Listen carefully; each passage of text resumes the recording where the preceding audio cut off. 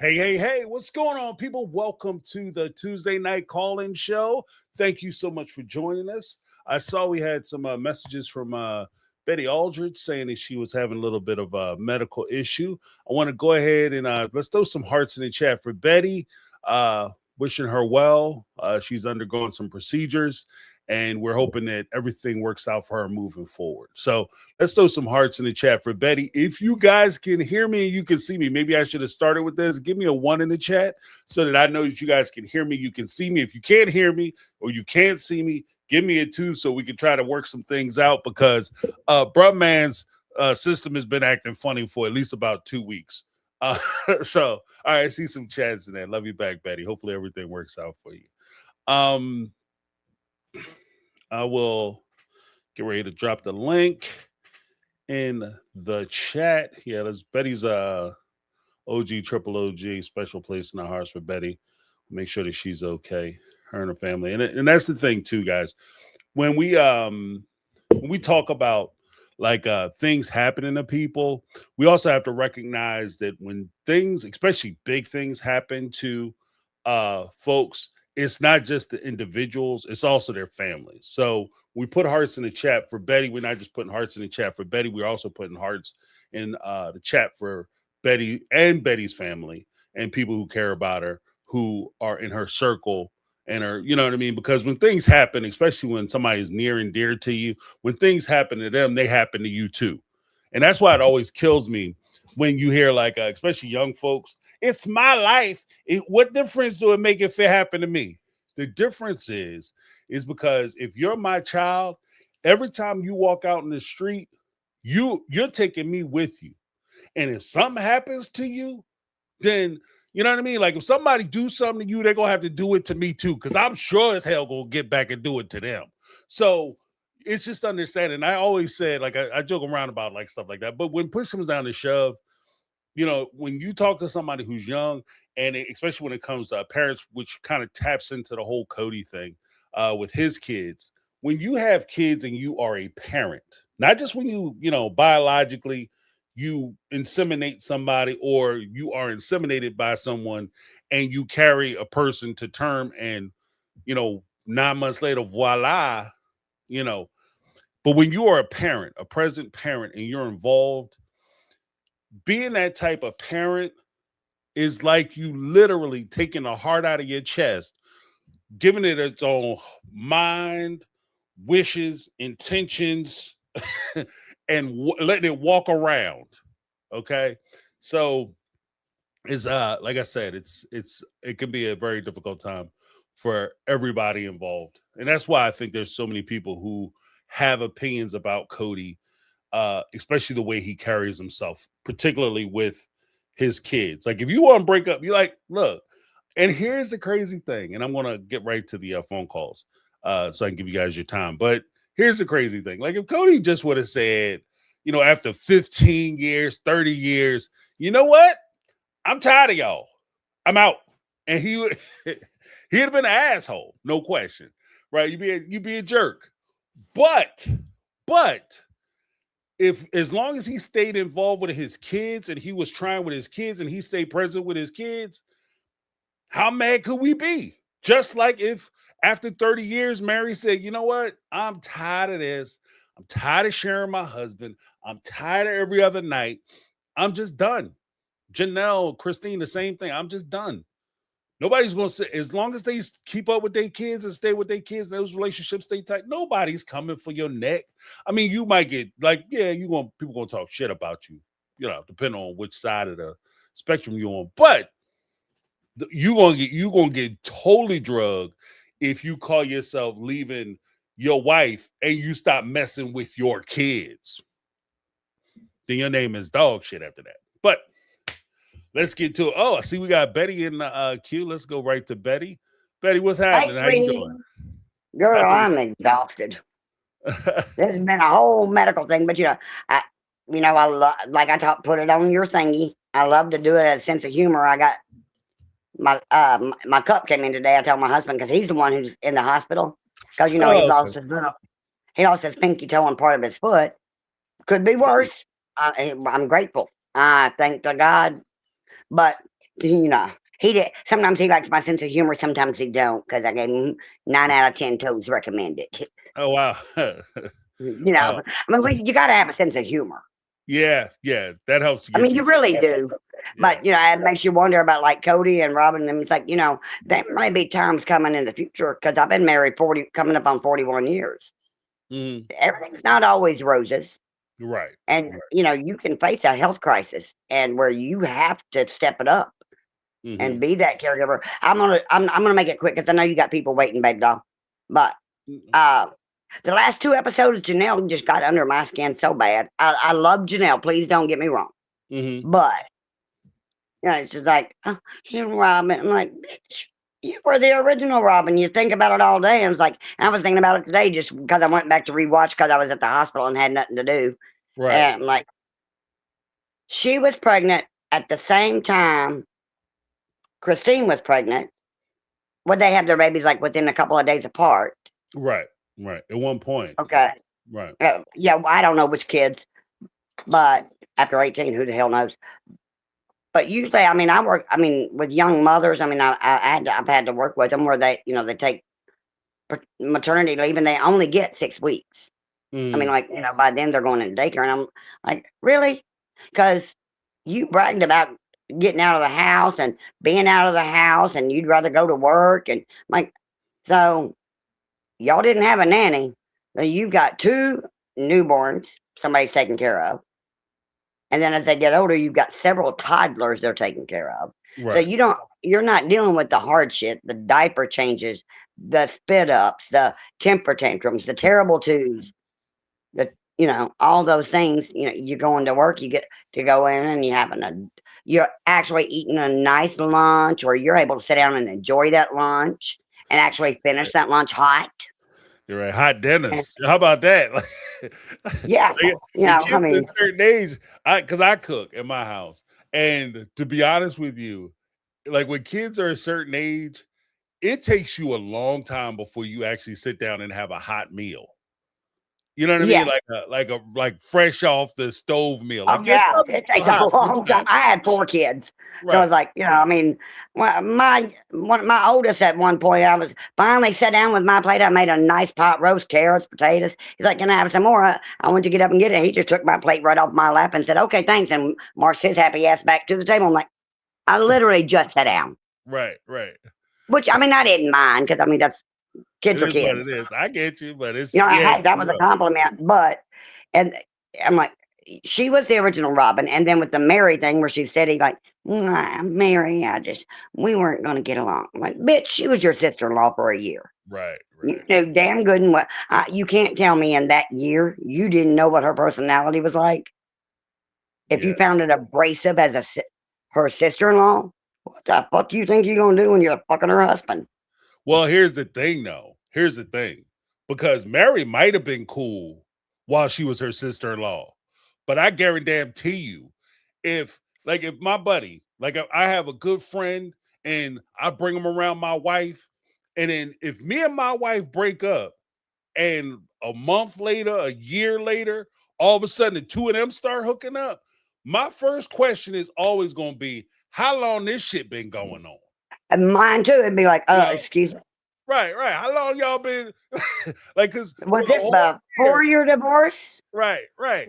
So Mary might have been cool, like while they were sisters in law, hanging out, doing stuff, inviting people over, partying with her, getting crunk the whole And the time. whole I'm just not buying it. And that don't no, I mean, I'm glad that Janelle's like, but Janelle also has said several times that she was raised Mormon, but she was not raised in No, she's not polygamy. EB. Yeah, she's not EB. No, she was not raised in that particular. Right, right, She had a calling. right. She Her lost family calling was over very that. convenient. Yeah, Spiritual. I had a calling. I'm gonna pop out 6 kids. This other one's gonna be my friend. She's gonna take care of them children. Meanwhile, I'm gonna have an adult life. right. I'm gonna go to a movie because she. I think at one of those she went to a movie after work and Mhm. go sit on the park bench and relax, and then go home when it's kids are all nice and tucked in bed. I'm gonna get me a nice hot shower. Right, Meanwhile, right. you got another woman going, "What the fuck? I got shit up to my neck and I can't even take a bath." Like, and I'm sorry, but of course that life was meant for you. Right, right. Because Like, she was oh living that yeah, other lady life, you know. hell yeah. Well, I didn't mean to keep you on the phone, and if I'm crude, I apologize to everybody. I don't mean to be, but it's been a very long day, and I'm not gonna lie. I have had two Bud Lights tonight. Hey, that's all right. And, Make it three. You know. oh, girl, I might have to because it's just dealing with hospitals and insurance and ugh. Yeah, yeah. But and I appreciate everybody's prayers. They're working. Like I said, my husband kept his foot. He'll be able to walk. Mm, So thank the good Lord for that. He's alive. That's the most important part. yeah, yeah. You Well, know, not to be too much in his business, but was it it was a sugar?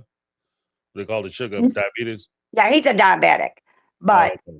he had a when I went out of town one time, I guess he just kept fucking with it and not really going to the doctor. And it started out as an ulcer on his foot, and Then it it got would get a little better, and then it would get worse, and it would get a little better, and then it get worse. This last time, oh my god, I was like, ugh. yeah, I'm just glad that I didn't have to look at that part. I'm like, oh, close that shit up. No, I don't want to see that because right, he fell last week when it snowed here, uh, heavy duty.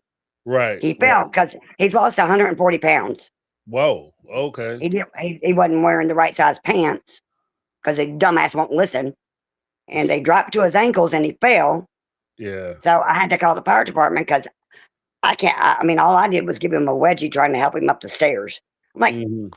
push, zip up, pull, pull. He's like, you're giving me a wedgie. And Stop, stop, stop. yeah, he said, you're not helping. Yeah, He's right. like, I'm wearing a pair of thongs. But I had to get the fire department to come help me get him in the chair. Hmm. And he didn't have his shoes on because by then I had to take them off. And they were pushing his foot up against like the fireman's boots to try to help stabilize him because he's a big dude.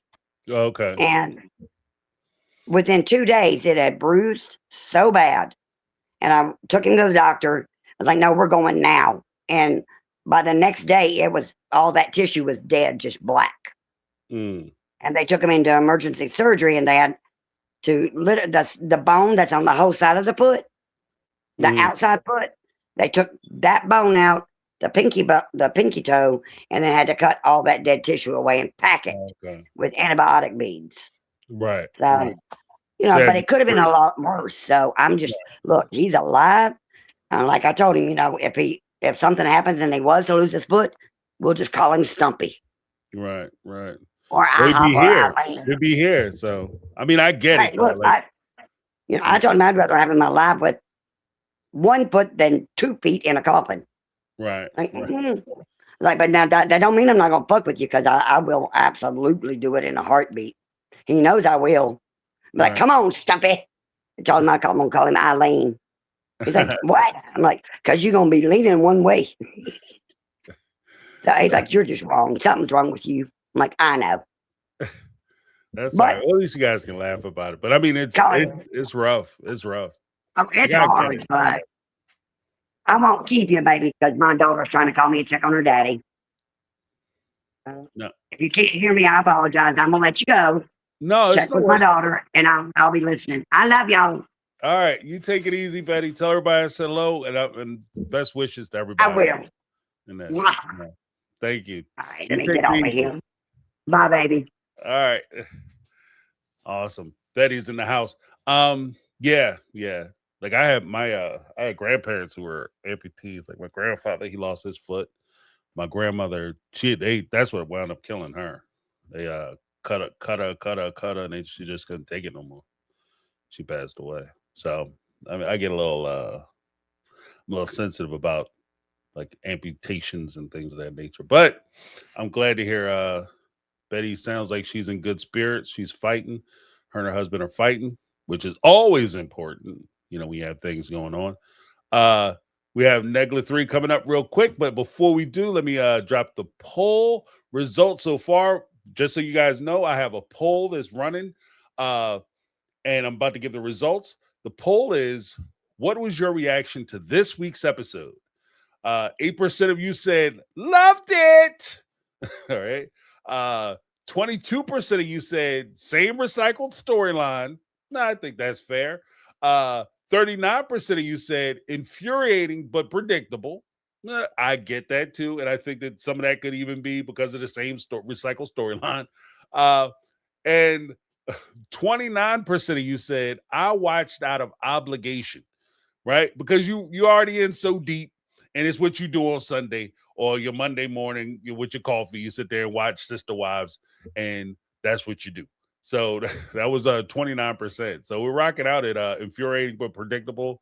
At the top one, leaderboard is infuriating but predictable at number one. I watched out of obligation, number two, and coming up third is same recycled storyline. All right. Oh, just so you guys know, I have 2 videos out that I did. I did it in 2 parts because it ran kind of long about the McKelty Pop Psych interview. I covered 4 issues during the course of those videos. The first issue was McKelty being a mediation person go between. Second was her relationship with Mary. Because she had talked a little bit to Pop Psych about her relationship with Mary and being picked on. So I addressed some of that in that video, the first part.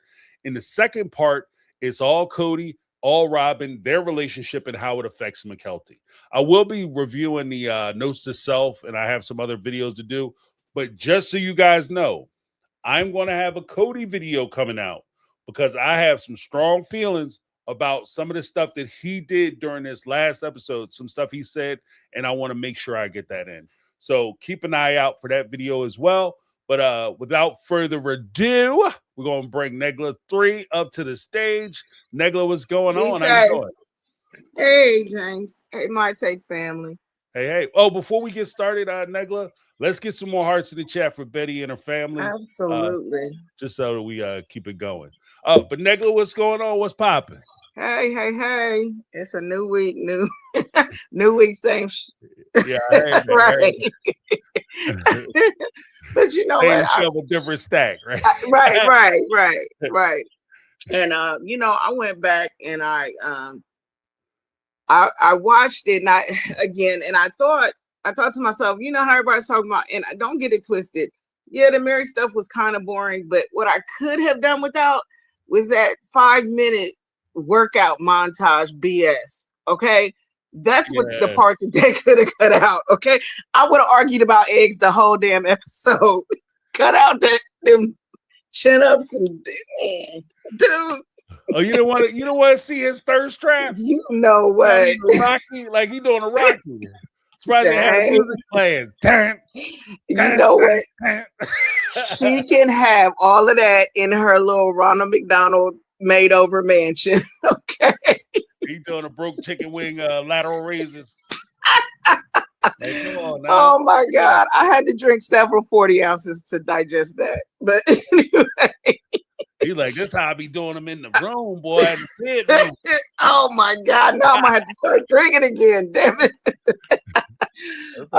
Betty, 3 is a magic number, Betty. 3 is a magic number, by the way. But you know what? This episode, I think, kind of, it sort of solidified and sort of revamped my my takes on the Y, the OG3. Don't get it twisted. I would take the OG3 over, over Robert, just hands down. It's like marry a bucket of leaves or, a box of cinder coals. Give me the cinder coals on fire. Okay. You know what I'm saying? I'm good.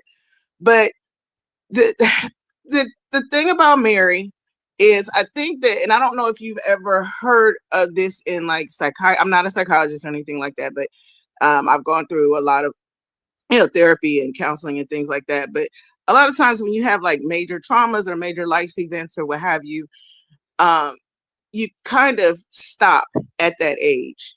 And I think that explains Mary's behavior now, why she seems so kid-like and, like all that sex jokes and all that.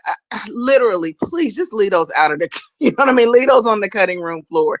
It gets old after a while, but that's what you did when you were that age.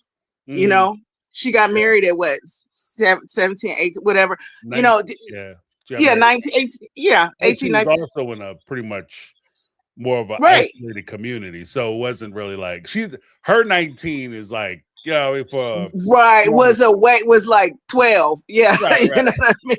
So that's, I mean, that's my take on her. And she is still for the most part my kind of, halfway, if I have a favorite. Christine, it is what it is with her. She's too sweet and Pollyannish for me. It just irritates me. But she's cool people. I mean, she's, hey, I'd sit down and, have dinner with her and David. You know what I mean? As long as they're not sucking face, I don't care. They're, cool people. Janelle is the one that really turned on me, because while she's fiscally responsible and she's like the sensible one, but she can have fun. She's not too this way or that other. When I tell you, if Two-Faced had a picture on it, that's her. It's just something about her that, just with her and the way the family's finances were run, and the way that we had that long discussion about the meeting or the one-on-one or the apology tour or whatever, and how 1 minute, yes, Cody, and then the next minute, well, I don't care what he's doing, and it's just and then the next minute she's calling Mary asking for advice on a release. It's just she's too all over the place for me. And I mean, she's slowly but surely becoming my least favorite out of the OG3. They were all three really on equal level, Mary a little higher, but I'm starting to just not care for her as much. And I don't know, that's just my thing. No, I think that's fair. I think that's fair because it's duplicitous. Like, I think that's kind of where it is, because you have, on one hand, you have her backstabbing Mary, and we haven't seen Mary's reaction to that yet. Fair. Yes. I don't know if Mary knows. The old girl was like, yeah, you can take the land from her and bump her because, she moving too slow, dragging her feet.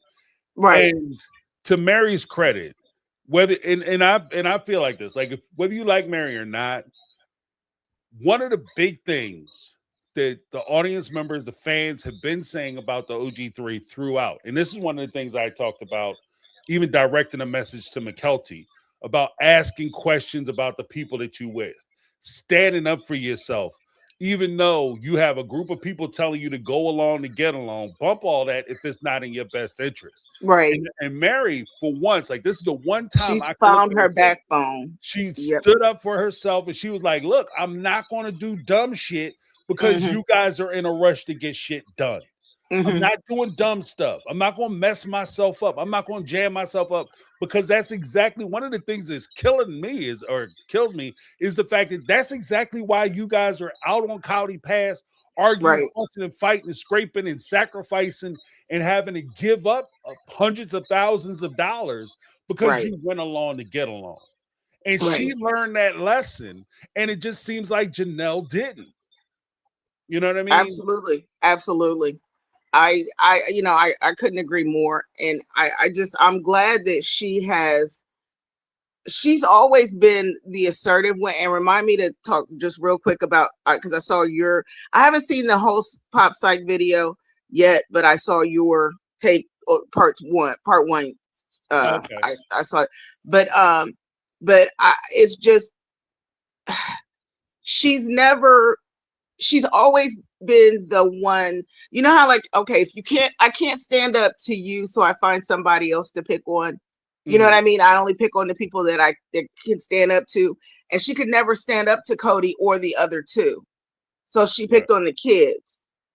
And so now she's learning, I don't have to worry about them damn kids. I don't have to worry about, you know what I mean? The OG or the other two, and I don't have to worry about Cody or Robert. Right. So I can stand on my own. She's finally realizing that she can stand on her own. Right. And I think she's coming, that worthy up or whatever. I sort of understand it a little better.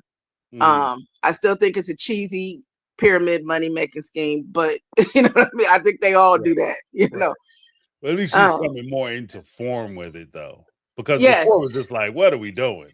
You're like worthy up, but then you begging to come back. Like, yeah, exactly. On, it's like, well, I consider it. Well, can I get the kids for the week? No, shut up and do your Yeah. thing. You are free. You don't tell that woman to jump off a bridge. You know what? You better go get Leon. Aren't Leon and Andrea expecting or something like that? You better worry about that baby and Right. you didn't make me You got grandkids coming. Thank You you. know, You spend time feel with me? those grandbabies. Save Right. your money. Here you go. Save your money so you There can you enjoy your grandbabies. Yes. There you If they don't because want to have nothing to do with you, they got had nothing to do with your Benjis either. Benjis see gonna be that's in what my I'm back. saying. That part. That Yeah. part. All that, shoot, that's a nice little college fund. You know what I Right, mean? right. Stack that money to the side for your grandbaby. Yeah, I'm big on that. I'm not trying to buy nobody back. So No, so and I mean, she wants to be a part, but I think now that she realizes that it's just not. She realized she had to internalize, and I didn't realize her and Jen had been friends for that long, but I think Jen has helped her to, I didn't realize sort of their relationship until I saw the husband and that interaction with the husband or whatever, and because a lot of people were saying they were more than friends. right. If and I mean, if they are, that's their business. Look, they grown. I don't Right. care, but she has really been there and helped her to realize, yeah, I can do this on my own. I can, sometimes just having that outside voice is is helpful. But going back to the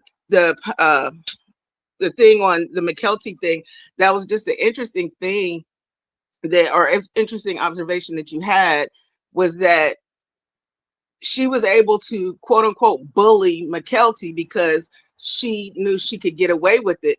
And the thing is, remember when McKelty fell off the horse?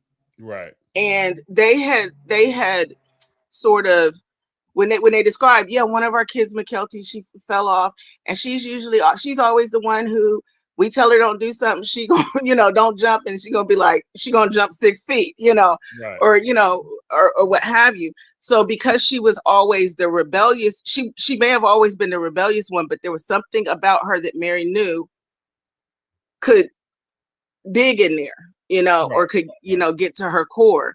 And so that was just a really interesting observation that you had. I need to watch the entire interview so I can, hear what was said or what have you from the Yeah, horse's mouth.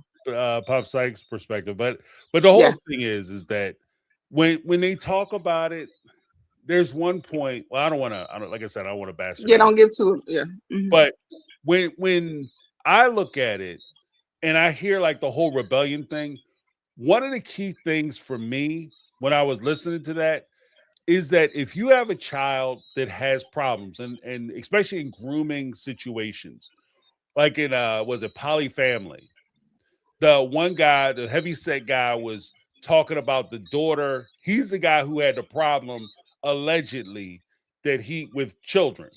Right, Oh, he had short okay. eyes.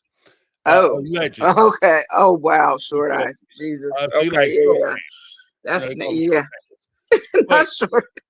No, But he made it a point to get on TV and talk about how the daughter is being punished because she lies, and she lies all the time, and she's such a liar.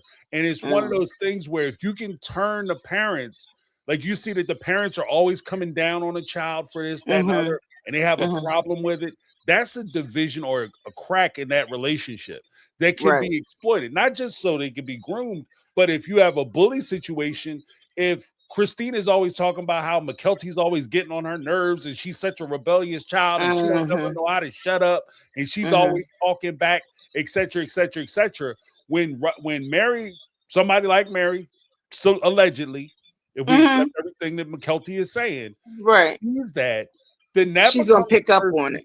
That she can jump on. I can jump on her ass, and then if she goes back and tells her mom that I did something, all I have to say is she did XYZ. You know what it's like. You know how she is. You know how she is.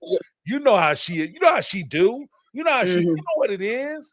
Don't even come in here with me. And that's one of the things that I think might have been going on at that time. If how she's describing it was more what was happening. If I Right. concede that point. No, that's a it was just when you said that, I was just like, you know what, that's absolutely right, because bullies only pick on who they know they can. And if Mary is a bully, I think her personality is just brash. And I look, don't get it twisted, I grew up with no kids in the house. So the very first diaper I changed was on April 17th, 2003. I was 24, almost 25 years old. You feel me?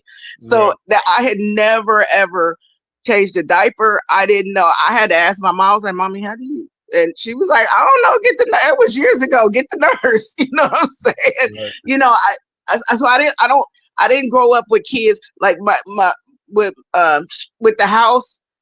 You know, my mom's like, okay, well, you gotta, not my mom, but she's like my godmother. She's like, oh, and she's got a daycare. She's like, baby, you gotta get the latches on the things. And I'm like, I can't go in my damn cupboard in the middle of the night and, you know, just get something. I gotta release a latch and, you know, you know, stuff like that. They talk about like how her house was like a museum or whatever. Like I grew up with the, you know, mommy had the Queen Anne Victoria, you know, chairs, and you know, you don't play on the couch. You don't play in the living room. Yeah. That's why you got TV in your room. Well, I mean, to be honest with you, I'm Gen X. That's part of the reason when we were growing up, like we talk about, we're the last, like we were feral children, the last feral generation. That's part of the reason why we used to get sent out of the house. Your parents will send you out of the house when in the morning at about 9 a.m. You get breakfast, cartoons go off. Get out my house. They do, you know, clean up the house. Right, clean up the house. Done. But after your chores are done, after you get finished cleaning your house or their house, get out my house. And when you leave, don't come back to the street lights come on. Am I wrong? Right. So I mean, I'm like, so when she was saying that, like Mary having a nice house and keeping a house, you know, that's kind of, you know, that's how Mary grew up. I lived that, so I'm not really offended by it. Like, oh, your house is like, you know, kids living it with stuff all kicked over and shit, like the holes kicked in the wall. No. Right. And that's exactly how. Do you remember Janelle's the boys were when I don't remember where they were. I think it was before they got the cul-de-sac, but like the boys' room had, she went in there. No, it was either her or Cody went in there fussing about the Nintendo or something. Yeah. And it was like holes in the wall and the bunk beds was all messy and all. Ooh, Lord. Yeah. Look, you know, some people but it was a lived-in house. They kids, they live in the house and they don't have a problem. I don't have a problem with that either. Do you? No, that's their house. That's their house. At the same time, I understand there are people there's people who come in and they say, look, I want to have a nice house. I work for what I get. I want to keep my shit nice. Don't tear my shit up. And absolutely specific about it. And that's just something, there's different personalities. And just because you don't, like, maybe when you're at your mom's house, and this is also learning how to be a good guest. That's the truth. When you are at your house, you can do whatever your mom allows you to do. But when you go over to other people's house, you gotta respect my shit. Now, I have kids, and my kids aren't babies anymore. So my house is not, as it stands right now, my house is not good for small children. Right. It's not, you know, it's not kid friendly. Right. We just gotta get you some grandbabies in there. Right. But anyway, I'll make some adjustments. But even like, how much are you really gonna adjust for real? Right. You know, you see the kids, but they don't live there. So I'm not gonna like plastic wrap my furniture. You understand? Exactly. I get you. But you don't have to, because it's and it's like, you know, growing up between my mother and my father, like I said, the living room was French, you know, Queen Anne chairs and all that. You don't go in it, you don't sit in the living room, you don't stay in the living room. That was mommy's house. Daddy's house, we down there lived, slept, ate, drank, you know. You might eat in the living room. Like you go to some people's house, you eat just in the kitchen or in the dining room. You go to other people's houses. That was mommy's house. Eating all over the place. Family room, kitchen, living room. You know, anywhere the TV set up, they got like the little TV trays and shit. Like it just depends on the house. But I'm not gonna fault anybody for how they conduct their households. Like I didn't really think that was fair. But I just didn't think it was fair for McKelty to now as an adult, you're still judging her for the way that that's the way she kept her house. Just because, and yeah, McKelty got 3 young babies, and you know, in their house, we've seen their house. Okay. Right. Even even her mama said cleaning is not her, you know, forte. But I mean, you the know, whole thing is too, is that, like I was saying in the video, you guys don't necessarily have to accuse Mary of being abusive. All you right, gotta say is she ain't my cup of tea. It's right, okay for you not to yeah, like somebody. They don't have to be. You can break up in relationships because you just aren't enjoying the experience. You don't right. need to wait for somebody to cheat on you or beat on you or talk you down or roughhouse you. You know what I mean? If you're just not enjoying it, you can go. Same thing with friendships. If you're not enjoying that relationship, peace out. I'm done. I'm gonna kick my can on down the street. That's it. Right, You know. right. And if And Mary's that, the kind of person you don't vibe with, it's cool. You're right, an adult. You don't have to hang out with Mary if you don't want to. You know, right. but at the same time, you don't have to run it down either. Like, I'm just saying. And that's the only part I just, and again, you only showed like 1 or 2 clips because you were being respectful, you know, and we need to please go to Pop Psych and watch the full interview, and then, you know, come back and watch James's tape, you know. Yeah, make sure you like mine. If you're gonna only like one, no, I'm just well, no, you know what? It's enough likes in the world, but right, but I don't know. I just kind of felt like McKelty was judging Mary for the way that she kept her house, and it's like, but we've been judging you, and she obviously don't. She got mad when people were saying that her house was junky.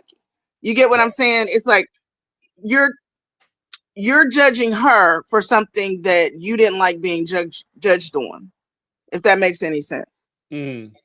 So anyway, that was just kind of and I like McKelty, sort of, kind of. I kind of like Tony. His voice, oh God, I wish they'd auto-tune him or something. I don't know, but you know what I mean? I guess they're cool. To me, they're cool. But I just don't like how judgmental she is. And I think her mother is that way, but she's not as vocal about it. Mm. Do you think or agree or disagree or? I think that there is, like, I think that they're enjoying their status on the show. Okay.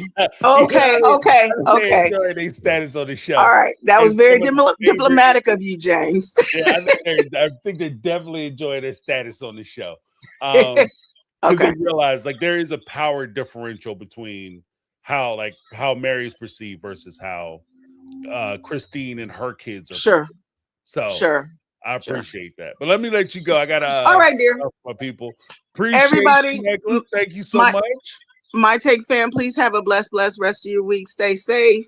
Yeah. Love y'all. All right. Thank you so much. Thank you. All right. Bye-bye. All right, great conversation. We've got some super chats. Then we're going to jump right to Darlene. Sharon, if you want to call back in, I saw you were here and you dropped out, but by all means, call back in. I'll bring you up. We had Darlene Hall in the house with the microphone check 1 2 1 2 and my rapping voice. All right. She like drop it like it's hard. Drop it like it's hard. All right, we got Kathy, Cindy from Oz, $2.99 super chat. Cindy from Down Under. Sorry, not sorry tour. Yeah, right. Cody with his sorry, not sorry tour. Matter of fact, based on that, let's drop a new chat. Let's drop a new poll sheet. All right, let me do the poll real quick. We had a poll. We were just running a poll. I'm going to close this one out and I'm going to add a new poll. What was your reaction to this week's episode? Loved it, 10%. So it went up. All right. Same recycled storyline, 26%. And tied for same recycled storyline, I watched out of obligation at 26%. But leading the pack at a whopping 39%, we have infuriating but predictable. All right, we're going to end that poll, and then I'm going to drop a new poll in a moment as we get into it. But thank you so much, Cindy from Oz. Sorry, not sorry. And the poll is going to be about the the apology tour and how we think it's going. How do we think that apology tour is going? Is it going as planned? Or is he failing? Is he failing? Thank you, Sydney from Oz. Appreciate you. You know, ever since Tropic Thunder, he's like, throw another shrimp on the barbie. He's like, you know, that was a thing, right? What's wrong? A dango ate your baby. You know, that was a thing, right? Woman lost a child. Like, you know, I don't like to say a lot of the stuff that I used to say. But I do want to go to Australia. I want to see it. That's always been one. That's on my wish list, bucket list, I guess you would call it. I do want to see Australia. But thank you so much, Cindy. Darlene Hall, once again, gifted 1 My Take on Reality membership. Thank you so much, Darlene. Appreciate you. Make sure you guys come back on Saturdays, noontime, for the membership roundtable. Fill the whole board up. We have everybody call in, full table. Everybody has a conversation, and we just talk. We just talk. It's just like we talk sister wives. We talk, you know, all kinds of stuff. Wherever the conversation leads. But thank you so much, Darlene. I appreciate you. A little something.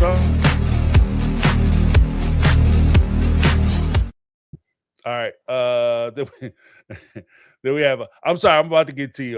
Darlene. I'm about to get to Darlene. Let's go to Darlene right now. Hey, Darlene, what's going on? Uh-oh. Can you hear me? Hey, Darlene, how you doing? I'm fine. Okay, first, real quick, Betty, this is for Betty. Try at least protein shakes once a day. That's going to help with healing the wound, okay? Whatever she can do. We've been doing protein, like small bottles, shot-sized bottles, once a day for people with wounds. And we know there's a difference now. Oh, okay. Back in the day, we didn't have that. But so if she can just start making protein shakes, at least minimum once a day. Nice. And but second, I swear it's probably fake news. It was on Facebook. It was a picture of Coyote Pass. One side was Christine and David with a hard hat on, and Cody on the other side. And it's like with the words saying something about David bought Coyote Pass or something. Oh my God, it's like fake news, but that would be hilarious. That would be the best. Yes, if he found out he bought it just to get back at Cody and like build a big compound there or something. Right. Build a whole complex. Like somehow he got around the licensing. Oh my God. Hopefully you see what I'm talking about. It's on Facebook. But yeah, so I just wanted to tell Betty that. And I loved the best part of the whole episode, David's comment. You know which one I'm talking about? The one where you're talking about the kids? How about you start with your kids? That's it. Mic drop. Right there. Mic drop. It's like, I see, that's the one thing that pisses me off. That's the best part. They drugged this episode out so long. This could have been one episode. They turned it into 2 episodes. Mm-hmm. That conversation could have been one episode because I want to see, because Cody was pushing some buttons. When he sat down and talked about, y'all need to go drink up them beers or whatever, swig up them beers. Like, that was a shot. That was funny. You know, because Cody also drinks. And you know, allegedly, I'll say it, you know, that dumbass. Like, I've seen like photos and pictures. I don't know how true they are, but I've seen images of him going into beer distributors, coming out with shopping carts full of booze and stuff. And I've seen him in bars. So, like, dancing with Robin. So the whole thing about you criticizing these women because they have the audacity to drink on screen, but you doing that too. And you trying to pretend like somehow you're better than them or more pious than them because, you know, I'd never let that stuff touch my lips. Like, forget you, bro. You know, if she could drink as much as she wanted, hell, she was married to you for 30 years. I'm surprised she don't have a full-on habit. Are you kidding? That's it. You're the reason they need to drink. Nothing else. Not kids. If all they doing is good for them at this point, I don't know how they did it for 30 damn years because it wouldn't have been me. Oh my God. I would have been gone way before Christine. But it maybe 2 years ago, I would have probably made it. I'd have given him a chance for 2 years to get it together, and that's it. I walked after 2. Yeah, right. After year 2, I'm fair. Yeah, no, I'm fair. I give you time. If you're not employed, okay, I give you time. If you have a problem, I give you time. If there's something going on, I give you time. After that, I give you 6 months minimum warning. Okay, after that, Right. I'm What's very fair. with that though? Because even to your point, if like lost a job, that stuff happens. Get sick, that Mm-hmm. happens. Mm-hmm. The infirm, that happens. But Mm-hmm. personality, that's something that's different. Like, Yeah. I can't do like we can work together, we can struggle together, we can rise together, we can fall together. But what we can't do is just be at odds with one another because you want to be an ass. Like, that's just not gonna work for me. He I thinks he's God's like gift to the world, let alone women. Mm-hmm. That's his complex. You don't see that? No, absolutely. And like I said, I have a video coming out this week talking about Mr. Cody Man, and that's one of the things we'll be touching on. so yeah, absolutely. Right. And hold on, real quick. Haven't you seen the episode where he admits to, or mentions, or says he was going to have a beer? I wanted to have a beer with Garrison.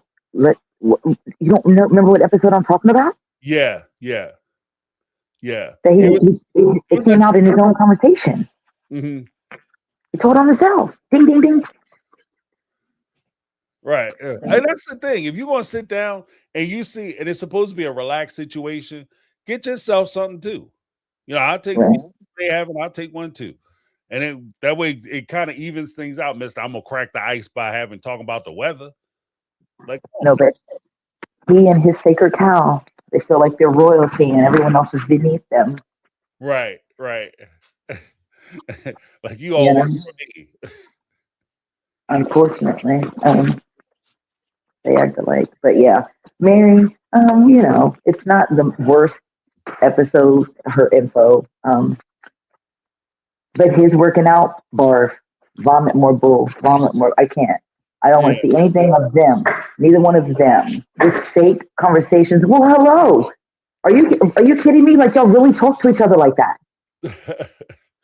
I know. I've been back for a couple of days and I haven't told you anything about my meeting with Janelle. Have a seat. Pull-ups. Like, come on. Filthy. It's the worst acting I've ever seen. Right. It's just yeah. So I never want to see nothing of them, but even if it's just for 5 seconds, if we have to, okay, 5 seconds.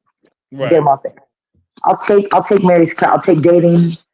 I don't want to see that with Cody and Robin. Period. Unless they're getting something taken away, or they're suffering finally, or payback time for them, or they fall hard. I'm not in for it. I don't want to see it. Or the kids are going to tell him off finally, or Sookie's going to tell him off finally, or yeah, that's it. Yeah, and that's the thing too. Like, I think that he is, especially after his experience on Special Forces, one of two things is going to happen moving forward. Either he's going to be more open, more direct, and try to move the show forward that way, which I doubt, or he's going to lean into the power and control he has over the Sister Wives franchise as far as storyline, as far as like how they shoot things, what they talk about. I think he's going to start leaning, like he's going to be a tyrant. And I'm going to say this directly to the camera for the TLC interns who I know are watching. Hello, greetings, welcome. You should have straightened this shit up a while ago because you created a monster. Because you let him go for so long doing whatever he wanted to do, how he wanted to do it, shoot what he wanted, talk about what he wanted. Now you can't get him back on track. He refuses to talk about anything important or imperative. And that in itself is going to rot this show out from the inside out. That's what's going to destroy the show. Because you can't have a reality show without talking about real shit. Like, it just won't work. It doesn't work.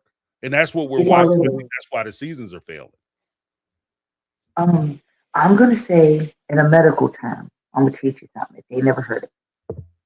When we say circle in the drain, this show is on its way out. Right. And we mean in the ER, when you're circling the drain, you are an inch, a hair from death. Right. Literally, when you go to flush, you're circling. Yes. Yeah, you out of That's here. what we mean. You were on the brink.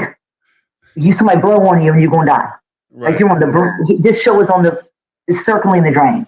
Yeah, yeah. We're fed up.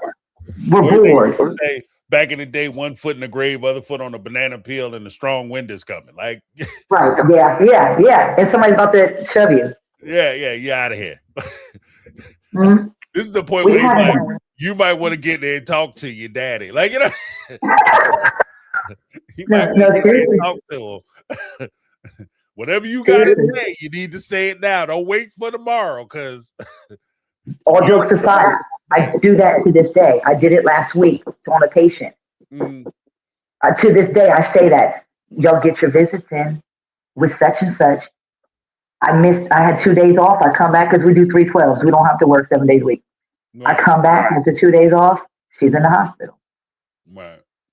I mean, that is still a phrase that we use. But say you better get in there. Yeah, whatever you That's what got. I mean, circling the drain. Right. You can see it. Yeah. And that's the show. It does.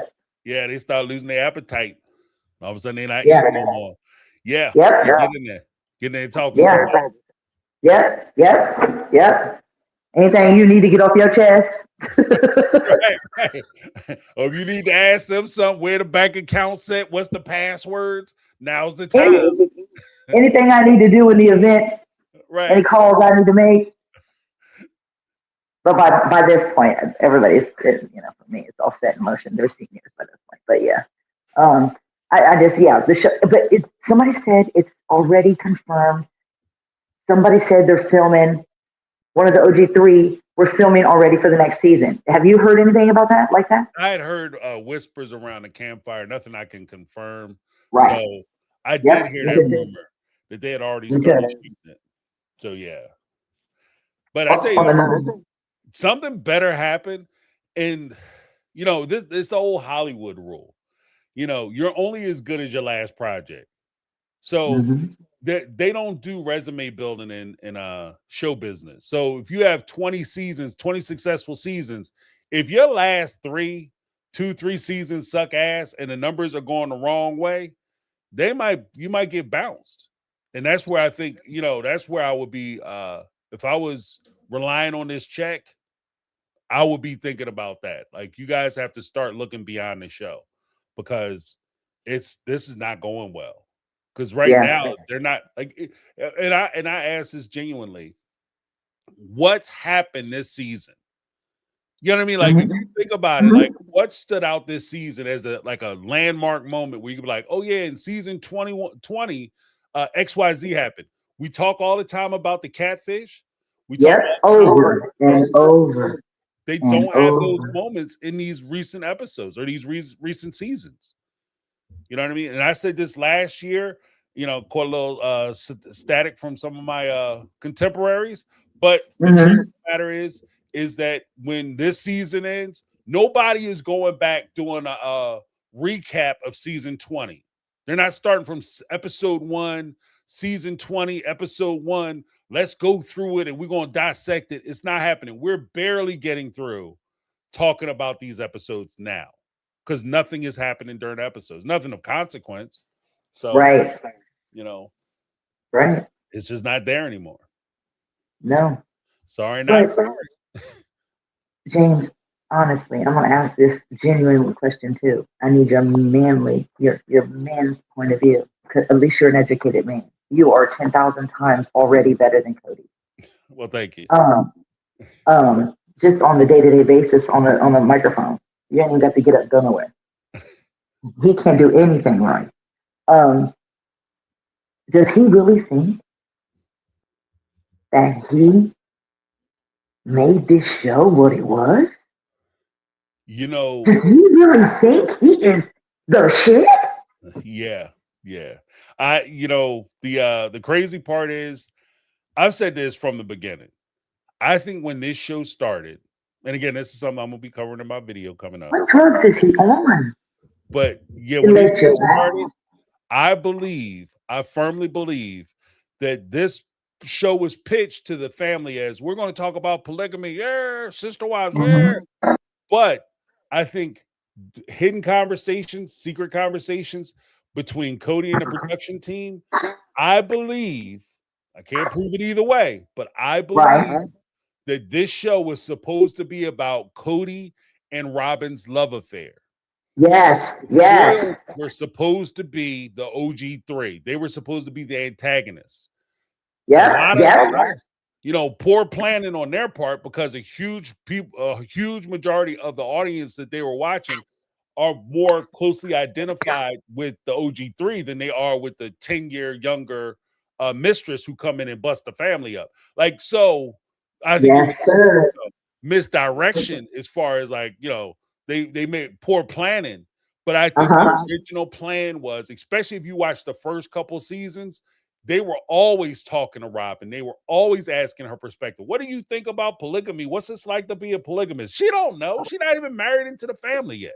She has no idea what it's like to be a polygamist. Why would you ask somebody who is dating and trying to enter into a polygamous family what it's like to be a polygamist, and not ask the woman who's been married in polygamy for 20 years, 20 plus years, or her sister wives who are close to the 20-year mark, in polygamy? You don't ask them questions. Like, so that's why I was saying, I think it was just between those two. So from the start, I think he thought this was his show. And he's even said it to people when he was trying to get things like for the show, or, get things personally. Like, I'll feature you guys on my show if you guys give me a deep discount or you give me stuff for free. Right. I'll bring you onto my show. He tried to get somebody to give, like when they were doing the houses in Las Vegas. He promised those guys, if you give me a discount or get me into those houses, I'll feature you on the show. They tried to talk to a developer out in Coyote Pass in Arizona. If you guys build stuff out there in Arizona, I'll bring you onto the show. Like, they were going to do that shit for free. Like, nobody's doing that for free. It costs too much money. You're not going to make the money back. Oh my God. So yeah. Does he think it's his show? Absolutely. Absolutely. So he's really that cocky Yeah. / dumb. / crazy. Yeah. Crazy. Yeah. Literally. I don't know where he was created at. Yeah. That's weird. Yeah. It's insanity. But I'm gonna have to let you know. Yeah. Yes, please. Good take it. I appreciate you calling in, though, Miss Darlene. Yes, definitely. Thank you for having me. Again, I just wanted to definitely give that note for Betty, and then mention that thing because it was funny. You have to see it. Yeah, I'm gonna check it out. Yeah, we do have a Facebook page, Facebook group, My Take on Reality Facebook group. Check it out. A lot of stuff. Linda loads up a lot of stuff there too. So we always have clips, memes, little jokes and stuff, jokey jokes. We keep it light, keep it funny. Keep it entertaining. And if TLC, if you ever want some lessons, talk to the folks who tap into the My Take on Reality Facebook page, because they actually have way more entertaining stuff there than on TLC. Right. All right, darling. You have a fantastic evening. I'll be listening and texting. Thank you for calling in. Okay. Yeah, that's a good tip. Darlene just gave a great tip. If with those types of wounds and stuff, little added protein will help with the healing process. So that was a huge tip. Thank you so much for that, Darlene. I had some super chats, but let me go to that. 1 second. I'm so sorry. Jody Periscala with the $4.99 super chat. Notes to self had bonus scenes of Janelle. How come we don't see them? I don't know. I don't know how they get them. I don't know. That's a good point. How you getting that stuff, girl? Maybe they have an inside track. Maybe they have the maybe Janelle slid them some to get that release, she slid them a couple tapes, slid them some DVDs. You talk to your dad about an easy release, and I give you some behind the scenes bloopers. Well, we got, check that out. Dose of Self 444 apparently has like additional bonus scenes, so I'm gonna check that out, see what they have cracking. Plus, I'm gonna do a review on their McKelty interview. All right, but thank you so much, Jody, for the heads up. All right. I'm sorry, I just lost my place. Thinking about that bonus scene. Then we have Betty Aldrich with the $10 super chat. Just love you, sweetie. Oh, thank you, Betty. I appreciate you. And you take care of yourself and take care of your family. And remember, you got to take care of yourself so that you can take care of your loved ones. So don't you be down there so worried about somebody else you ain't taking care of yourself. I don't want to hear about that foolishness. Because I want you to live long time. You know what I mean? Like some people, and that's the weird thing too, because some people bring grace, peace, and pleasantness to the world. And, you know, part of the thing too is we got to appreciate them while they're here. But it just always seems like they're here, never here long enough. You know what I mean? So you definitely got to appreciate them when they're here. And we appreciate you, Betty. So thank you very much. Let me give you a little something, something. All right. Put some hearts in the chat for Betty and her fam. Thank you so much, Betty. Then we have Unlimited Lipstick, $6.99 super chat. Got Janet in the house. What's up, Janet? How you doing? Cody's face staring at Robin while lifting weights is nightmare fuel. Yeah, right. The murder face. I'm getting it, girl. I'm getting it. Oh, I'm getting it. I'm getting sweaty for you, baby. Surprised you didn't throw a weight at him and run out the door. Oh, no, not again. Robin getting Randy and Cody being a good dad, grilling eggs. What the fuck are we watching? Yeah, right. Oh, Cody's such a good dad to my kids. He's always present for my kids. He does such a wonderful thing for my kids.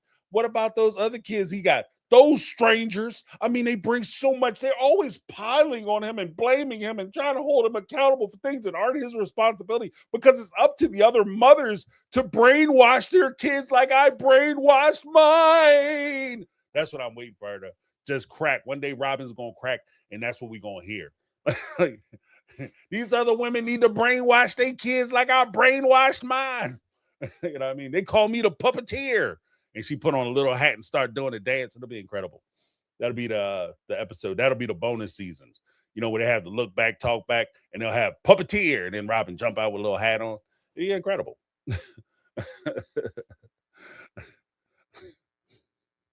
They call me the maestro. Oh man. All right. So we got let's give Jad a little something.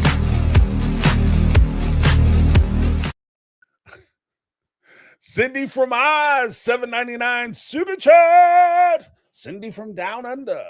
Robin called Cody a good dad knowing Dayton ATV accident was on Cody's watch. Yeah, Cody be jacking some kids up. Like, you know what I mean? Dayton, truly, like, bruh, what are we doing? Like, usually you only get one mistake like that. And you think that, like, if you make a big enough mistake, you be like, you know, after this, from this day forward, I realize the fragility of life and I'm going to do better. Not Cody. He's like, being a bad dad, fucking up, risking kids' life, hold my beer. I'm going to run a kid through a barbed wire fence. No helmet, apparently. He has no... I don't know. You take a child that's on the spectrum, any child really, but you take a child that's on the spectrum, especially, put them on the back of an ATV and then have them out there just running around. I wouldn't get on the back of a motorcycle. I ride motorcycles. I don't ride my motorcycle without a damn helmet on, right? And I couldn't even imagine putting a child on the back of a motorcycle, you know, because motorcycle, ATV, power sports, it's all the same difference. Like, what, you know, it's all recreational. If you going 15, 20 miles an hour and you come off that bad boy, you could go to the hospital or you can go to the place where the you know, pushing up daisies. So you have to take it serious. And it is, you know, like so many other things, the moment you stop respecting it, whether it's weights, firearms, recreational vehicles, you know, swimming in the ocean, owning pets, certain dogs, the minute you stop respecting it, that's when you open the door for yourself to get hurt, you know, maimed, paralyzed, or, you know, get your ticket punched. So you gotta, if you're gonna teach them how to ride on motorcycles or power sports, that's fine and good. Do you, boo boo? But teach them to be responsible with it. Teach them to respect it. Teach them that they can be hurt. The minute you stop respecting it and start treating it like a toy, that's the minute somebody going to the hospital, if you're lucky. So, like that whole thing, like, he's such a good dad. He's such a good dad, especially knowing that this man has, like, you're trying to argue or brain or earworm people because you're saying something that we're watching. We know that he don't get along with 13 of his 15 kids, possibly 14 of his 18 kids. And you know, of those 18 kids, 15 of them are his natural biological children. And he doesn't talk to those kids. So all but 2. And you're going to stand there and tell me what a good daddy is? You could say he could be a good father to your kids.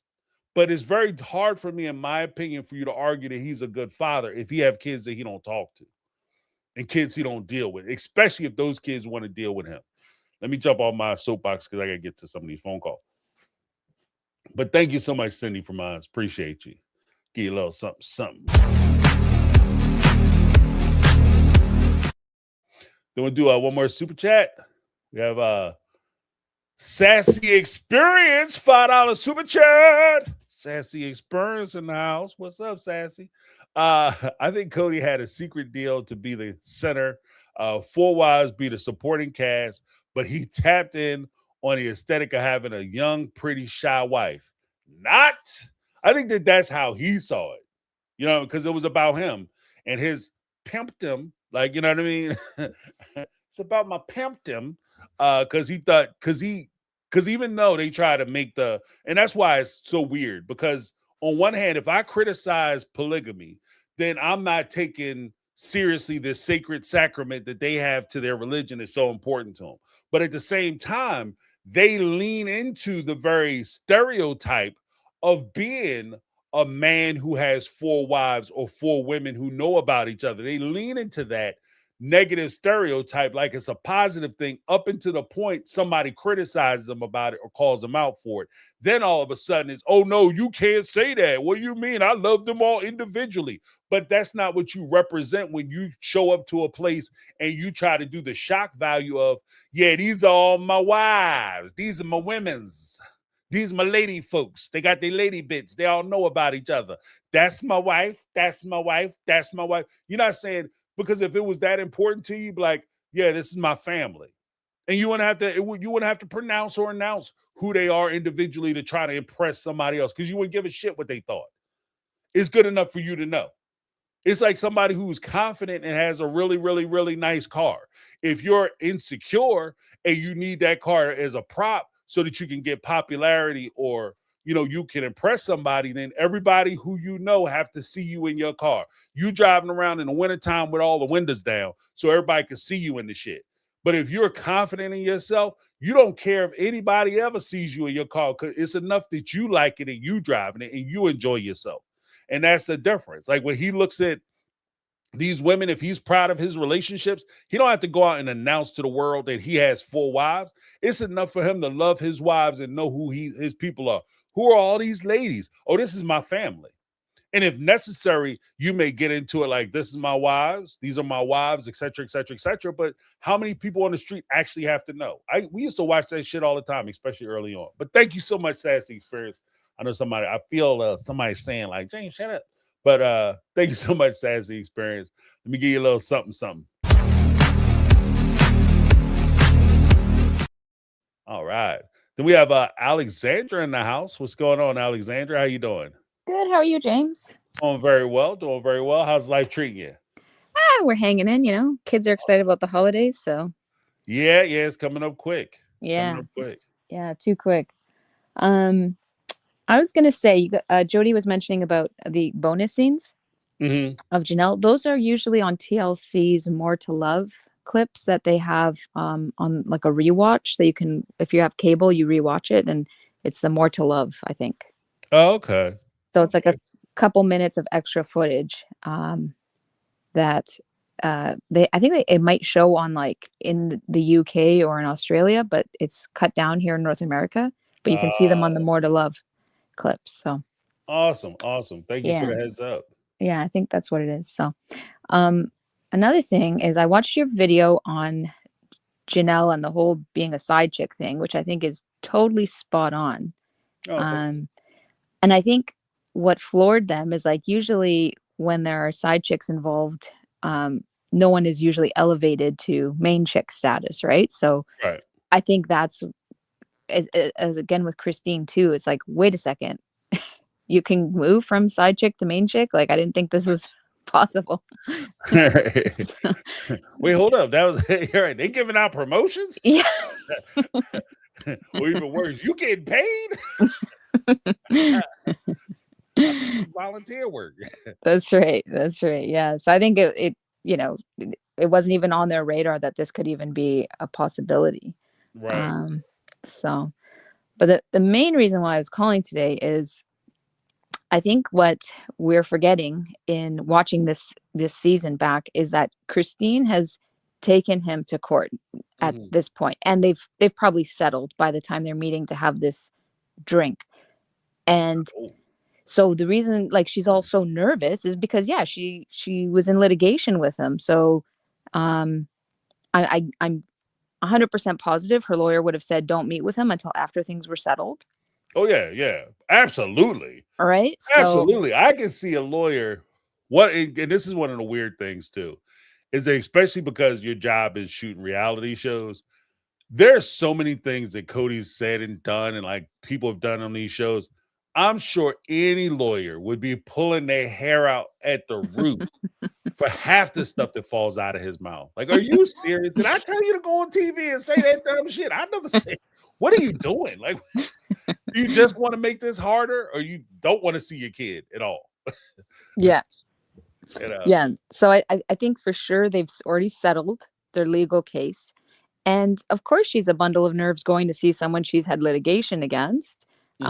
And I'm not, of course, it's a worthy cause for her daughter's sake. But I think the way they're playing it in our face is like, oh, I haven't seen him since he was yelling at me. It's like, yes, you did. We saw the dinner where you sat and wrote out the check. Right, La Brava, yeah. Where you were laughing at him for having COVID, or you were laughing at him because the way he was acting with COVID. We saw this already, so don't act like it's because you haven't seen him. It's because you haven't seen him since the litigation. Right, or worse, they have the litigation ongoing. Because somebody was saying this meeting happened in July. The worst thing is, the show is like, you guys have to do the apology tour, and you have the litigation going. And Christine might be nervous that Cody wants to get there and start talking about the kids. You know what I mean? Because they're under order, and it's actually smart. Like, to be honest with you, it's not just the fact that a judge tells you. If anything, a judge might tell you so you don't mess your own case up. But stay off TV talking shit about each other, especially when the child can find out, because it's only going to go bad for you. So she might have been sitting there like, this dummy might, because Cody say whatever's on his mind, because he don't have brain cells to retain anything. He just let it all fall out. So she might be like, this dude might get here and say some crazy stuff. Now I'm gonna have to respond. Yeah. I'm gonna have to retaliate. And next thing you know, we all getting cussed out by the judge, because judges will lose their minds if you get on TV and say some shit. Yeah. Are you? But I think they settled court in like March, April. I think they settled because they had a May 26th court date that never happened, because they settled. So I think they settled. And I also think, it's my theory, that he made her sign an NDA, because now in all the things it's, oh, he's a good man and this and that. And, it's a big change from her being out in the media earlier saying he's a deadbeat. It's a marked difference. And I'm thinking it's NDA related. That's my theory. And, it may have been one of his, okay, we'll settle, but here's one of my stipulations. Anyways, it's just my theory, but it to me is what makes most sense. Right. Well, I mean, in fairness though, because he might not have, because she'd be crazy to sign an NDA. Yeah. I'm sure he would propose one. But I could even see a judge saying that, put including in the order that they can't be on the show talking, disparaging one another. Yeah. I can see that too. But either way, like whether it's the NDA or through court order, that would make sense. That actually makes more sense for her perspective. Like, don't get on there and disparage them. And in light of that, not only is she not disparaging them, she's talking good about them, talking well about them. Which, if Cody isn't a smart person, again, I got a video coming out, guys. Check this Cody video coming out. Look, I'm getting more excited about it as I'm talking about it. But if he doesn't play his cards right, if he takes it as, okay, the order is in, everything is set, he doesn't realize that court orders, especially child custody cases, child support cases, can always be modified. So that order is not the final order. Yeah. So you thinking you Dunsky, and you get in like, all right, whatever.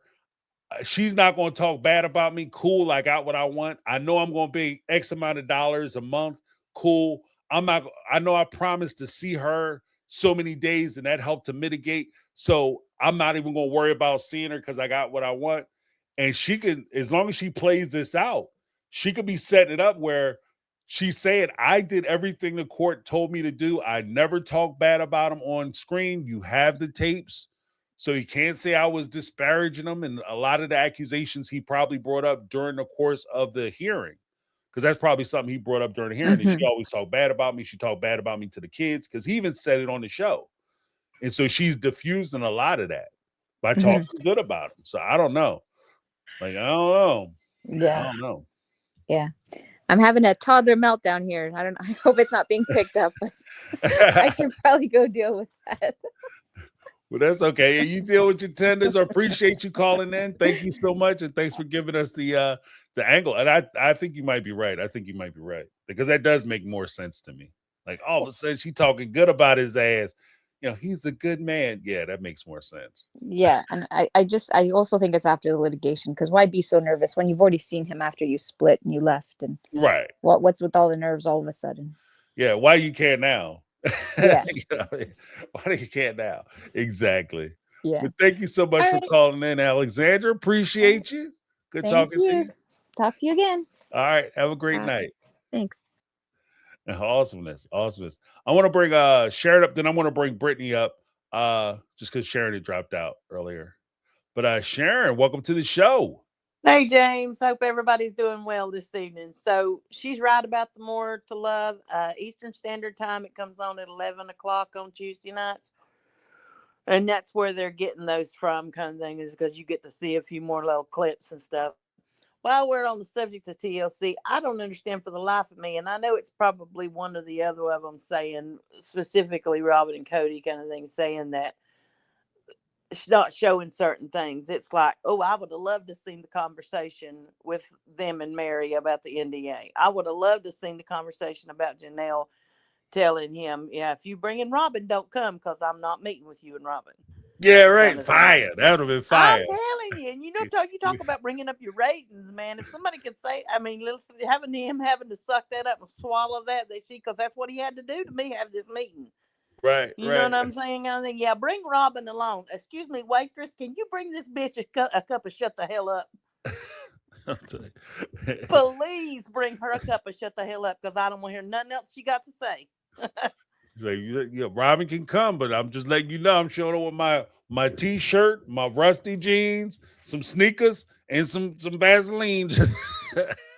Yeah, I mean, I can't help it, but I probably would have worn my Teflon Queen shirt from Tater Farms. I'm just saying. Right. Of course, you know me, James. I probably wouldn't have showed up no ways, because I don't think I need to hear anything Cody O's got to say as far as apology, because we all know it's real. It ain't real. It's fake. See, and I just get this feeling that Robin and Cody are headed to the light at the end of the tunnel, because she said, before it was, she loved him because he loved his wives. Well, bitch, you don't love them no more. I mean, he loved him because he's a good dad. To who? You always talking, every time we see you and him and the kids, you're always calling him down for something. Don't get the murder face. Don't talk gruff. Talk nicer. Smile when you say it. Da da da da da. You know, Right. whatever it is. So if he ain't done everything, so it's like in her own way, she's telling us, yes, she about wrapped up with him. She about done with him. She didn't like the mustache. Shave it off. Well, you know, she don't want to smell him. She don't want, you know. So she just down with Cody. Down with Cody. Down with Yeah, Cody. I picking him mean, apart. Yeah, you're right. yeah. I got a question to ask in a different way. Everybody always says, who do they think which wife would go back to Cody? How about which wife would Cody choose to come back? If they were Mm. all available, which one do you think he would go for first? I think you go for Janelle first. Yeah, I do too. Yeah, I do too. I think And then that's I think hands he'd go down. Christine. I ain't so sure he would do Mary at all. Right, right. Yeah, Mary's at the Yeah, bottom of the. Mary's the one, you know, click, click, click, click, click. yeah, Your yeah. wife for your life. You're like, You give like me a she's not the minute. president, she's not the vice president. She might not even be the speaker of the house. You know what I'm Right, right. saying? Yeah, Yeah. she's not even President Potem. Like she. Well, yeah, yeah. Yeah. She not even maybe she may not even be a running mate. You know what I'm saying? Right, But right. yeah, yeah. But I mean, yeah, and see, the thing about Mary for me is I get the gruff side of her. I get why she's that way. I get the reason why she's that way. Now, it's not an excuse because in my mind, there may be reasons why you act a certain way, kind of thing and stuff, Mm, but you can choose to rise above anything. You right, know, it's like choosing to be like your parents versus choosing to be not like your parents. That's your choice. right. You gotta pick that for yourself, kind of thing. I don't think it was because she was a Gen X mom. You know what I'm saying? Because I mean, I'm gonna be honest with you. If I put something on my mama didn't know didn't want me to wear, it ain't just that mama has already told me I shouldn't be wearing it. Mama said go take it off, change into something else, and bring it to me. Mama takes it, puts it, lights it up, and throws it out the back door. Now Right, I'm gonna right, tell you, my mama did that shit to me. That's a true Gen X mom right there. If she says don't wear it, it's gone. You right, know. right. Yeah, that's a good But point because I they don't don't be like, think. "Oh yeah, don't do that," and I'm gonna go Yeah, ahead and leave you to your own devices. Like that yeah. was No, not no, a no, thing. no. No, if That I was not did a something thing. wrong, Daddy would ground you. But if you cleaned up something extra that him and Mama was gonna have to do or something, Daddy'd give it back to you. You could walk outside Mama's house and paint it in 24 karat gold, and Homegirl wasn't giving it back. Right. You lost it. It was gone. Don't look for it because it ain't gonna be there. But I mean, I don't think Mary was that way. I think Mary was reacting and she took it out on McKelty because, as the peacemaker, McKelty was the one that she could do it to, just like you say about bullying. I Hmm. think it was she couldn't have kids, as many kids as she wanted. She, you know, she wasn't his focus anymore. They wasn't getting along, you know, and all that kind of stuff. And see, that's another thing. Why didn't they show him saying to her, "You gonna have to suffer for the next 20 years like you've made me suffer for the last"? I'm talking Right. ratings here, folks. Which is it about, you know? But I don't think that Mary was doing it because, like I say, the Gen X thing. I think she was using it to her. She was taking it out on McKelty because of all these things, because she couldn't take it out on Janelle. Cody had his fussed at her about it. Couldn't take it out on Christine because Christine was his favorite at the time. You know, the only reason she took it out on the kids when Peyton and the kids was picking on Robin's kids or whatever kind of thing, or picking with them. And that's what I like to say because all siblings do that. I think in my mind, if they were picking with them like they do their other brothers and sisters, that was meaning they were as much a part of the family as anybody. Right. You know, but when she did that with them, it was to stay in Cody and Robin's good graces because she was defending those kids. You Right. know, but I mean, and that's just my take. I wanted your take on what McKelty said about trying to figure out her relationship with Robin, and David said, "Well, just know that she was there for you. It doesn't matter why." Yeah, yeah. That's in my part two. That's I in thought part I that's may have missed it. I thought I watched it all, but I may have missed a little yeah, piece of it. because I did I had to break it up because the video was crazy long. So I broke Yeah. it up into two parts. And the first one I talked about McKelty being the middle person and Mary. And the second one I talked about the Robin stuff. And I addressed that because you know, like I said, watch the full side so you can get Pop Sykes thing. Yeah. But the way I took it, I just missed part of that second one. I saw the end part of the second one, but I didn't see it. But their custody case with Truly and everything, that child support case, it's all private. You can't find it. It's not public right, record. right. the judge. So the judge did a kibosh on it, kind of thing. That's why they can't none of them talk about it. But and Cody saying that David's been saying stuff about him and don't even know him.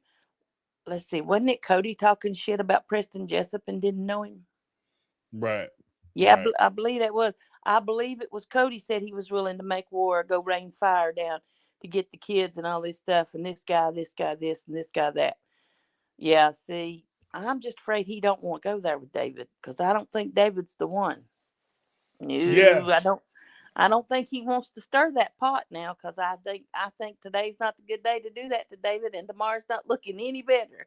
Because I don't think I think David will stay back when he needs to stay back. But if he says something out of the way to Christine or gets nippy with David, I think David will put him in his place real quick. Right. Right. You talk about a Gen Xer, I think right there it is. For sure, right there it is. But yeah, I think TLC has really missed some opportunities there with those things of, not showing some things. And yes, you're right. Not that he didn't need any help kind of thing and stuff, or not that he needed any help, but they really created a monster with Cody and letting Cody have too much say so in this because, yeah, I get it. He wanted to be the top thing and then him and Robin's love story be the top thing. But see, that made the OG3 the underdogs, and more people will pull for the underdogs than will pull for the love couple. Right. Right. Well, that and the I mean, fact that it's just who people identify with on the show. So if you had if the show is full of 20-year-old club kids, right? And people right. could see themselves in Robin's shoes, which would be very difficult. It's already a hard hill to climb. But if people could see themselves in Robin's position, she would be the star of the show. But for the target audience that Sister Wives had, there was no way somebody would be married for 10, 15, 20 years, watch a show with a woman who is married for 10, 15, 20 years and losing her husband to a woman who is 10 years her junior and say, I'm on the side of the woman who's coming in home wrecking. No, that's not Yeah. it's just not realistic. If I had a time machine and I go back, I would tell TLC from the start, that's where you guys are putting your money, that's a complete fail. This never Yeah, gonna because happen. I'm betting on these horses over here. I'm just gonna say it. Right. Yeah. Yeah, you guys are putting your money on the wrong horse. Yep, exactly. Horses, but yeah, for sure. For sure. Oh yeah, exactly, kind of thing. And I think it's gonna come to a close here as far as him and Robin too. I mean, we may not get to see it because the show's probably gonna end before that happens, but he just seems to be headed down that path. I think she had a worried look because I think after the producer asked her what he did, I think that she was, and maybe they were timed it out, and I'm not thinking of it right, and that she was asked that after the fact. But to me, I think she knows, like you said, that Janelle would be the one he would want back, kind of thing, and stuff out of any of them, and that if that happened, that things were really going to change because Janelle would not come back with things the way they were. Right. I don't think, kind of thing. And that stuff with the land and the Mary and everything, I'm going to be really interested to see. Hopefully, we'll get to hear the truth about all of it, kind of thing and stuff. Because, yes, she said, yeah, you could sell it, you could force the sale, kind of thing and stuff. But she never really said, I said to him the thing and stuff. And I get it if she signed an NDA, but if she signed an NDA, we will never hear any of it. You know what I mean? But it sounds like we're going to hear some of it at the tell all or tell nothing, whatever people like to call it, kind of thing. Right. But I'm holding out hope for my girl Janelle. I really am. I'm holding out hope that she, wasn't the instigator in it, because it didn't sound like she was to me. But then you're only hearing it from Robin and Cody, and I think if you believe what they say, I got some oceanfront property in Arizona I'm gonna sell you. You know what I'm saying? Right. But anyways, well, listen, you have a good night and prayers for everything, Miss Betty. We love you. All right. Thank you so much, Sharon. I appreciate you. Night. All right. You have a great night. You too. Bye-bye. All right. Awesome call from Sharon. Sharon be dropping some gems. I ain't gonna lie. Sharon dropped some gems. Miss Sharon calling in. But yeah. no dispute there. We're gonna bring up Brittany, not Brittany. Oh, before I get into it, guys, we got another poll going. Then I want to bring Brittany up. Expect I'll bring Brittany up now. And we have the poll going, and on the poll it says, "Is Cody's apology tour going according to plan? Is it working? Are you guys feeling the revitalization of his character and his image? Are you guys feeling positive about Cody?" So the first response is it's surprisingly effective. That's 9% of you said it's actually working. It's going really well. And I guess after the first meeting, you might be able to say that, but we'll see how the other two go. And then we have mixed results, 20%. So is he getting positive feedback or is he getting negative feedback? Are people buying into it? Are people like, no, this is all bullshit? I don't believe it. Then we have a total misread of the situation. That was 23% of you said, yeah, he totally misread this whole thing. He went in thinking it was going to go one way and it went totally left. Then, of course, we have following up with the big 48% of you already who have voted. Out of 56 people said, not 48 out of 56, but 48% of you said actively making things worse. So the longer he talked, the worse the worse it goes. So in other words, you're in a deep enough hole, put the shovel down, stop digging. All right, you're not gonna dig your way out of this hole. All right, we got Brittany, not Brittany in the house. What's going on, Britt? How you doing? Mega Mod Squad in the house. What's up? I'm good. How are y'all? Doing well, doing well. Welcome to the show. Yes, thank you. In line with the poll that you just read out the results for, here's the thing. Cody, if special forces hadn't been a thing this this year, we would probably have more of a like it's going well or too soon to tell type deal. But special forces has wrapped up. And Cody went on an interview a few weeks ago and basically said that he didn't have anything to apologize for. He didn't really mean the apology. He was just saying it so that way, he could get through Right, the show. right. And now you have to go, okay, well then he probably means that for his apologies with the other women. So no. Like now, like Cody forgets that's really Cody and Robin's problem is they forget that stuff is filmed. Right. So they'll film stuff and then they'll go back a season or two later and then act like they never said anything. They never said what they said. And you're just like, we have the tapes. Roll the footage. So that's the frustrating thing. And that's why it's just like this is why they really do need to end the show at this point because he's not going to be able to mend any relationships with his kids as long as he's on the show. Right. Because as long as he's on the show, his pride is going to get his way every single time. Every time. Yeah, I don't think he'll be able to stop himself. And I think that's a good point. Like and that's what I was saying earlier, even when Christine first got married, is that at the end of the day, you may like if you get married in this type of situation where you have a reality show, you might have to make one of two choices. Either you want to be married or you want to be on a reality show. Either you want to have a relationship with your kids or you want to be on a reality show. But most likely you can't do both. You can't. And the way he's going about it, he can't do both. And it gets to a point where it feels like he doesn't want to do both. He just wants to have the show. Right. And that's it. Like he wants to have the show. He wants to have his big house that he can't afford. Like he wants all this stuff. Like he doesn't he's not trying to be a good person. He's not trying to be a good husband. He's not trying to be a good father. He just wants to be a star. And you know, and Robin's problem is she feels like she can have both, but she doesn't understand that as long as Robin is who she is and she's latched on to Cody, she's not gonna be like nobody's gonna like her. Right. Nobody's like gonna like her. These are two people who don't want to be the villain, but do villainous stuff every single season. Right. So it's like half the time it's just like you guys would be in a much better situation if you just shut up. Like just stop talking. Stop talking. You're killing yourself. Like stop please, talking. I'm embarrassed for you at this point. Right.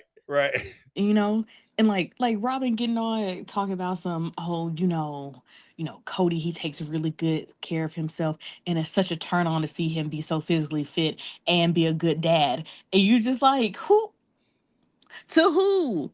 Right. To who? To your kids? To your kids? You know, like I put it in Because the it's just because like you said, it's the thing where you're shooting yourself in the foot. Because yes. to say that, he's a good dad, that might be true, and maybe it's complimentary in some respect. But what Mm-hmm. it does do, in a small way, it is complimentary. But what it does do, it reminds me about his relationship with his other With kids. his other kids, And and if you're trying to get me to forget about his relationship with his other kids, why are you bringing them up? You know what I you mean? know, it is also added. Like I'm sure nobody, because Leon has been completely like silent on social media Mhm. for like a good year. So for Leon to pop out and be like, I don't like this man. He don't talk to me. He doesn't care about me. My brother died. He wasn't there for me. Right, And right. then, a few weeks later, Robin is just like, he's such a good dad. You're just like, oh, Yeah. Have you damn. talked to the kids about Have you, have you have talked to you, his kids about whether he's a good dad or not? Yeah. right, right. Go to the source, and not just your kids, because he's the father to other children. And I said in the chat, and I'll like say it again, is like nobody goes harder for a deadbeat man than the new woman in his life. And that is Robin. Right, right. That is Robin. Just stand by her man the whole Yeah. time. Doesn't matter what Cody's doing. Yeah, he makes no mistakes. He's a good man. He's doing the best he can, and they're not giving him any credit. Yeah, yeah, you're right. You're Mm-mm, right. mm-mm. But You're right. she don't want to give her baby daddy the credit. Right, right. What You about know, what about what was his name? Preston. right? Oh, he was a terrible father, deadbeat. He didn't send me $200,000 after Cody ran him through a barbed wire fence. He Mm-mm. refused to pay the money. Yeah. Her, you have her. She talks about her own biological father, essentially treating her the way Cody has treated his kids. Right. And pretty much every episode, when he talks about wanting to apologize, it's like she's trying to talk him out of it. Yeah, yeah. And you're just like, okay, girl, like Yeah, she's I telling him he really, has no reason to apologize. Or mm-hmm, she says you weren't the only one, which is yes, basically everybody was at fault. And so because and this is one of the things that like covertly annoys the shit out of me when mm-hmm. she uses the it's everybody's fault. The other line to that is everybody's fault. Therefore, it's nobody's fault. Also, You know. it's everybody's fault, but not mine, because she Right. never says what she did. She can go item by item, line by line, bullet point by bullet point on what Cody, Christine, Mary, and Janelle did to ruin the family. And nowhere on that list will it come up what she did Right. Right. at all. At all. I had nothing. Well, because when it was you did this, I had no idea. I had no idea. I I'm was so like, confused. I I'm never just did sitting that. there. I don't I'm remember that. What? right. Like I can't believe like I and it's also like because then especially when it comes to when she got mad when she called Christine a liar Oh in yeah, the thing, it also showed that like Robin just be hearing shit when you're just like nobody said that. yeah. She What argued with herself. Like it's yes. crazy. Like you argue with yourself in your own brain. Like there's another conversation going on that I'm not privy to. And she's just not there. She's having an argument that she had in the shower. Right, Oh, right.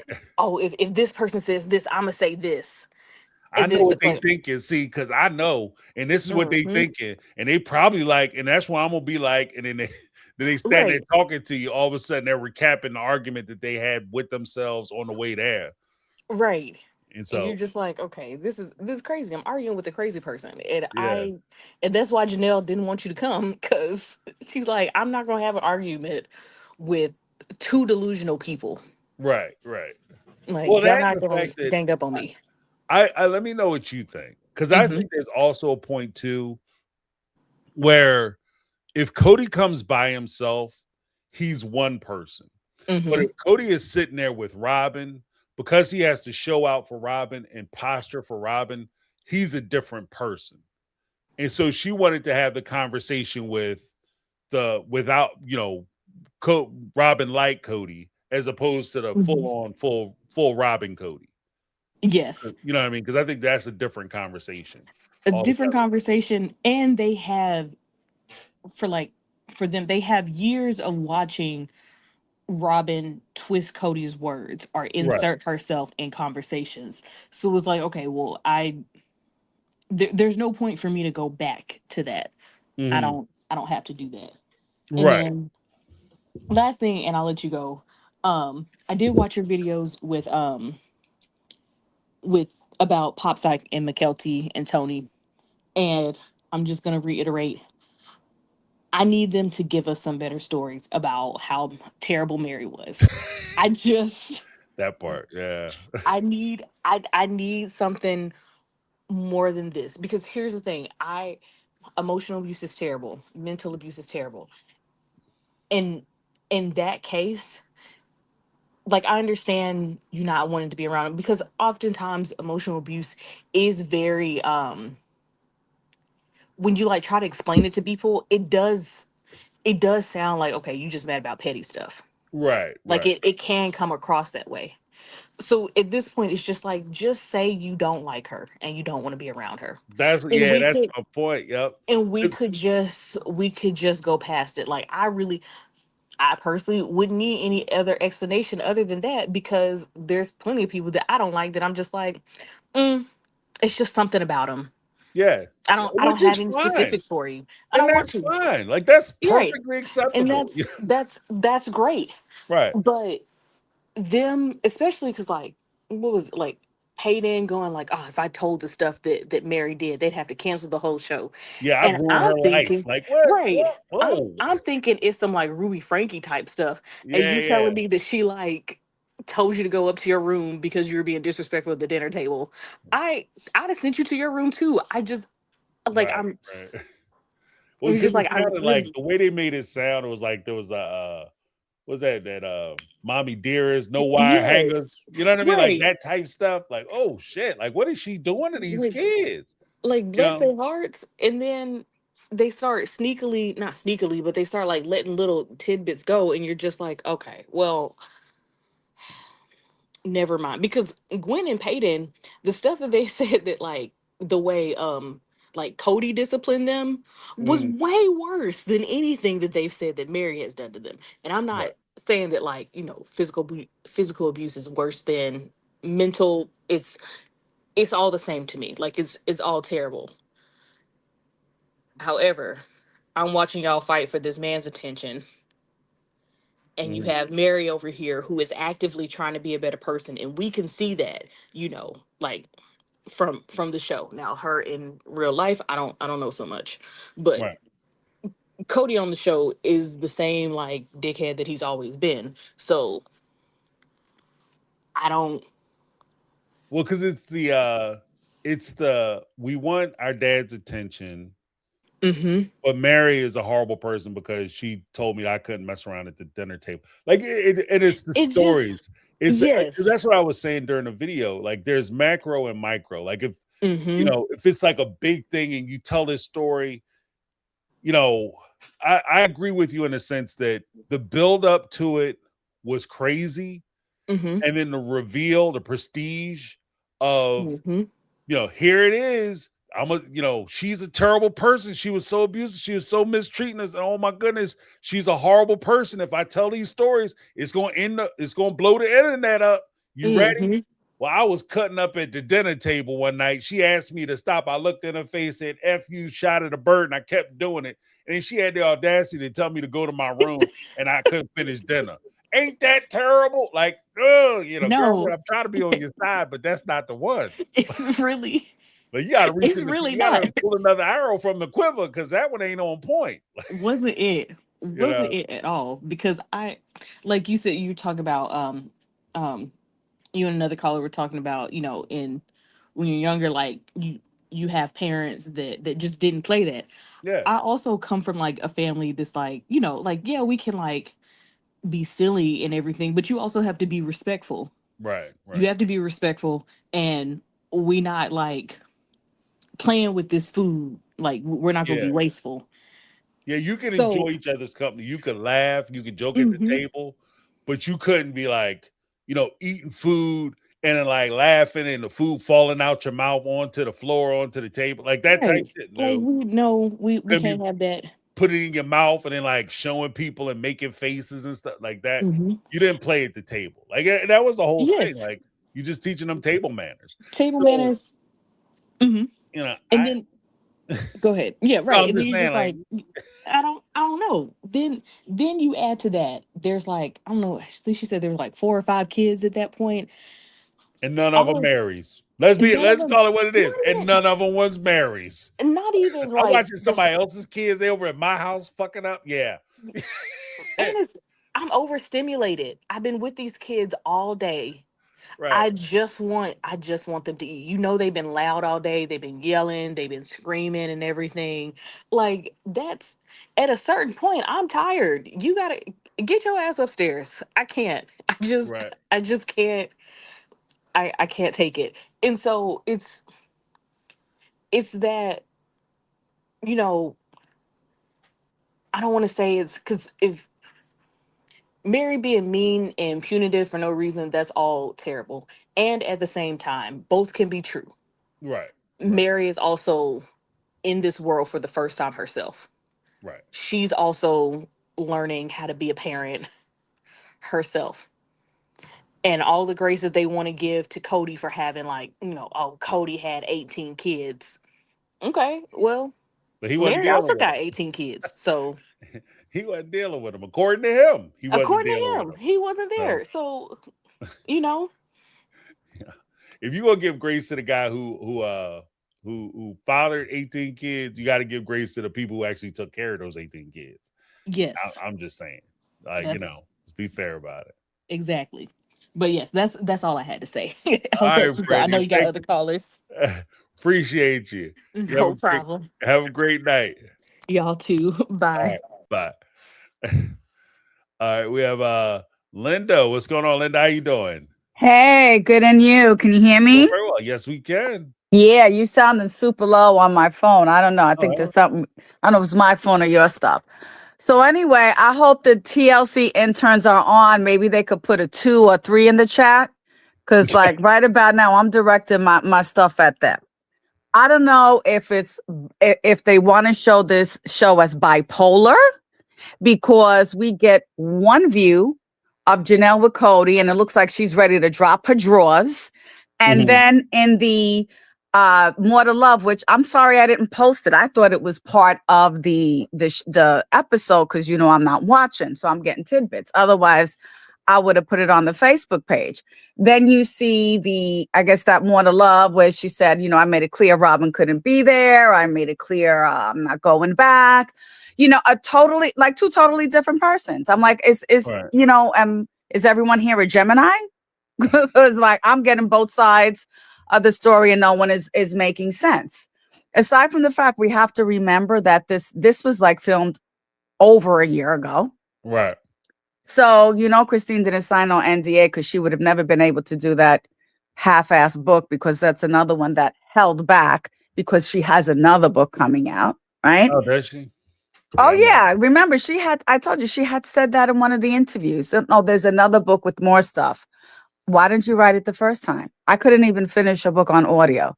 If I had to hear please, I don't even want to go there. TLC needs to realize this show is dead and stinking. They missed the boat to make it the Robin and Cody love story because Robin is a manipulative, evil piece of shit ogre that I cannot wait. Until they declare bankruptcy and she's in the poorhouse, because where's she gonna go peddle her wares? Nowhere. She's gonna have nothing. Like TLC, sit back and watch these episodes. We're not stupid. Like Brittany said, it's over here on tape. You have Cody talking out of his ass in the same sentence. They went and they repeated when he was, going on about Christine when she wanted to leave. I said if no one wanted to, if they weren't happy, they could leave. But I didn't think they were going to leave because they were unhappy. What? Right. What? Like, what are you putting on TV? Like, you're editing interns. Let your bosses know this editing sucks ass. It's stupid. No one is wasting their time. There are a lot of us on this show because we love James.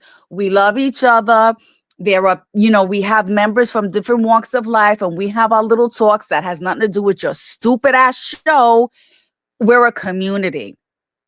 All right. So, and people aren't stupid. You're trying to take us all for fools. Stop it. And so I also saw the notes to self. I want my hour back. It was an hour of my life. This had to be all due respect, the stupidest interview I have seen in my life. I just couldn't. I'm listening and I'm, what? You have an opportunity to ask hard questions. And you're both talking like you're, two 14-year-old girls are talking about your experiences in the AUB. And then it dawned on me. Mel never really lived polygamy because Mel was the one and only wife. Yeah. So you're telling stories secondhand, not so much firsthand, but secondhand. Granted, your dad is the prophet, but you could have at least asked one or two hard-hitting questions. Nothing. Yeah, I haven't seen it yet. I haven't seen the interview yet. Let me tell you something. Prepare to be disappointed. I think, I come with the truth. I don't think I'm being too rough on them. I'm just like, give me my goddamn 59 minutes and 53 seconds of my life back. I was so disappointed. I'm like, okay. I just have them for reference. Like, I can't even watch their program anymore because at the end of the day, what they're saying, Cody is a product of the AUB. And I think we've stated they do not hold the same values we do. Not at all. It's okay for him to be an asshole. It's okay for him to be a piece of shit father. It's okay for him to be a shitty husband. It's okay for him to, try to stiff everybody out of money because he's a selfish motherfucker that should just end up as roadkill in his little fucking sports car piece of shit. And it's not a story that people want to see, TLC.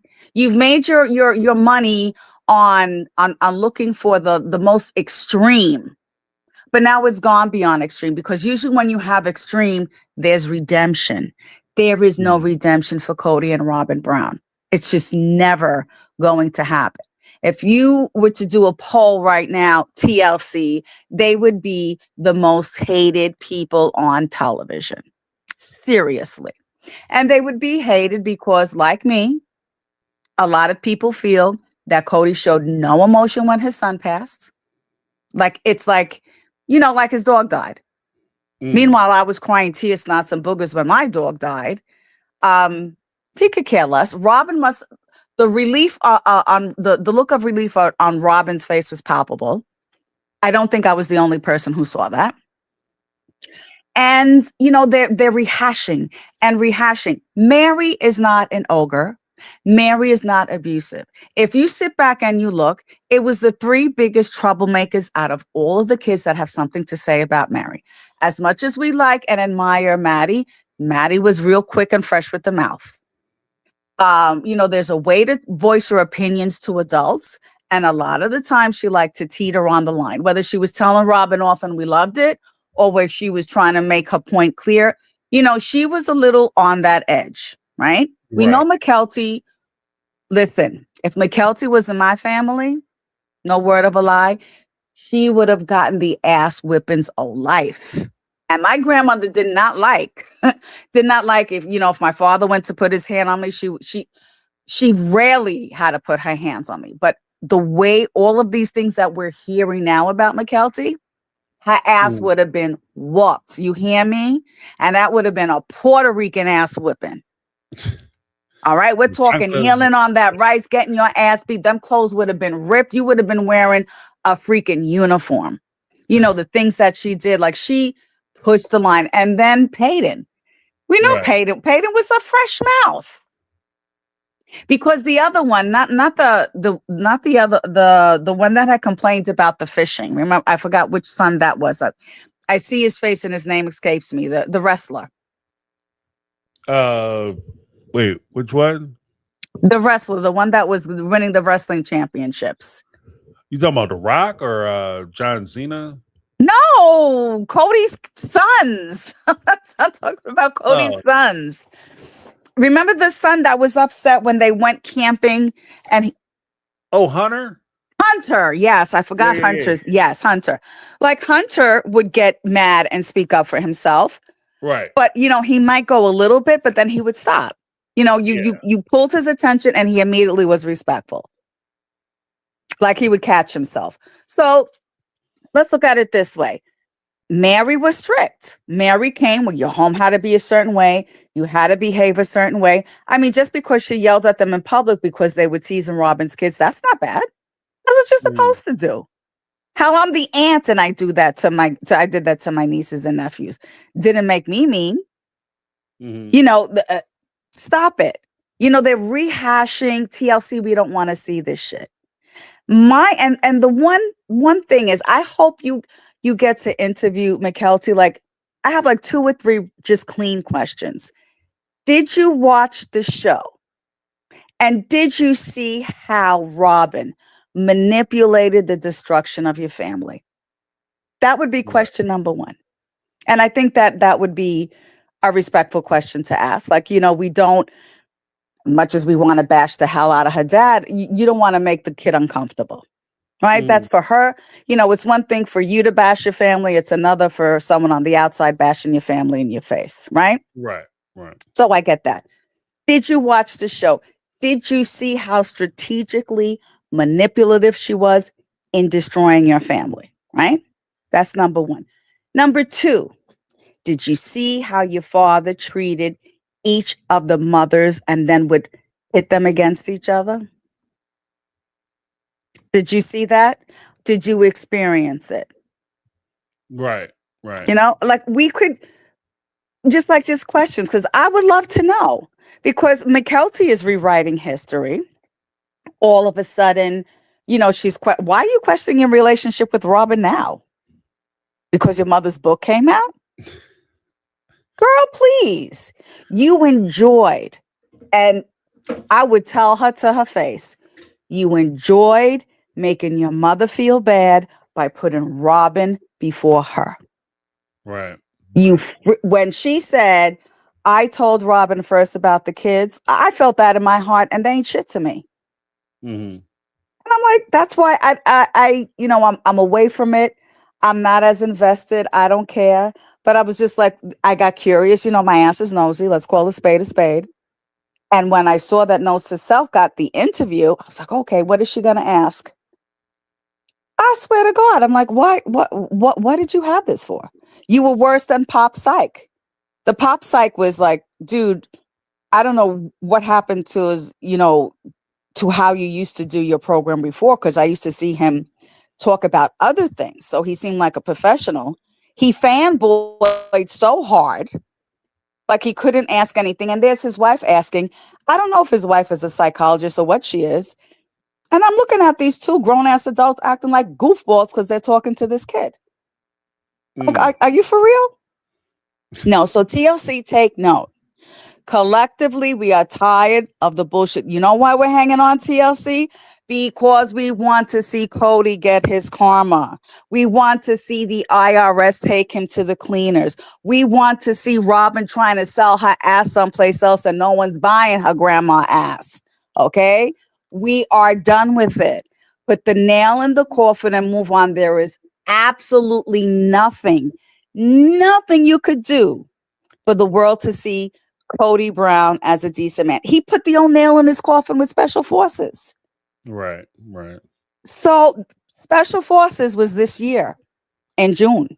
The Sister Wives we're watching is last year. So anyway you looked at it, TLC, Cody fucked it up. It's done data, like James says. It's Yeah. done data. It's a wrap. Super wrap. Wrap it up. That's, Roll that's credits. it. That is it. Like there's just nothing more to say. I don't want to hear Mary was mean and over unless she hit someone with a 2x4. I don't want to hear it. Janelle, I don't understand how Janelle let that edit go, which I swear to gosh, I'm telling you, them panties fell off. I don't care what anybody said. She's in there and that panties fell off because she was looking at him all googly eyed. I'm like, yeah. And because, I mean, not only he didn't, He didn't go over there when Gabe called him. Right. I wouldn't. You couldn't pay me to sit at the same table with him, and then you're going to invite him to the headstone unveiling. I don't understand these people, James. I don't know. Maybe I love too hard or I care too much. That wouldn't have been me. I would Yeah. never want to know that you were breathing again the rest of my life. It sounded like it was just the two of them. Like it sounded like the two of them went, or maybe because they said it on the show, they were actually inviting the cameras. I don't know. That would be absolutely disgusting. Then Janelle is just a bigger piece of shit as Cody. Yeah, I think it'd be a bad look. Like it's just, I don't know. It just seems, I don't know. It seems dirty. This whole thing is dirty. It's all filthy. But the one person that I wish I could get in, I don't know. I'm going to say my niece is like 3 weeks postpartum, and she's a good FBI agent. If she could get a hold of Preston, I'm going to try to see if he interviews with you, because that's the mofo we need to speak to. Yeah, I'll talk to Preston. That is the one, because anyone from that show is full of shit. Yeah, well, they try to keep who's trying to cut the gravy train off, you know? Like, I think that's part of the struggle. Like bringing any of them on the show is just, or doing an interview. Everybody's trying to protect the show because you're trying to protect those bank accounts. Which, I mean, I understand it. I'm not bashing them. I'm just saying I think it is what it is.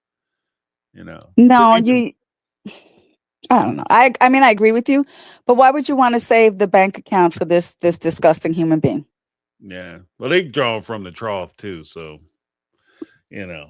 like that. I think that with Cody, they could move the show in a different direction, especially because Cody and Robin, I get the value of having them on the show, but they're only as valuable as they are if they're willing to contribute to the storylines and to the show. If they're getting up and they're blocking you off and they're just trying to self-edit and trying to self-produce, and he's doing like the thirst trap videos where he's like working out and shit, like that's not gonna move the needle for the show. It's just not. So you're absolutely right. It's not, because people are looking at it like he's competing with Christine and David. So he wants to do all this stuff with Robin that Christine did with David. But Christine did it because she was so happy and euphoric. And, I think she kind of reeled it in when she realized you're embarrassing the hell out of you kids and you look a little crazy. He's competing. He's competing. And I don't know why Robin's acting like a born-again virgin, because when they were younger, that's all she ever wanted to do was be up on top of him. Right. Okay, mad that she wasn't allowed to show affection in public. Now she all, I don't want to be too close. I'm so sensitive. Like you was trying to throw a leg up on his ass when he was walking in the door. Exactly. And how's she gonna come up and say, "Oh, I'm shy. I'm still getting used to You've been with him alone for 3 years. What is there to get used to?" Right. Well, the fact that you've been with the man for at least 15 years, you For got real. 2 kids. You should be jumping for joy that you could grab his ass or whatever the heck you want to grab. You kissed him when Christine was in the hospital having a baby in the first season. Oh, that was disgusting. You were slobbing him down on a porch. So I don't understand why you all of a sudden you conflicted. I do think that McKelty is right from the respect of Robin is more self-conscious about what people are saying about her. And that's why she's holding back or whatever, because she's afraid of what people are going to say. Because it's too late. We hate her. Yeah. It's all about manipulation. So, but it's just, you're so easy as far as the manipulation is concerned. Everybody sees it. So it doesn't, you're not fooling anybody. Yeah. And like TLC, there's no way you're going to be able to have Robin and Cody and their kids, because you forget how the girls say they are terrified of him. Oh, it's so hard to talk to him because he doesn't realize how intimidating he is. Please give it up. Give it up. Do something with the kids. Life after polygamy. How's that? Yeah. I'm gonna give you that pitch, TLC, for free. Life after polygamy, because McKelty's dying to have her own show. Maddie's gonna need it with Tater Farms, and you'll have the added bonus of Janelle, because everybody likes her. Mm. And you'll get Christine. So you'll have the sister wives there. Do those. Right. Mary, and then Mary, I saw the clip about, how she kind of freaked out over the eggs. It's just who she is. It's one of these controlling people. They want what they want the way it is, but it doesn't mean that they're the meanest people around. They're just a little difficult to deal with. Right. That's it. But TLC, you want to keep sister wives, but you can't have Cody. Cody is hated because he's a horrible father. He's a horrible human being, plain and simple. There's just like no other way to put it. Contradicts himself. He thinks we're stupid. He tries to manipulate us. No. So that's it. So that's my story, and I'm sticking to it. All right, now, Linda, you stay out of trouble. Best you I can. will. Thanks Bye, for calling y'all. in, Linda. And if I don't talk to you all next week or the end of the week, have a very, very Merry Christmas. Merry Christmas. Merry Christmas. No Scrooges on this side of the street. All right, darling. You take care. All right. Ladies and gentlemen, Linda. Linda coming with the fire. That wasn't even, like, to Linda's credit, she wasn't even on like a 5. Like, Linda wasn't even simmering tonight. So, she cooked a little bit, but she wasn't trying to burn nobody. She's just getting a case across. Next up, we got Cody's right kidney. What's going on? How you doing? Can you hear me with the mic, or do I got it muted? No, you're good. You're good. Okay. Hey, not too much really about the episode. Like, Mary was kind of the most interesting part, which surprised me. I have like a theory about the apology tour or whatever. So is it possible that maybe the kids aren't being brought up yet because TLC wants to make apologies to the kids next season storyline? That's very possible, because that would draw it out. That is content. So, yeah, that makes sense. That does make sense. Then we got Robin over here saying, oh, I really get, hot and bothered when Cody's a good dad. And I'm like, well, that might explain why he's not really getting any. That's why he's begging for it. If it's based on that. That's exactly why he's begging for it. I get hot and bothered when he's such a good father. Oh my goodness, I can't control myself. Needless to say, we haven't been together in quite some time. So yeah, newfound virgin. She's a reborn virgin. Did they ever explain why they chose to go to like Vegas instead of Salt Lake City? Oh, when it's season 2? No, like for the apology tour. Oh, well, because from what I understand, what Christine had said during, I think it was her interview on the Sarah Fraser show, I believe. She said that production had called her about getting with Cody, and David came up with the idea of like, okay, well, if we're going to do this meeting, we're going to do it on our terms. So they wanted to go to Vegas. And if you look at the room, they were staying in a suite. That wasn't a room. Like in Vegas with Christine and David were getting ready. So they probably had TLC pay for a suite. They have TLC pay for the outing where they're going to race cars. Oh gosh. And so they had they turned it into like a whole little mini vacation for them to do it. So okay, so like Mary, we gotta get on with these darn egg things or whatever. But I saw it wasn't like shocking, because I'm like, that was Mary during the marriage right there. Has to be in control of everything. Yeah. Well, because it's just like, because even Becky, Becky is saying what I was saying about marrying the eggs. Like Becky said, I make eggs for about 30 people at our campouts. I make scrambled. If they want special order, they can make them. That grilled cookie gets freaking hot. Yeah. And I was saying the same thing. Like, McKelty had said during her Pop Psych interview, I left this part out. Well, no, actually, I did include it, where McKelty has said that Mary wasn't much of a cook. So maybe she just doesn't know that in order for you to do fried eggs, that requires a lot more time and attention, and that's more of an individual meal. It's so much easier for you just to crack a bunch of eggs, even if you just put it in a bowl or you crack it on the skillet or the flat top, and you just scramble them on the flat top. But it's so much easier, even if you just put them into like some kind of container, shake them up, and you pour them out as needed. and make scrambled eggs because you're trying to just turn it over. You're not trying to like, oh, let's make a gourmand meal for this breakfast. Like you're doing sausage and shit by the ton.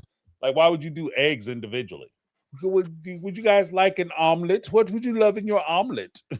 Eggs Benedict, you say? Like nobody's doing that. And then now you gotta bring like somebody new around, wanting to get them acquainted. You're like, get to work with some eggs too. Right. It's like I gotta ride a bike and be athletic, and I gotta do eggs. Right, I gotta I'll never ride a come bike. back. I gotta get there and start cooking. And that was, one of the things I had said during the first reaction. And I mean this shit. Like it wasn't, me just talking trash. But if I'm extending myself and you say like, hey, could you come down? My friend needs something. Oh, sure, I'll come down and pitch in. I'll participate in the event. And not only am I participating in the event and probably paying for whatever we're paying, but I'm also like, hey, do you need help? And I'm helping you out by getting behind the grill and I'm cooking. And I make something and you guys never tell me that you want a thing a certain way. Mm-hmm. So I just do what makes sense to me. Eggs, okay, scrambled eggs. That's the easiest thing to do. That way I can cook them all evenly. I don't have to watch them too much. I can just get them in and get them out. And I do that. And you come up and spend the next 30 minutes complaining how I cook the eggs, and you never told me you want anything different. I might be a little pissed off. You know what I mean? Amber was, it looked like. Yeah. Yeah, especially like you arguing amongst your friends talking about, yeah, that was stupid. Why would we do scrambled eggs? I'm like, what? What? I'm getting the room at the Holiday Inn if I'm Brittany for the night before I get to Mary. I'm surprised Mary would have a roommate in the first place, though. Not controlling or whatever. I'm slightly surprised. Some of her friends, and no disrespect to Mary, because these might be her buddies, but some of them, like between Mary's friends and Janelle's friends, they feel like industry plans. Like they feel like production plans. Like people they just put into play so that way Mary or Janelle can have conversations to articulate how they feel about things. So they can dialogue their internal dialogue can now become a conversation. So instead of them feeling a certain way, they have them like, so what do you think about your time with Cody and his apology? And she gets to answer those questions, because even with Janelle's time with her friends, that shit felt more like an interview than it did with Janelle hanging out with her buddies. Because that's not like, I don't know. The women I know who I've observed and I've been around, that's not how they talk to each other. It's like, where did they come from? We've never seen these people on the show previously. Right. That's another thing. All of a sudden they just pop up. This is my bestest friend. Who the hell is that? If there's a drug deal, everybody getting taken out back. Like, what? Where'd that guy come from? And like, why is Cody always got to film in the garage now? Of this new place, is like, is that the cleanest part of the place, and that's why? Or yeah, they don't film in their house. That's what it is. Like, and I'm like, is that mess out there? Yeah, the cleanest. Like, you just got a new place. It's already filled with crap. Yeah, right. Yeah. Well, maybe they don't want to show the Amazon boxes. Oh. And then Cody over here doing his little workout that absolutely nobody needed to see. Right. Or whatever, doing his promo for Special Forces, I'm sure. Well, I mean, there's some things I was watching, like, okay, he's doing some pull-ups. That's pretty decent. Like, some of the pull-ups were kind of bad for him, but okay, whatever. And then the lateral raises, I keep hitting that shit, but that was just terrible. Like, he's going to get hurt. Like, if you lighten the weight, you slow the hell down and do it right, you're going to hurt yourself. Like, I was watching, he's going to get hurt. He's like, Robin, feel how heavy this bag is. Feel how heavy this is. This is what I've been doing. Yeah, Phil's bag is crazy heavy. I did 4 pull-ups with that on my back. Like, okay. Like, calm down, bro. Mom, look what I can do. Look what I can do. Right. Because I don't think I've ever come home. I worked out with my wife before, but I've never been like, hey, babe, come over and watch me lift these heavy ass weights. Like, like, it's just, it would be weird. Like, it's weird to me. Like you cause I don't know. You work out how you work out, And if you can lift a certain amount, you just go and lift that amount. But you're not necessarily saying, let me show off, because you get hurt. That's how you get hurt. You trying to show out. That's how you blow all your shit up and you end up in Snap City.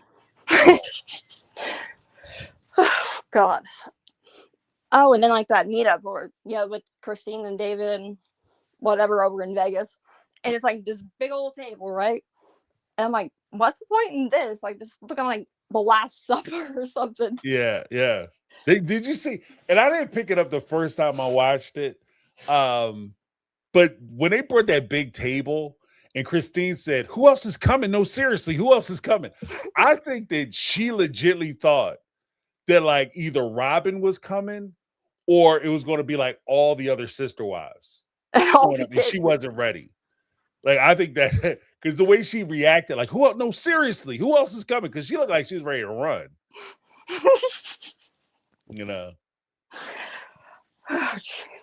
Yeah, I was like, well, I guess it would be a good thing too, I guess, because like might cause a second delay or whatever, trying to reach across that long table like Cody, what I want to joke about. Yeah, I said more time for you, Cody, to save you. Yeah, I said that on Sunday. Like sometimes when you bring them big ass tables in, they're there for a reason. Because that way, because Cody he says stuff without thinking because he think it make good TV. I think that's part of it too. They say he says it because he don't have a filter. I think he just thinks it makes for good TV. And you say the wrong thing to somebody's wife, that dude might be coming over that table. So you get like the biggest, widest table you could possibly get. So that way David has a longer way to go. And hopefully you can get security in there. Oh, slow and then things down. And so at this point, it's like TLC has all this footage, that they filmed for the seasons. This was the best footage they can give us. Like, this is the best you got? Yeah, this is the best of the best cut, which says a lot. That says a lot.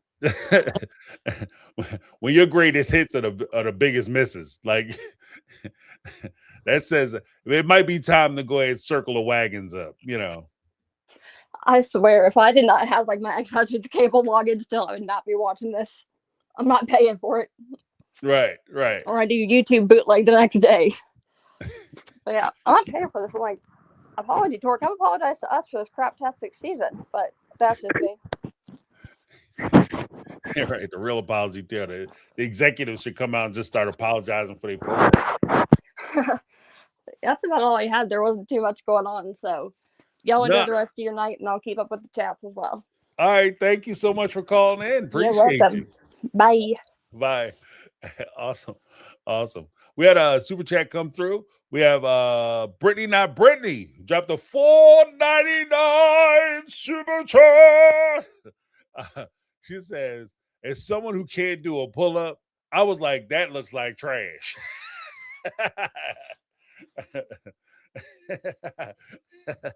Yeah, those pull-ups. I was like, oh, okay. I mean, he's getting over the bar, but it is what it is. He's like, I did 4 of those with the bag on my back, and now I'm gonna just get here and do some pull-ups and try to impress you. And Robin didn't look the slightest bit impressed. And that right there would be a moment to grow on, because that is a person who's been in the gym actually for decades now. The person who been to the gym, many, many gyms over the course of decades.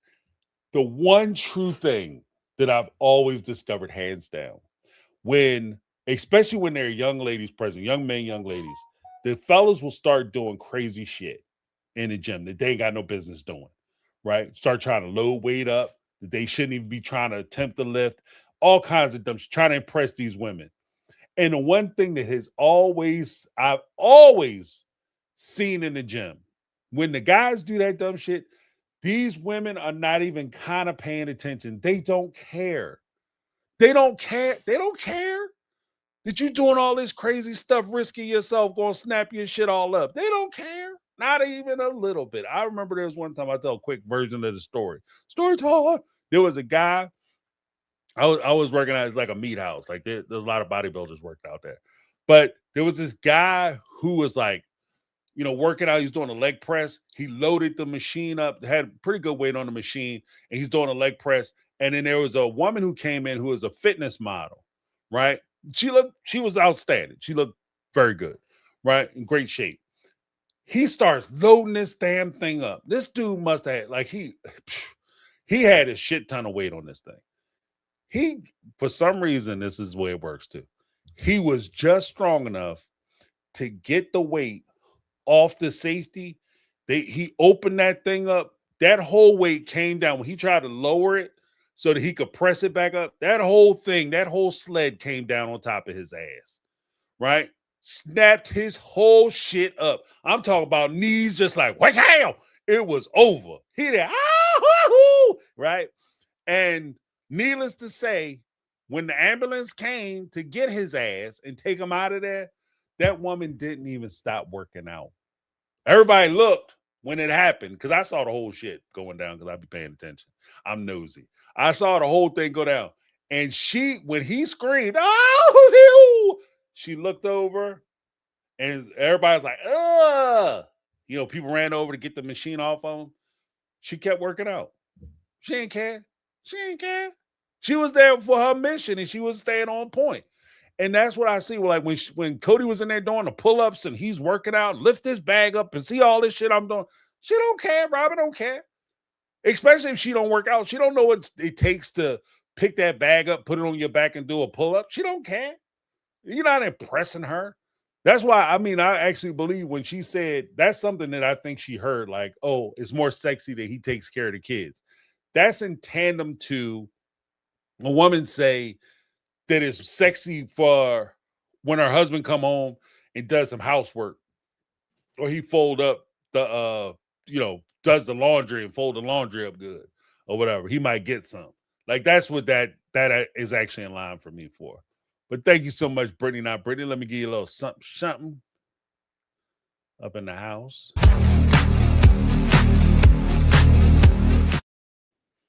Then we have Darlene Hall with the $2 super chat. Darlene also, PSA, Darlene gave great advice. If you have wounds, in order to help the healing process, additional protein, even if it's like a little shot glass of protein, help you with that out. I demand a refund from TLC. She's like, I want my money back, TLC. You're wasting my time and my money. And two things I'll play with, my time and my money. And you wasting them both. And as my boy used to say in college, time is money. And money is everything. That dude was crazy. Oh. But thank you so much, Darlene.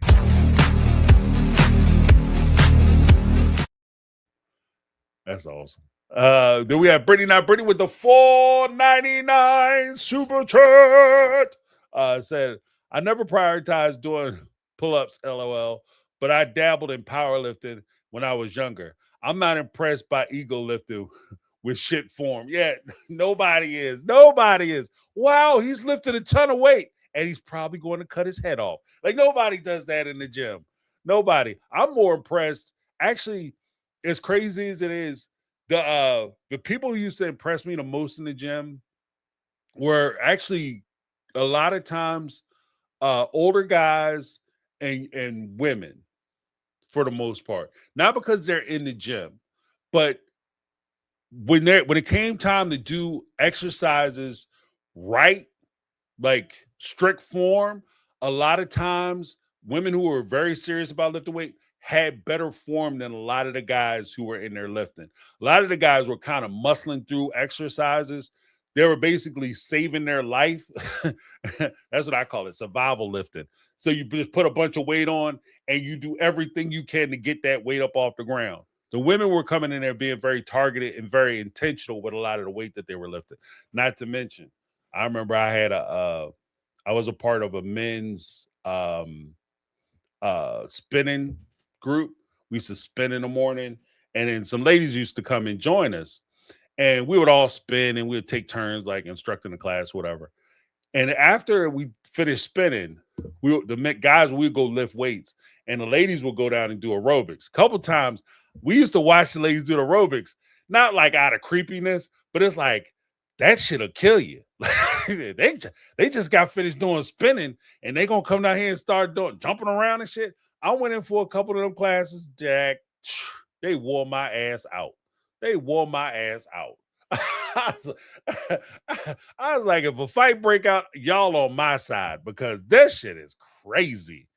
Oh, but yeah, I like the form, and I teach my kids. Like we go to the gym, I teach them the same thing. It's better to have good form, light weights, than heavy ass weights, bad form, because it's about longevity. And if you get hurt, you can't lift anymore. You're done.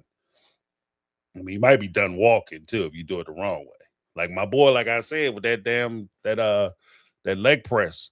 But thank you, Brittany. Appreciate you. All right, we back to the calls. Got Megatron in the house. What's up, Megatron? How you doing? Hey, James. What's going on? Not much. Trying to stay out of trouble as best I can.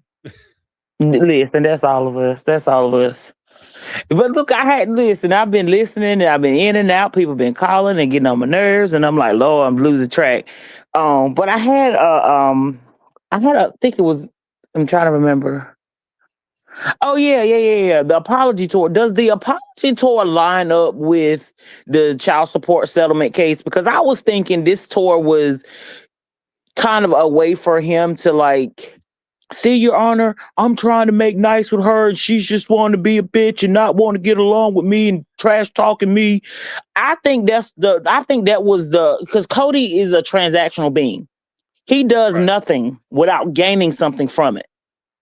So I asked myself, what can he gain by doing this apology tour? There's nothing for like Coyote Pass is settled.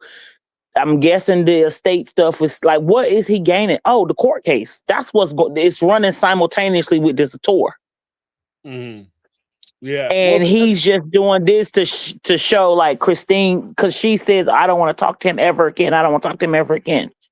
See, Judge, it's her. It ain't me. She's the one being difficult. She's the one not wanting to get along with me. She's the one keeping me from my kids. She don't let me see her.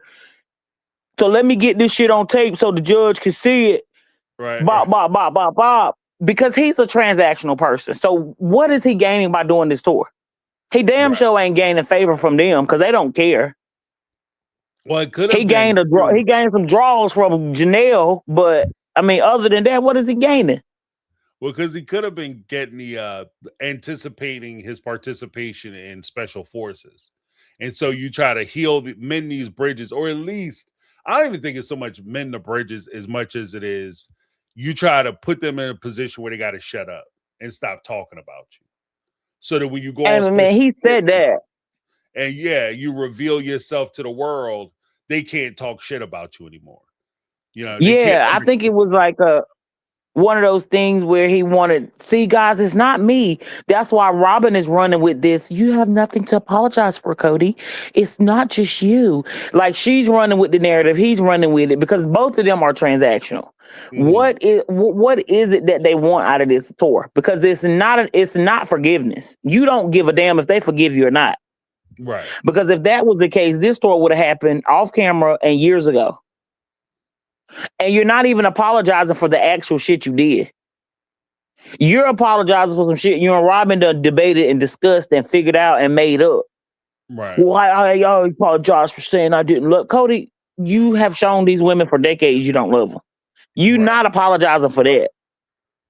So what is, and I was thinking maybe he's doing this for the courts and the lawyers. Some lawyers, some little paralegal, look, Cody, you're going to have to show that, you know, you trying and they ain't.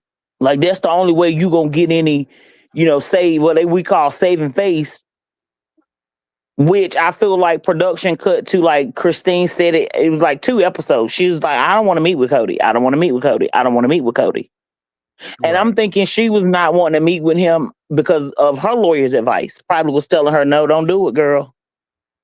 Right. Well, because there's no benefit for because Christine at the time too, she might have, because you also have to keep in mind, like, if it's along the same lines as why Cody will want to do it, Christine was also kind of getting hyped up because you had people like from People Magazine, People Interview, the ET interviews that she used to do with Janelle, and they would always throw out the idea that she was going to get a spinoff.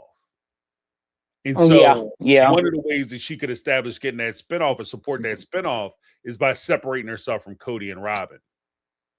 and that foolishness. So I think that she might have been it could have been the court stuff as well as like in order for you to get a spinoff, you got to separate yourself from Cody. You got to extricate yourself from Cody and Robin and that whole Right.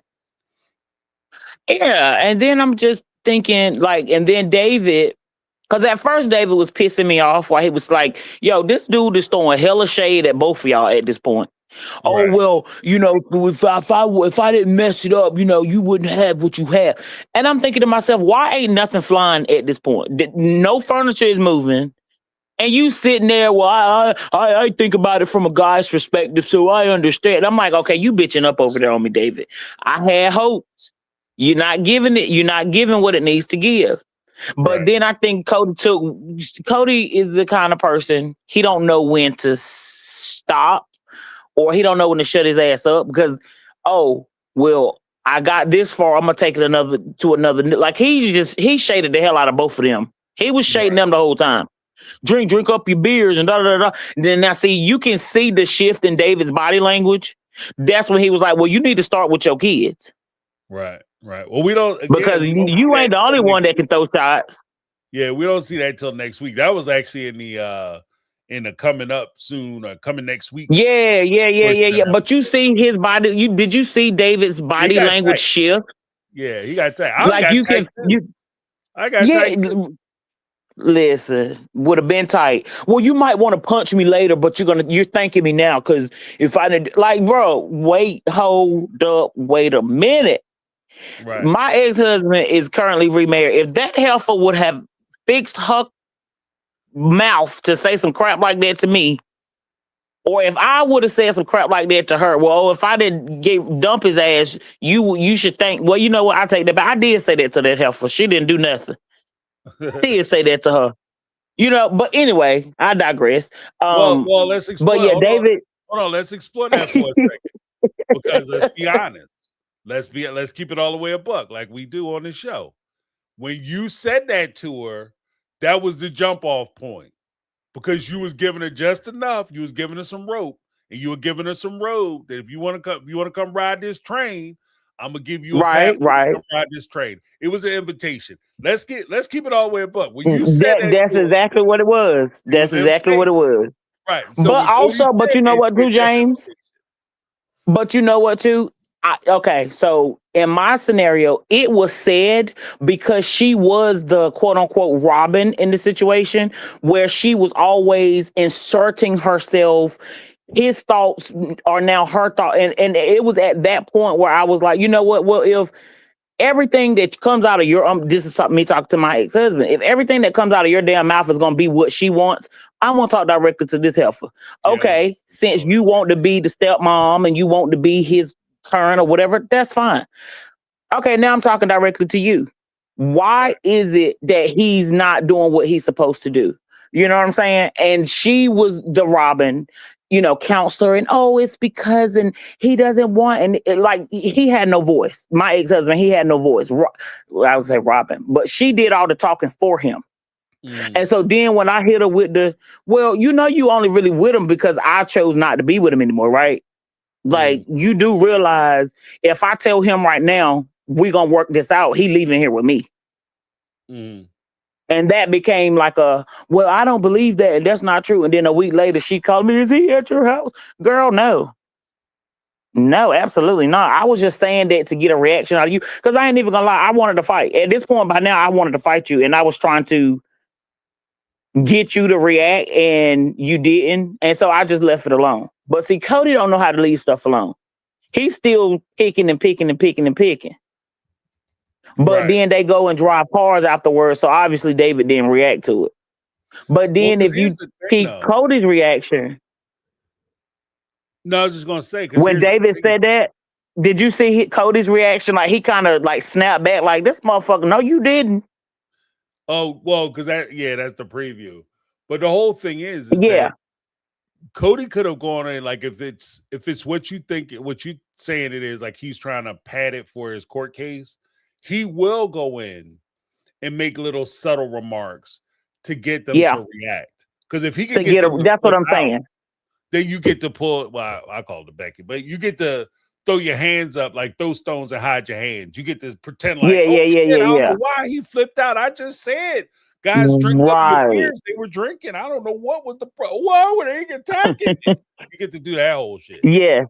That they Okay, talking so shit that's basically what I was getting at, James. That's you got there for me. That's what I was trying. Like, do we feel? I know I felt like he was doing and saying everything he could to rile them up to get them to move some furniture, so he can say, "See, it ain't me. It's them. It ain't me. I'm just trying to be, the co-parent, and I'm trying to get along." And Mhm. like it was a game. And Right. I could Well, see him, probably texting Robin like, "Oh, he can go like we planned it. She's the mastermind. She and he's got the little microphone. I was looking for the microphone in his ear because she's telling him what to say. And I'm like, Robin ain't there because Robin don't want to be there. Trust me, if Robin's ass wanted to be in the meetings, it ain't a production person, staff member, audience member that would have kept her out of those meetings. So her ass got something up her sleeve too. That's why she ain't there. well, because here's the thing. Because she might have wanted to be, because the more I thought about it, Robin always wants to be in the mix. But these Right. women might have stood 10 toes down and said they don't want Robin there. But that also goes hand in hand with something else that you said. Because if the women said, look, we're not going to meet with you, I'm not going to meet with you without David showing up, period. So if you want me to come, David comes, right? If Right. Cody gets to that meeting, he's like, okay, fine, I can't bring my wife, but you get to bring your husband. All right, cool. I get to the meeting, I say some slick shit, I get David to respond or react. Then when I go back to production, be like, see, I'll try to talk to him, but David act like he can't control himself. So what we need to do Mm-hmm. is I need to be in a room by myself with just me and Christine. No David. Right. You see what I mean? And I think Yeah. that is one of the power positions that I think Cody wants to play. Like he wants to get rid of David's ass. Because he only wants to talk Yes. to Christine. Because he said it. Oh, David's only here because I'm allowing him to be. It's one of those, if you can't beat him, join him. And I think it was Christine's was like, if David can't come, I'm not coming. And in Right. order to get Christine, they allowed David. So that's why, and that was see, Cody came in shading. He won't be in the room with them yet. Oh, well, the only reason why David's here is because I allowed it. Right. Like, bro, you not running nothing but your mouth around here at this point. Right. You not running nothing. Like, dude, you are begging for scraps with your wife. She won't touch you. She ain't studying you. Them little punk ass pull-ups you did, she won't impress. And then you begging for affection. Like Cody, you're not running nothing but your mouth at this point, sir. Nobody believes you can't allow David. No, the only reason why David was there because Christine said, if he ain't coming, I ain't coming. Right. And y'all need the footage. I really don't care if you get the footage or not. You the one that needs it. Right. Right. You need me, I don't need you, deal. You know what I'm saying? And then I don't know if y'all peeped that, but before he even got in the room with them, he said that. Right. Oh yeah, I figured I'd meet with David. I'm allowing David to be here. Cody, your time to meet with David and get to know David was before the fuck he became your daughter's primary parent in the house with her. Right. Right. Absolutely. Like, bro, that boat been gone they've been 2-3 years? Yeah. Yeah. It was a year they've been married for 2 and dated for a year. So, dude, that was 3 years ago. You should have been trying to get to know him then. Yeah. Well, I mean, damn sure before he moved into the house with you. You know what I'm saying? Like, she's living in the house with this dude. Yeah, my daughter's You not don't know under nothing. his roof, and I don't know who you are. Like, that's not happening. Not on this planet. Like I don't know where y'all from, but that not this. That part, but in my end of the multiverse, that is not a thing. That is not a thing. there is, I'm telling you, and then you're saying you want to get to know him, so because I've heard he said some stuff about me. He don't know me. He talk about me. He don't know me. You're not even getting to know the man for the sake of your minor child that's still in his house.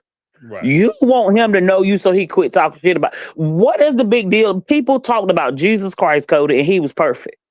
I don't understand, bro. You ain't even 0.5% perfect, and you don't want nobody to talk about you. But you put your life on TV for the last 15 years or so. We're gonna talk, Cody, and we're gonna keep talking. Right. As long as y'all charging all these damn fees for streaming services, and as long as TLC writing your punk ass a check, guess what? We finna talk about you on my take Tuesdays, Thursdays, Saturdays, and this fuck Sundays. Right. So we're gonna talk about you, bro. He's one of those people. I want y'all to talk about me, but I don't want y'all to talk about me. I only want you to talk good about me. You know what I mean? Like you take the good, the bad, and the ugly. But yeah, I just felt like he just had him and Robin got a big motive for this tour. Well, I ain't even gonna say Robin because she ain't want him to do the shit. She about sick of him. Yeah, she don't want him to apologize. So Cody, you didn't do anything wrong. Huh?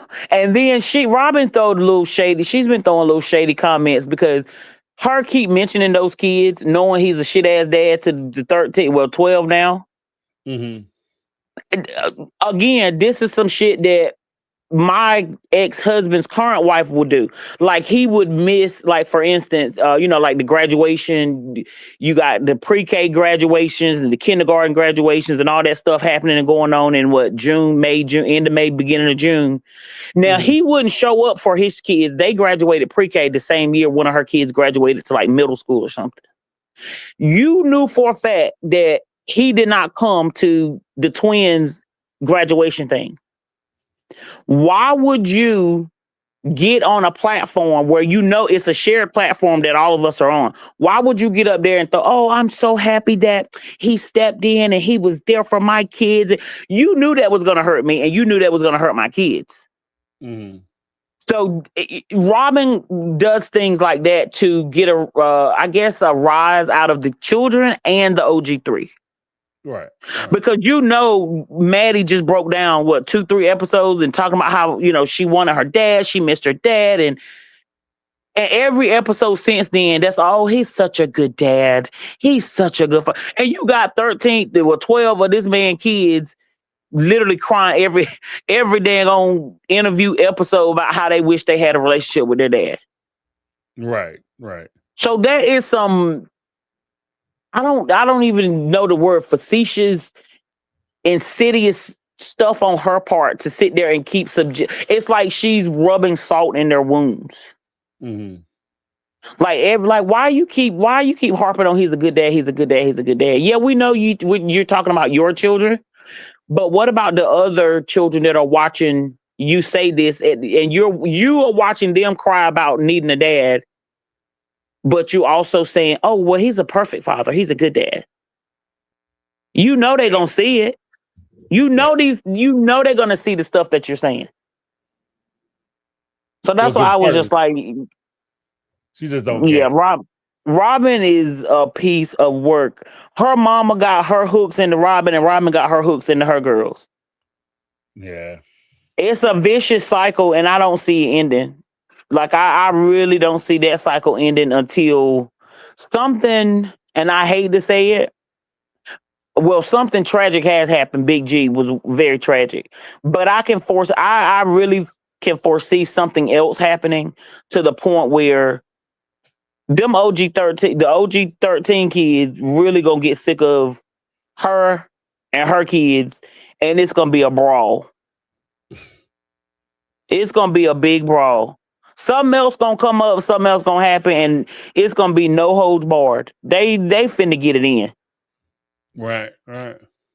Yeah, because y'all playing too many mental games with people, and then you trying to rub. Now I feel like you rubbing salt in these people's wounds, and you making a little comment. Well, dating. I feel bad for anybody that has to date after you done stole these women husbands. What kind of shit is that? Right. Like you done came in, done seduced my husband with the thunder crotch, done got his nose so wide open he can sniff a bowling ball, and then now you want to pick at me because I'm single and I'm trying to mingle. Right. Like them fighting, I'm saying them some fighting words, James. I don't see how they do it. Cause me and Robin would have been had to step out back. Well, she's just trying to keep it even and calm. She's trying to. But she's so shy and she's so pretty and yeah. I don't know. But that's all I got, James. That's all I got. All right, Megatron. Appreciate you. Make sure you check your email. I emailed you today and yesterday. Oh, okay. Yeah, Yeah, make sure you check your email we'll do. because one of the two is there. Okay, awesome. Oh wow, Yeah. thank you. But happy holidays to everybody. What's today? I don't listen. I'm so stressed out. I don't even know what day Tuesday. Okay, yeah, day Tuesday. Okay, so yeah, we got Speak Pipe Thursday. Yep. Thursday Speak we- Pipe and Saturday Round Table, and then back on Sunday. Listen, and I'm ready too because I want to know what's finna happen after this. Well, you need to start with your kids, man. You don't be worried about me. Start with your kids. Cody, he Don't worry about me. Worry about them kids, sucker. Worry about your kids. Yeah, then you talking about drink up those beers. Man, I'd have dumped that beer on your head. Right. But anyway, right. Like my granddad used to say all the time, come again? Right. Come again? That's when you know about to get. When we heard that come again, all right, y'all kids going out. All right, because granddad finna go off. Everybody back up. And that's when you start walking up on them and shit. Why you walking up on me and shit? No, man, I hear what you said. I just wanted to get a little closer so I can hear what'd you say? Look, and they do the little lean, James. Do the little lean down so they put their ear closer to the ear. Because you already know that my granddaddy was a lefty. So a lot of people never saw his coming. So he was a lefty. So you know that left one will catch you. It'll stun you. The left one will stun you. Yeah, boy. But yeah, that's all I got tonight. Like I said, y'all, I watched the videos with McKelty. I think that was on point. McKelty putting herself in the middle. She didn't have to. I think she wanted to just because she's such an attention-seeking person. Mm-hmm. And she wanted to be the only one. I'm cool with everybody. And that runs the lines of, well, who you loyal to? Because if you cool with them, I'm so stubborn and mean sometimes. If you cool with somebody I don't like, well then I don't care if you're neutral or not. Don't talk to me neither. I don't want to talk to you neither. And I think that's why she kind of backed away and moved and got away from it, because even though she was quote unquote neutral, I think both sides started looking at her like, you know what? Nah, you with them, so you can't be with me. And I think, and I don't know about nobody else, but I wish Tony would shut his ass up. You don't see none of the other husbands you want to be all in the video, dancing, singing. Well, you sit down, bro. You came in the family, 5-6 years ago? You ain't no expert on the Brown family, so shut up. Well, he won't be famous. Gay, or what's Maddie's husband name? I forget his name. Caleb. Yeah, he Caleb. Ain't all in the video. Mitch ain't all in the video. Logan's wife ain't all in the video. Tony, you the only mate that's all in the video. Dancing, singing. Shut up. I'm about sick of his pop-out ass too. Like, he got more to say about this family than the damn family members. Yeah. So I just really wish he shut up. I really wish Tony would shut his ass up. Go teach some chess. Do your thing. And what the hell going on in your family? What about your folks?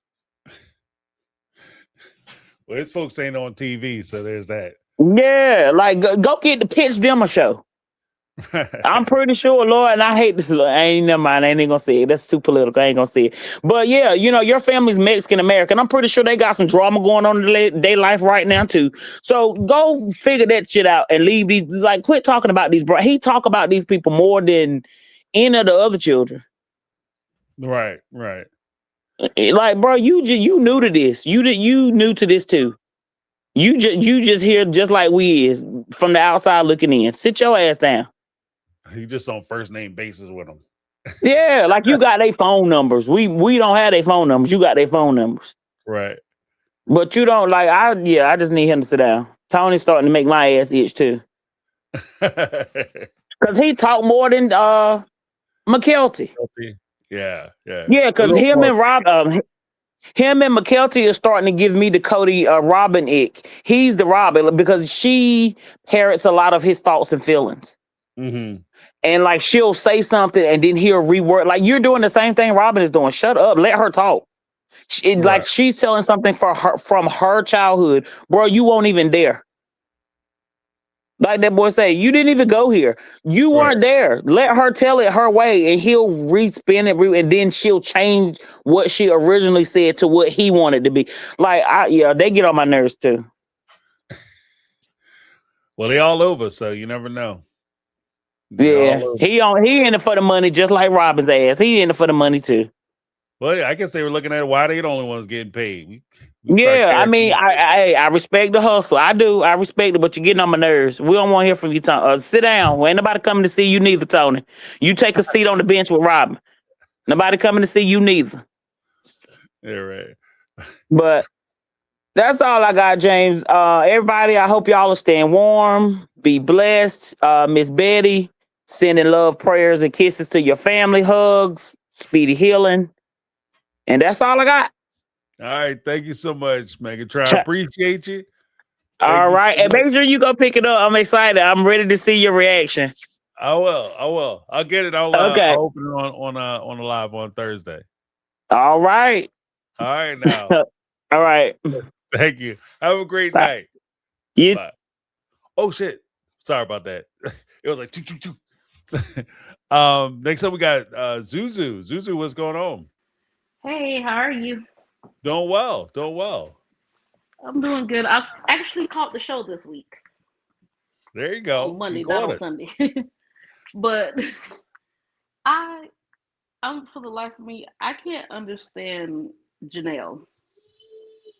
I like her. I know people think like, dang, you just don't like this lady. I actually like her.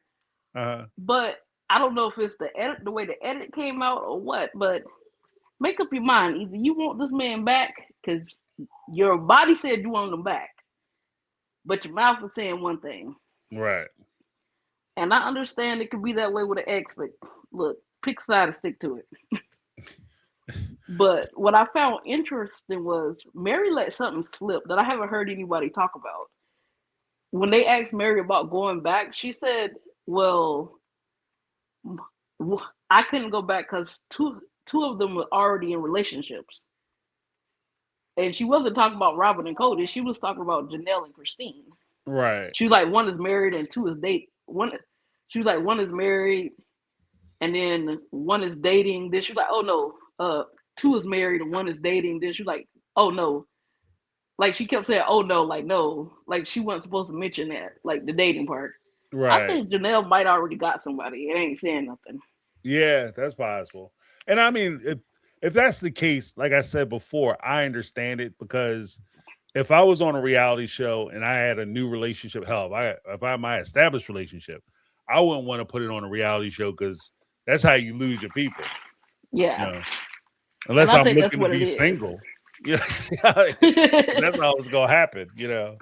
Yeah, I think that's what it is because she really let it slip. Like two is dating. Like hold up, like who's dating? Like hold up, who's dating?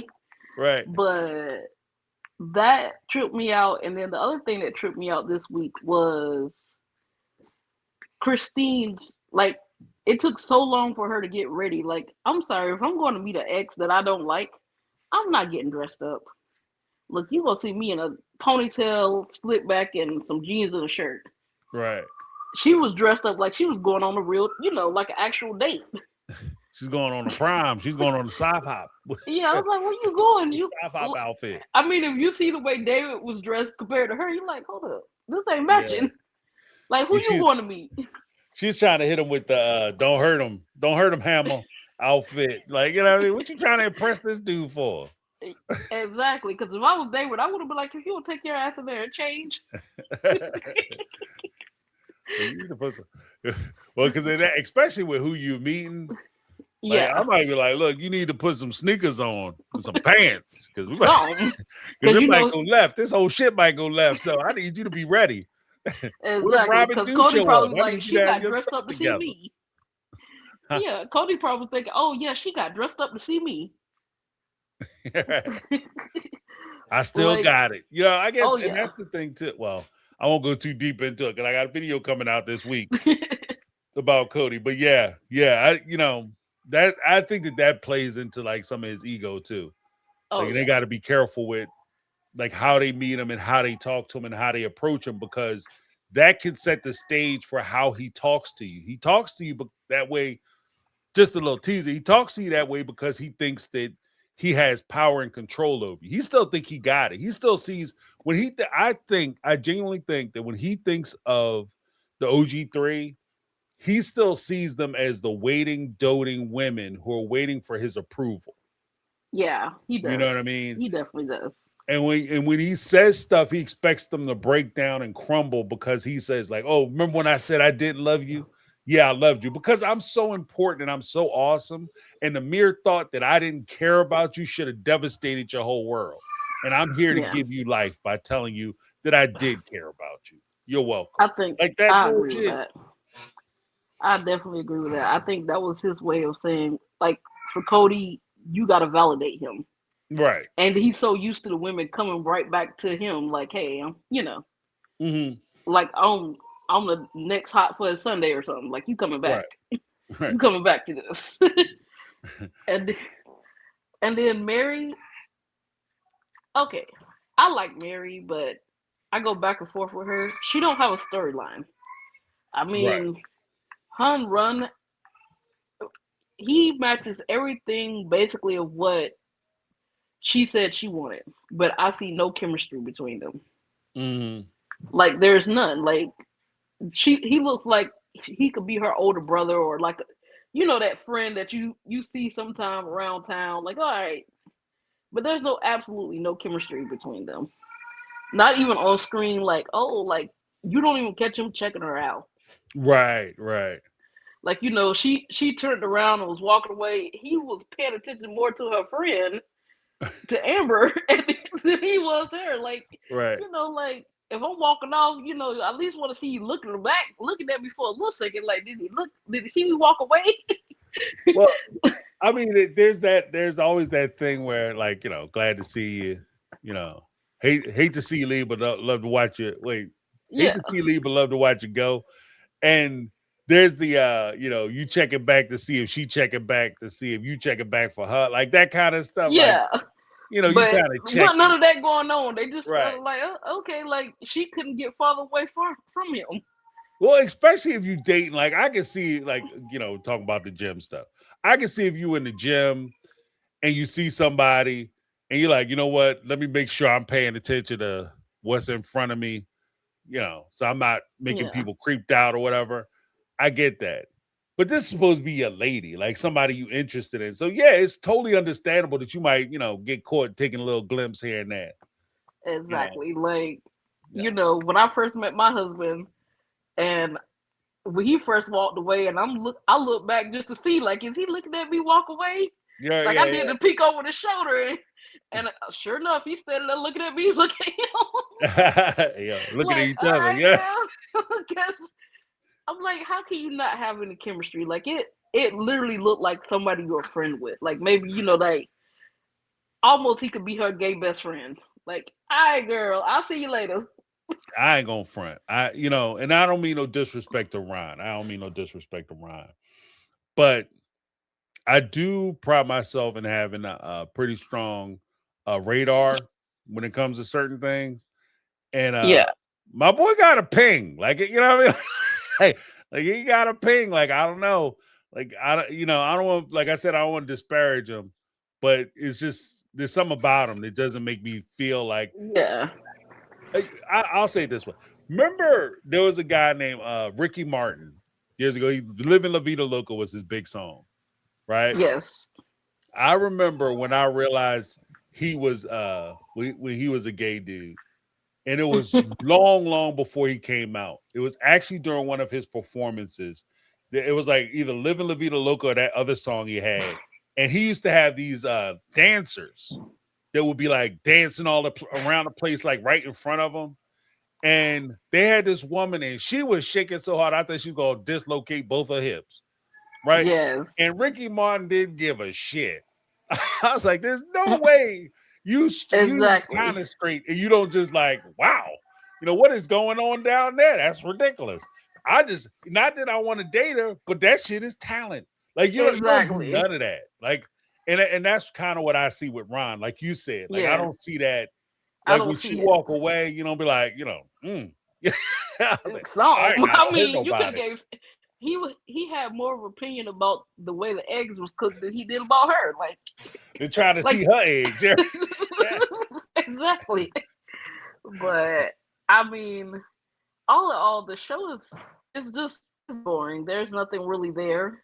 Hmm.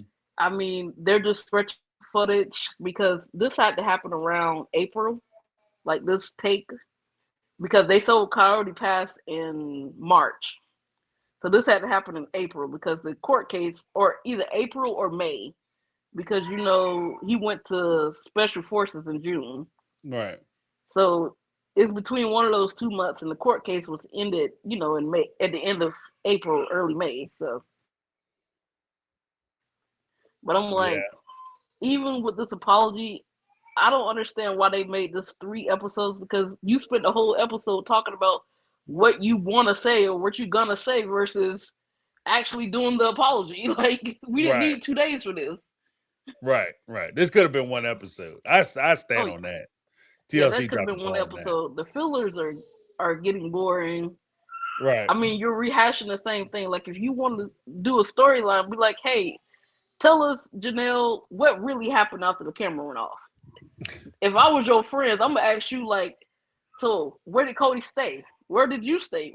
Right. Right. Where I did mean, you really go? did you guys meet up? Yeah. You Like know how what I long mean? was he in North Carolina for? Right. Right. Because I Because know y'all could he'd have drive and separated turn this. around. You got each other's phone numbers. So Exactly. That would have been more of my sweet questions. Like if I'm talking to my girls, we about to get into it. right. Like what was y'all doing? And this is coming from someone, like I said, I've seen how polygyny goes. My father-in-law had 2 wives. My mother-in-law and his other wife. Mm-hmm. And so I'm like, I've seen polygyny work. I've seen polygyny not work. I've seen ghetto-lygyny. Like I said, I've seen the ghetto-lygyny. But I don't know. It's giving me that Janelle would go back to him if Robin wasn't there. Like I think right. when Robin leaves him and take all his money, Janelle is gonna be the one to bail him out. Mm-hmm. I think that's what's gonna happen. I think Robin's gonna be like, "Oh, you ain't got no money. You don't file for bankruptcy. Okay, Cody, you such a bad man, and you not taking care of kids, and I can't be with a bad man." Right. So I think that's what's gonna happen. I think he's gonna run back to Janelle, Yeah, and I especially think if she Peter would. Palms take off. He'll Yeah, be I back. think she would take him back Yeah. because, like she said, we still have a love for each other. So I think she left that door open, Right. just Right. not with Robin. Yeah, she just can't do right. I agree with that. I agree with Yeah. that. I just don't think she could do Robin. I think she would take him back. I just think it's the Robin part. She can't deal with Robin. Which Right. I want to know what's so bad about Robin, because I mean, she just played the game better than all the rest of y'all. Right. I mean, I don't like Robin at all, but she just played the game. So you mad at her, but not mad at him? That's stupid. But I tell you what, you've given me another idea. I'm gonna do a video on that.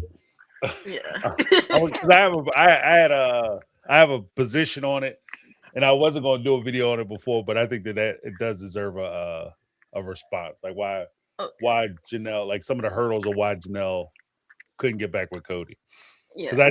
I have opinions on it, and you might be surprised. So Oh yeah, yeah. you've And I inspired also me to do that. Oh, thank you. Though that's good. I also, like the other caller said, I hated the Mel and Corey interview.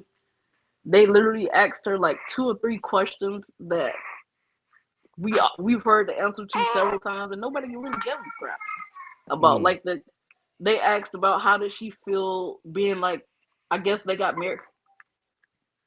Cody married Robin when she was 14, and I guess that's the same age that her dad married her other mom or something, her mm-hmm. Robin of the family. So I'm like, you know, we we've heard this before. Like we already know when they married. She didn't ask no hard hitting questions. She wasn't fangirl like Pop Psych, but I don't think they had good questions. Like, I don't think the questions was anything that it was something we could have watched the show and heard her say, like Mm, no details, no hard hitting questions, no, you know, because only thing that she said that made was a little bit different is that she didn't consider Robin a mother mm. because when Robin came in, she was already basically grown. She was already Right, basically right. grown. So I think that was like the only thing that could be interesting from that conversation. I didn't hear the Patreon portion of it because I'm not gonna pay for Patreon, but that's all I got. Okay. Well, thank you so much for calling in, Zuzu. I appreciate you. I Thank you. hear the baby trying to get in there. I got something to Yeah. say too.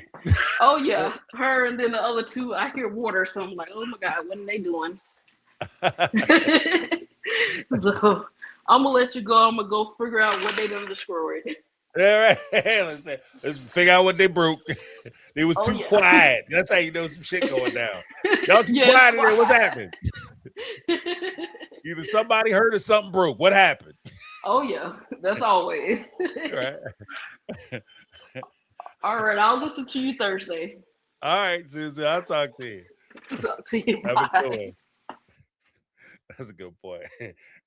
Y'all too quiet in there. Something been there broken and shit. Y'all just and when you the older child, because I have a little brother. When you the older child, that child get hurt, you sit there, shh, you all right, you all right, try to make them laugh and shit. Don't know you, no, you okay, try to get them to laugh so they don't tell on you.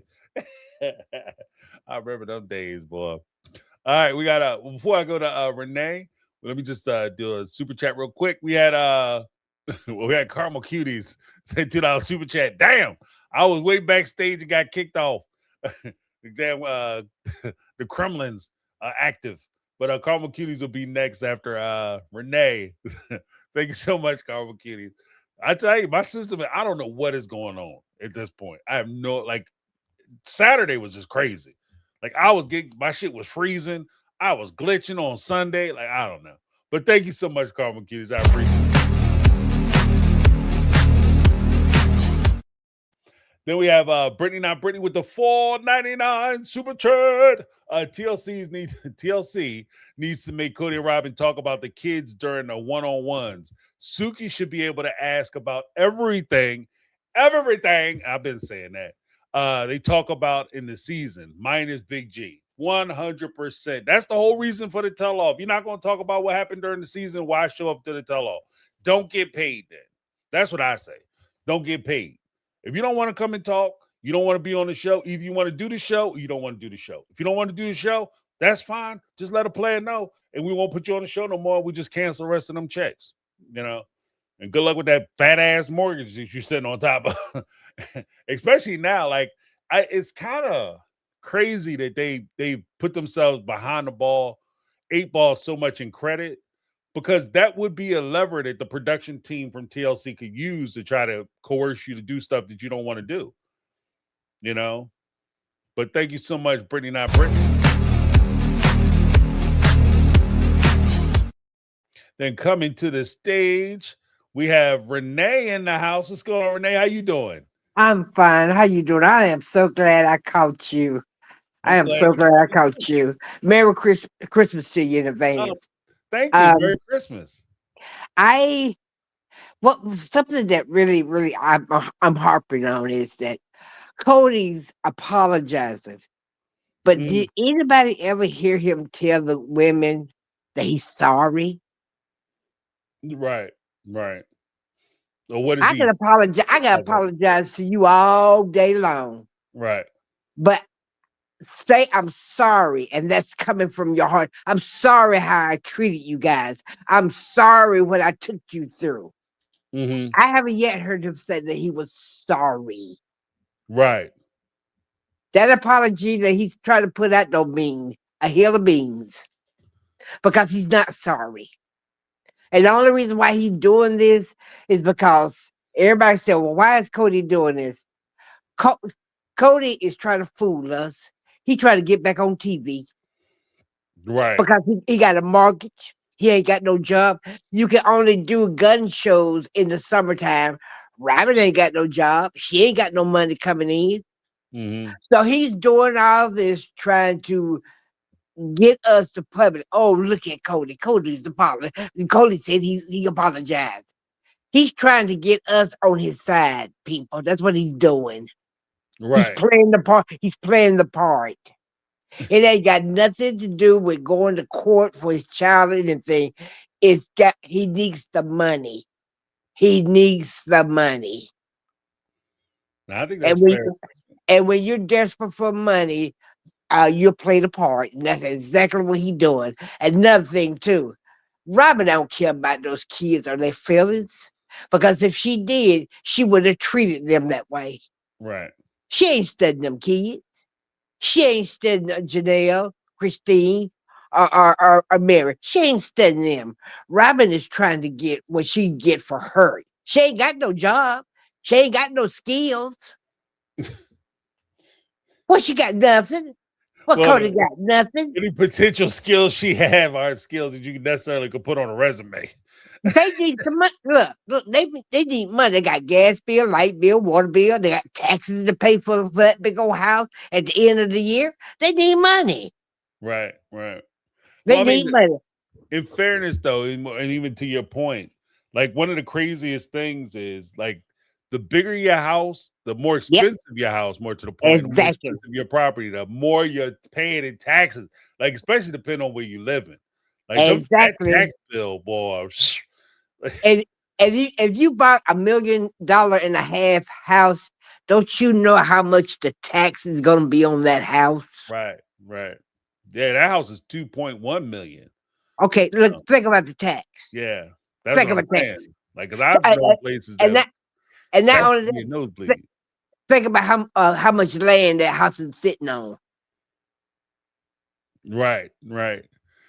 That's what I'm saying. Like like that's the one bill. Like you can make plans for your mortgage, Yep, right? But the taxes, that's like you right. can start off, you buy the house, everything cool. Then all of a sudden, gentrification is usually like a Exactly. big one now. But you can start off, or the people in your town be like, you know what, we want to build a library. Well, God bless them if they want to build a library nowadays. But we want to put a swimming pool in or some stupid shit. Uh You know, huh. we want to get the mayor a brand new car. So we're gonna raise Exactly. everybody's taxes. And then That's all of a right. sudden your taxes shoot up through the ceiling. Oh, hell no. That And much tax land. and taxes are high in Arizona. Mm, Taxes are high. yeah. But Yeah. another thing that's getting me, you said it too, that why did Christine get dressed up and care about herself for to go see Cody? You know why she did that? To show Cody, I don't look like no ragamuffin no more. Right. And my You man remember? take care of me. You remember when all those ladies were with Cody? They looked like ragamuffins.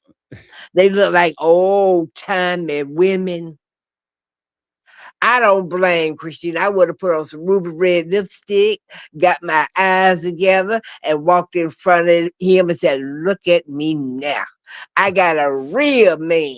Got me Yeah. looking good." Yeah. Well, She I did guess that right. is a point too. Yeah. She 'Cause did right.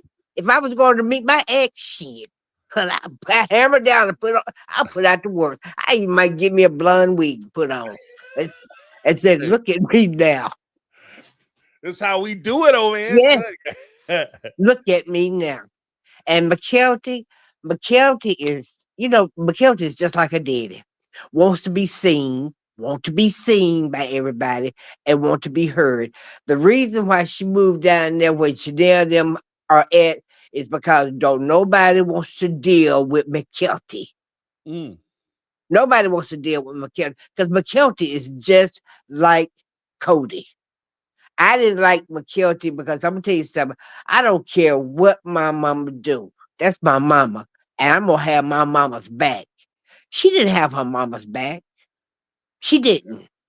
She had Robin's back until Robin threw her under the bus like she threw Mary under the bus. Now all of a sudden she want to sit back, her and old Ding a Ling Ling, and talk about Robin and Cody. You wasn't talking about Robin and Cody when you was over there telling them everything they need to know. That's why Robin had you over there so you could run your mouth. And we all know you and Tony like to run your mouth. Oh, you think they was over there giving up tapes? I surely do believe it because every time Cody would say something, one of my children told. Only had to be one that was McKelty because all your other kids weren't even talking to you. Yeah, you only talking to one, so That's right, McKelty, we running her start mouth. counting on fingers. We done figured it out. Yeah, flapping her mouth just like a chicken butt. One of my kids informed me. No, it was McKelty. Because y'all remember now, none of the kids was talking to Cody. Nobody but McKelty. So, he apologized. I apologize. Yeah, but fool, you ain't never said you sorry. Right. I'm sorry they just how I treated y'all. I'm sorry. Step to the kids. I'm sorry, kids, how I treated y'all. I'm sorry that I didn't give y'all a good home. I'm sorry that I didn't give y'all no love and no understanding. Mm-hmm. Yeah. And Robin is telling him that, and I'm gonna be honest with you. I'm gonna be honest. If he don't get another spinoff on the show, Robin gonna leave him because Robin is not fit to be with a broke ASS man. No, she ain't just, and that's part of No. the problem too. You come up with a, and she used to you having it. Second, you don't have no more. All of a sudden, it's a problem. You mean I got to move out of this? I moved out of a 1.6 to a 2 point something. Well, actually, technically, I moved from a trailer to a rental home to another rental home to owning a $500,000 home to owning $1 million home, and now I have a $2 million home. I'm not trying to go back to the trailer. And I'm certainly not trying to go back to the trailer with you. And I think that's where Cody, you better get on the grind hustle, buddy. You better hustle. Yeah, and eventually if he don't get himself together and get his money back on track, Robin gonna be gone. Cause see, Robin is about that bag. She's Yeah. about that bag. She's about that bag. But another incident I wanted you to, if you notice, when they was all at the table, that's Robin and her kids. They were at the table eating pizza. And Cody said that he made a statement that they were gonna move to the new house and something they were going to leave something behind. And Robin looked at the little girl and said, did you hear what he just said? We're going to leave. I forgot that what she said they were going to leave behind. And the little girl looked up and said, oh, is that all? Next. It was something I don't forget. I don't forget what it was. But I do say that if Cody don't get the money rolling and get himself together, Robin is gonna be gone and ain't nothing Cody can do because you know what? Remember that house, who named the house is in? Yeah. Well, it's a trust. Who named that house is in? Yeah. It's a trust from what I understand. So Yeah, that's right. That's right.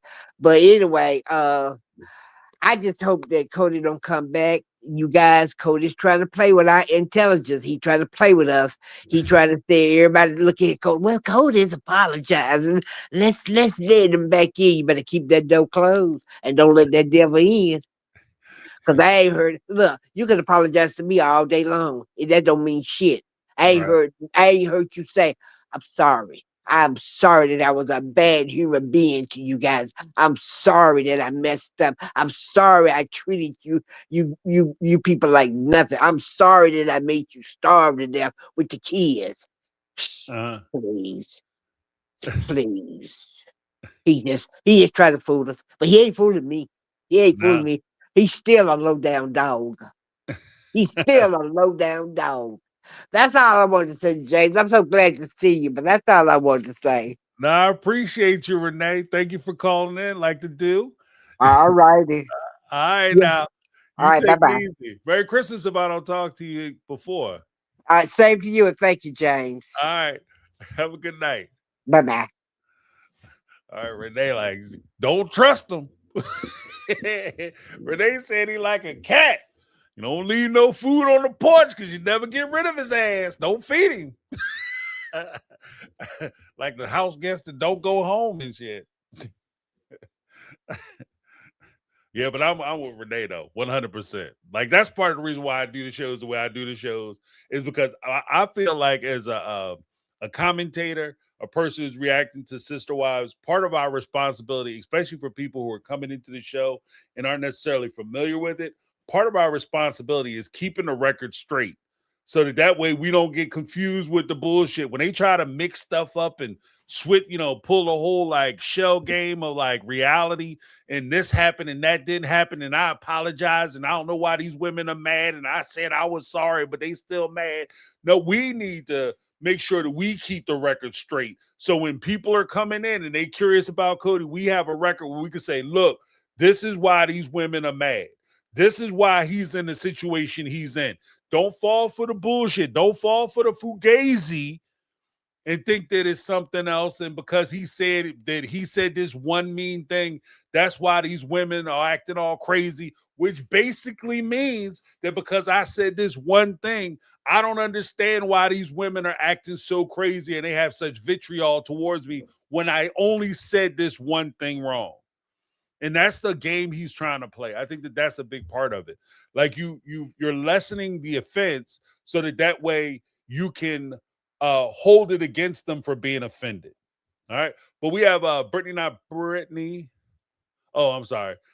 She already got the $4.99 super chat. Thank you so much, Brittany. Meant to hit this one. Jody Periscala with the 1999 super chat. I have to fess up. I emailed Melanie and said she overtalked and would have wanted more input from McKelty. I think Mel was nervous. That's possible. I haven't seen the interview, and I will do a review of it. I'll watch it, and if there's stuff in there, I won't promise that I'll do a recap of it. But if there's stuff in there, I certainly will comment on it. I know Mel and Corey. I've talked to them before. They're good people. We'll see. We'll see. And I'll come up with my my assessment. I'll be fair and judicious, but we'll see. Thank you so much, Jody. And it's also interesting because Jody will call you on your shit. And that's all right because I appreciate it. I appreciate input on the channel, because it only makes the channel better. Even if okay, I agree, disagree, whatever. More information is better than no information. So I'm a high information guy. So thank you, Jody. I appreciate you.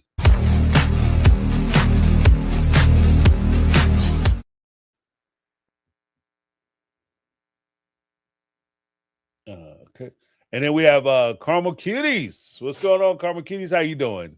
Oh Lord, I've been waiting. Nah, I I'm know. good. I'm good.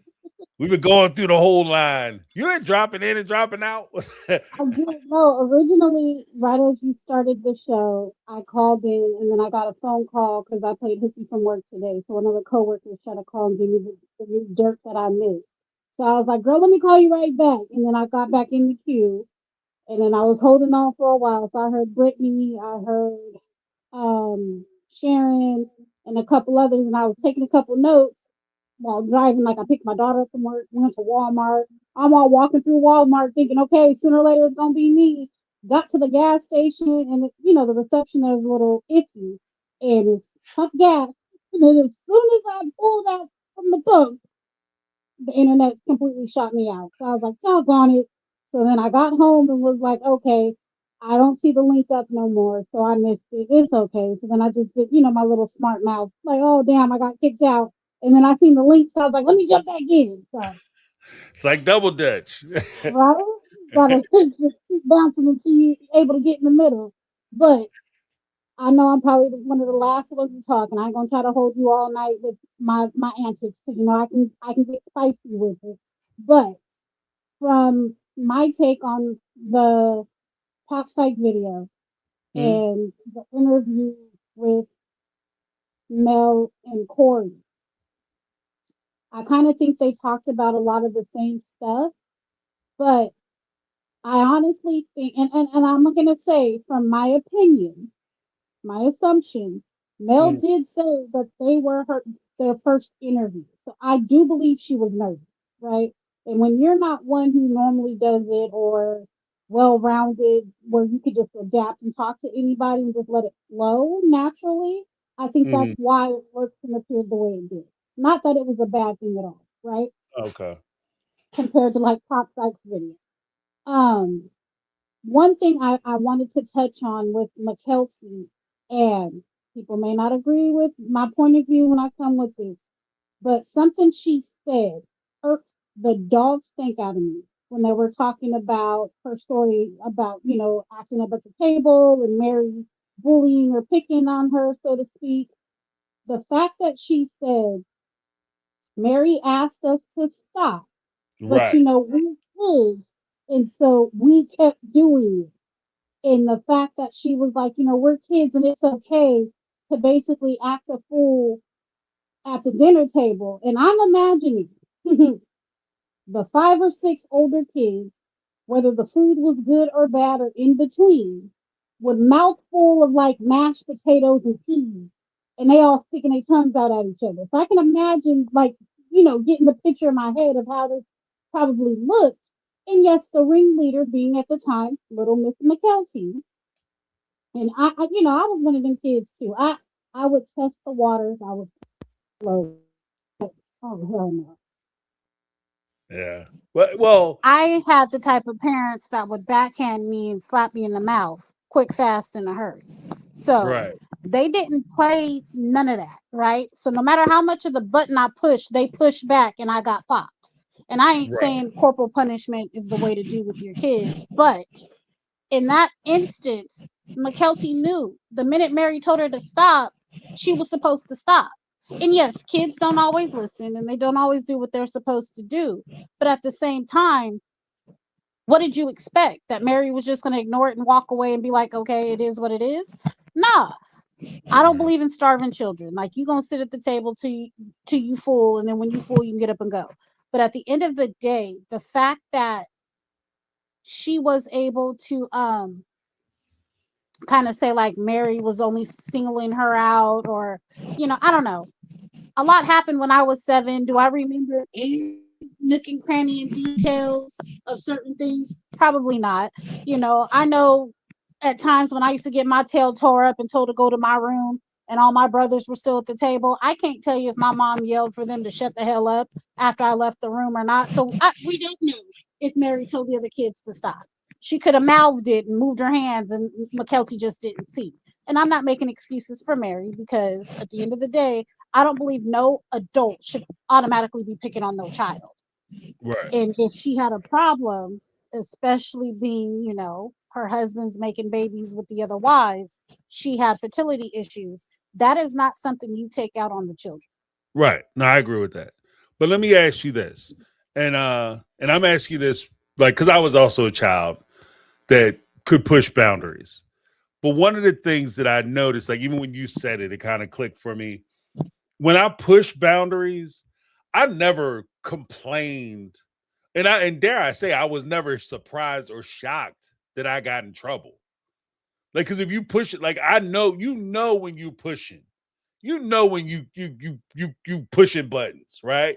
And if your parents, you pushing buttons and your parents respond to you pushing buttons, just just in case your parents respond, I wouldn't be like, yeah, I was in there pushing my mom's buttons and she had the audacity to yell at me. I expected that. And I just take it on the chin, like, yeah, I was messing up. You know what I mean? Right.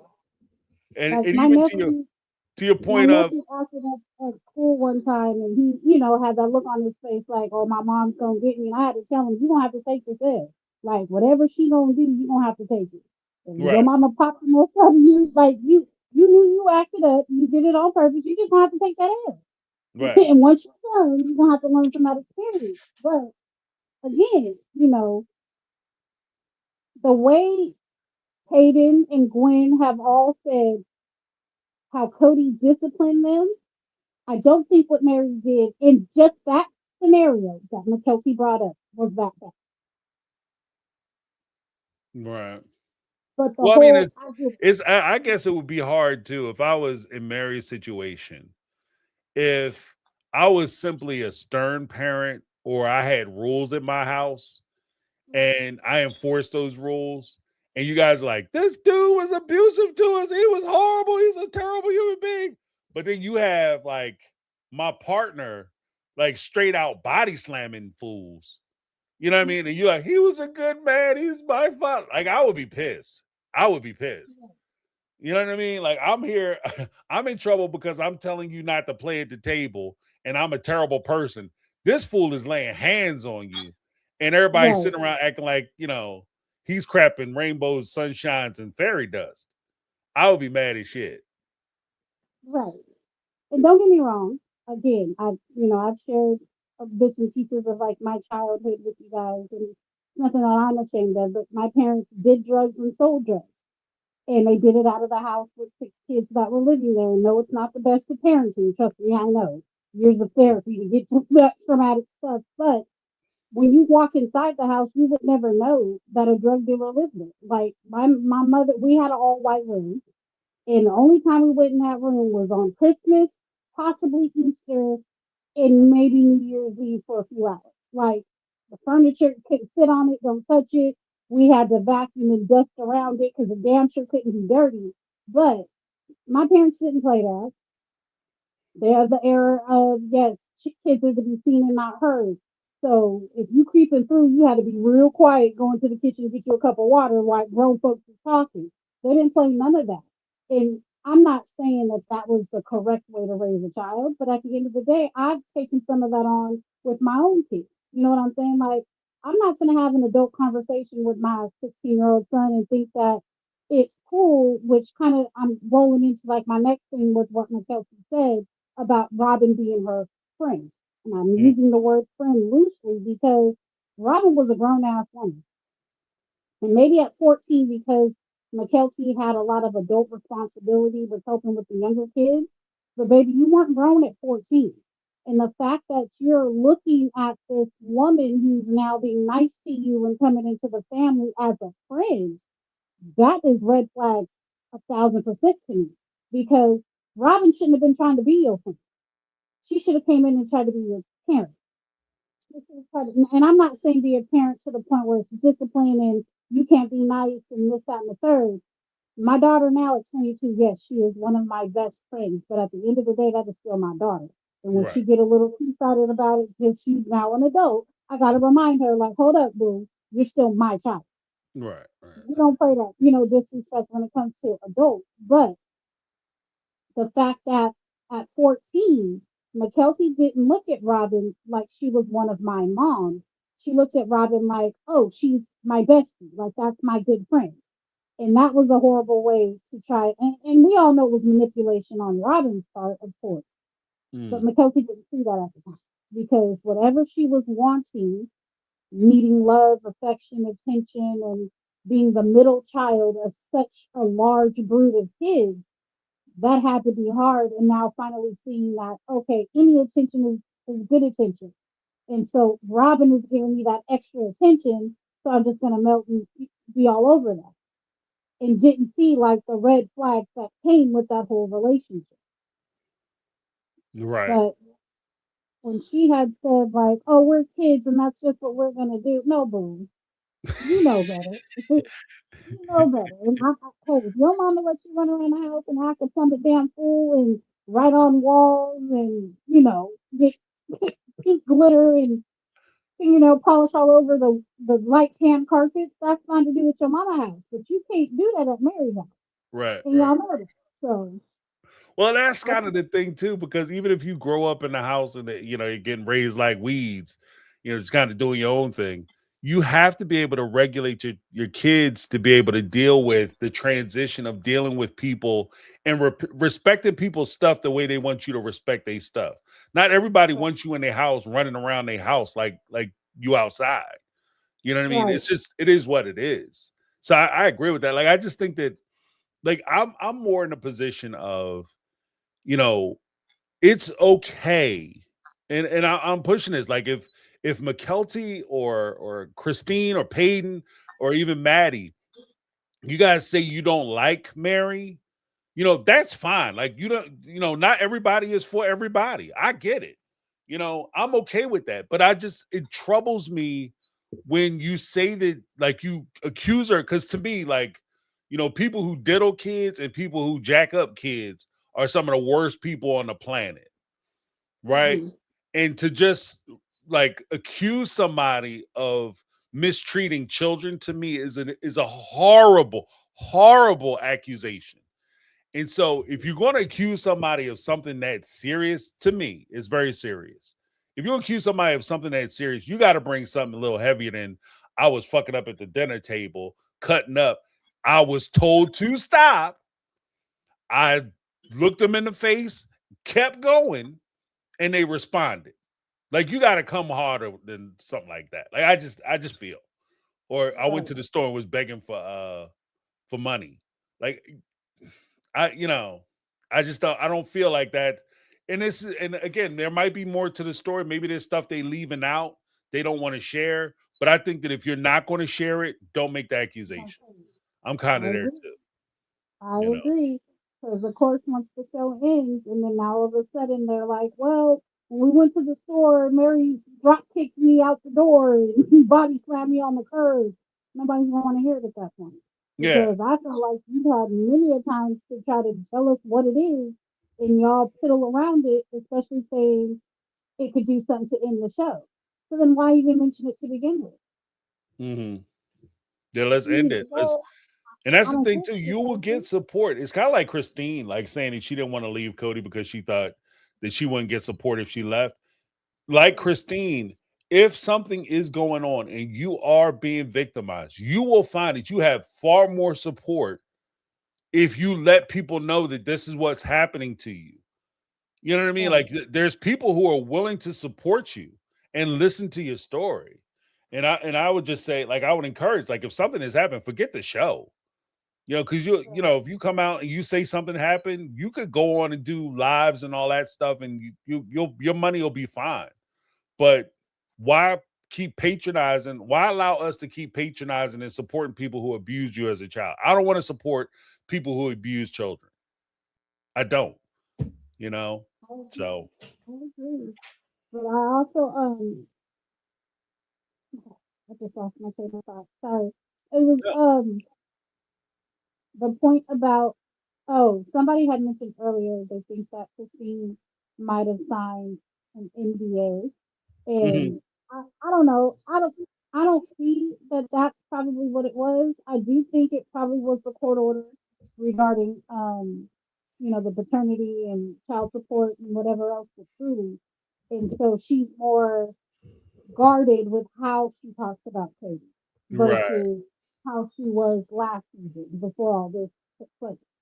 And so I don't think it would be that extreme for her to sign an NDA. And I'm gonna be real. David don't even seem like the type of man that would even allow his wife to be just because. You Mhm. never know what might get said outside of filming, right?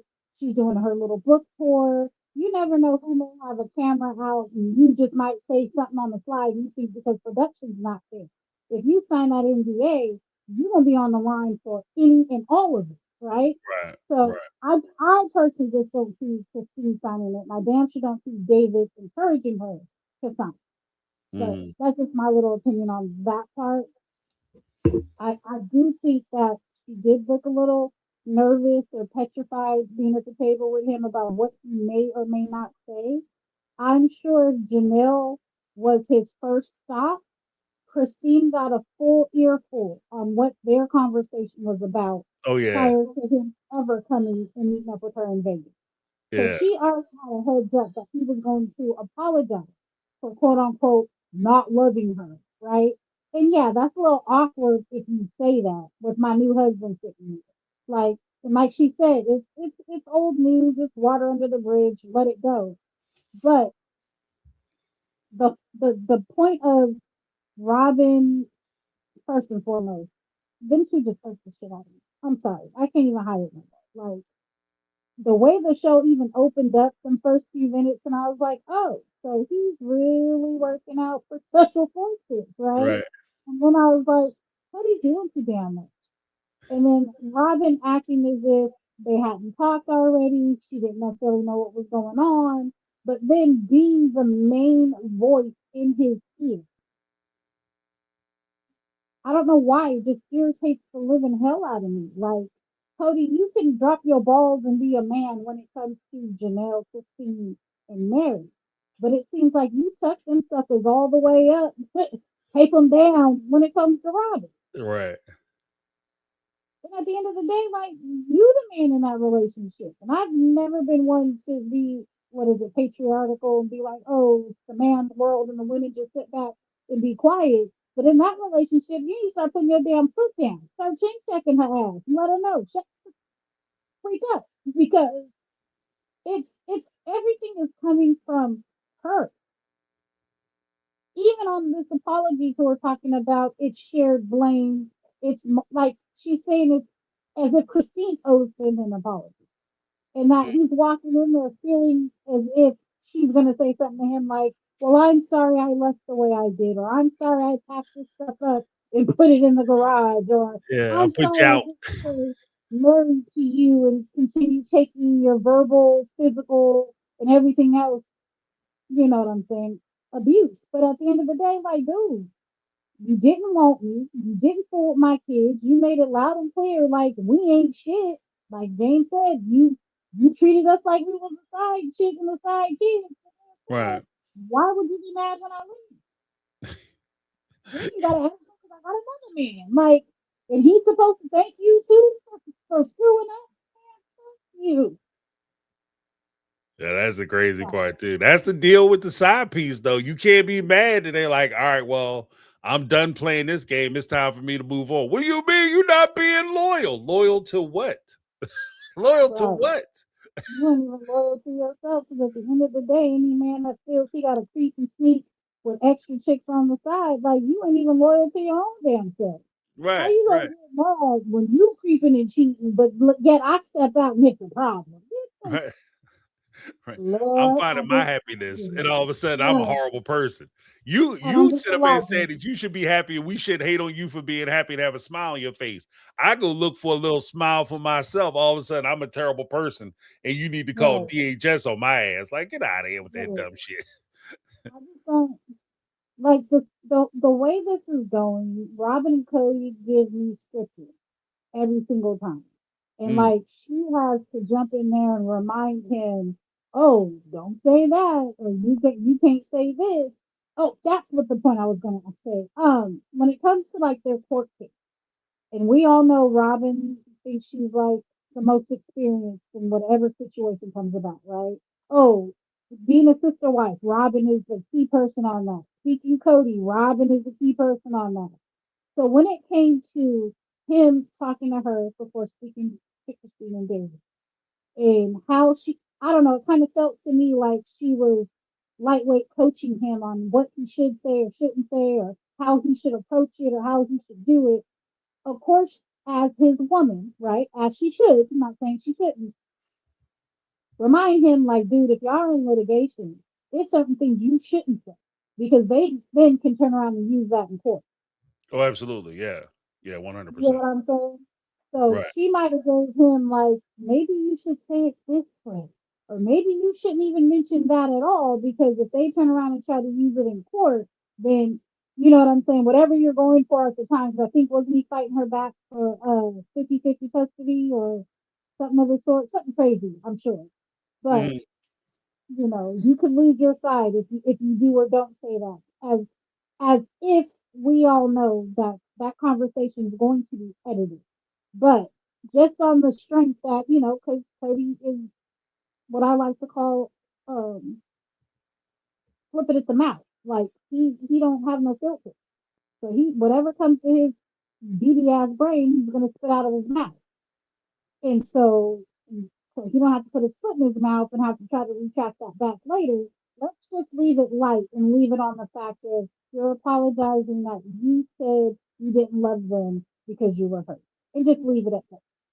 Right. But I don't see what the whole point was for. David coming back out and basically letting him know, like, start with your kids. If I could high five somebody and dab them up through the television, that in that moment, my head said, "Mine." You can fill in the blank because you already know what I was going to say. But David was the man in that point because everybody else is biting their lip and not saying what they should say. He said it Right. as he was here because David's a real father. And you know what I'm saying? Even picking up the pieces in Cody's kid's life. And it's a Yeah. damn shame that, Cody only wants to worry about saying how much he didn't love them versus getting to the real nitty gritty. Like, you didn't travel this damn far. We might as well have, you want to have a conversation? Let's have a real conversation. Well, that's the whole thing too. Is that I gotta be careful what I was saying because I'm gonna do a video on it. But and sometimes some of my ideas kind of leak out. But the get videos get made before I can make the video. But I will say that like I 100% agree. And that's one of the benefits of you having somebody there who's not, feeding into Cody's bullshit and will keep the task where the task needs to be. If we're going to be here and I'm going to take my time out and I'm going to travel so that I can listen to you apologize, then I want to hear your apology. You know what I mean? And we're not going to go through like the superfluous bullshit of, I'm sorry that your feelings was hurt because I hurt your feelings and you felt bad because you misunderstood something I said. We're not doing that apology. We're going to do actual apologies. Let's talk about real shit and real topics, real issues, and we'll address it there. And if you're not ready to talk about it, what are we doing here? You know what I mean? I think that that's fair. Right. Especially, again, because she already heard from Janelle's point of view the bullshit he had to say in North Carolina. And even with that, like, Janelle irks me so bad. Like, I like Janelle, but that makes the whole trying to cut Mary out or do the little slide shit she did with the Selma Coyote bag already had me looking at her sideways. Mhm. Now the fact that she melt like her panties was moist sitting Yeah. in that chair across from Cody. You seen it. Her face lit up. She got all giddy. You know what I'm saying? And then later on wanted to be like, well, I should have brought up talking about the kids, but dude, I would have walked in that son of a gun and had my list bullet points highlighted, fucking bold, italicized, and underlined. But and we not okay, Cody. I don't care. That's cool. You love me, whatever. What about that? Like I would have fired all that out, and then we would have seen the real him because it would have pissed him off. So his Apollo lie wouldn't have even mattered. But the Right. fact that he let him off the hook, we don't see what Christine's gonna do. But we also know that Christine and Janelle, for the most part, are not really confrontational people.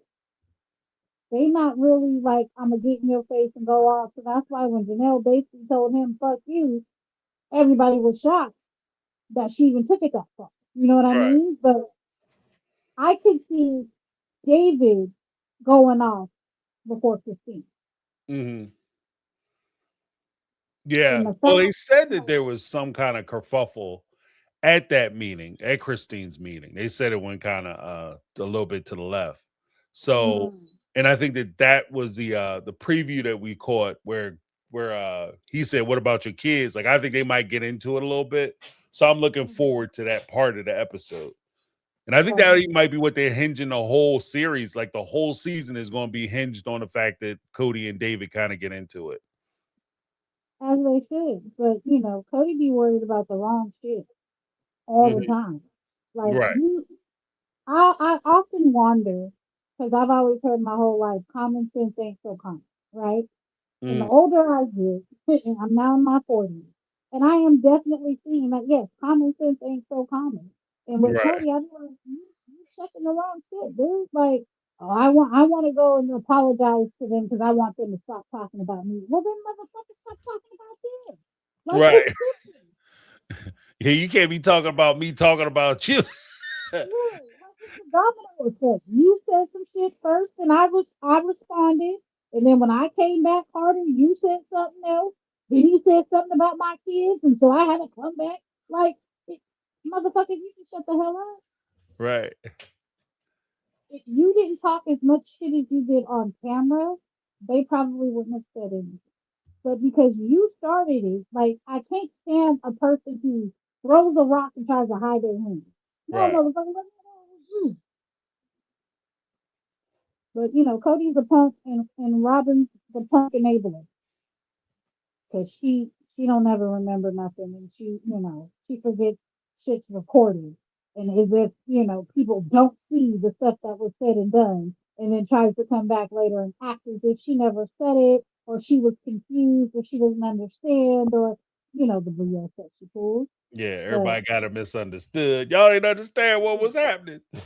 like the test she didn't take, but she took it clear as day on camera. That said she was dramaful, and now she mad at Christine because Christine brought it up. Get the fuck out of here! Like, come the hell on. Y'all been trying to play us fans like we just dumb, stupid, and retarded, and we're far from it. No offense with the R word, but like, I don't know. I'm definitely over it. I know. I don't know.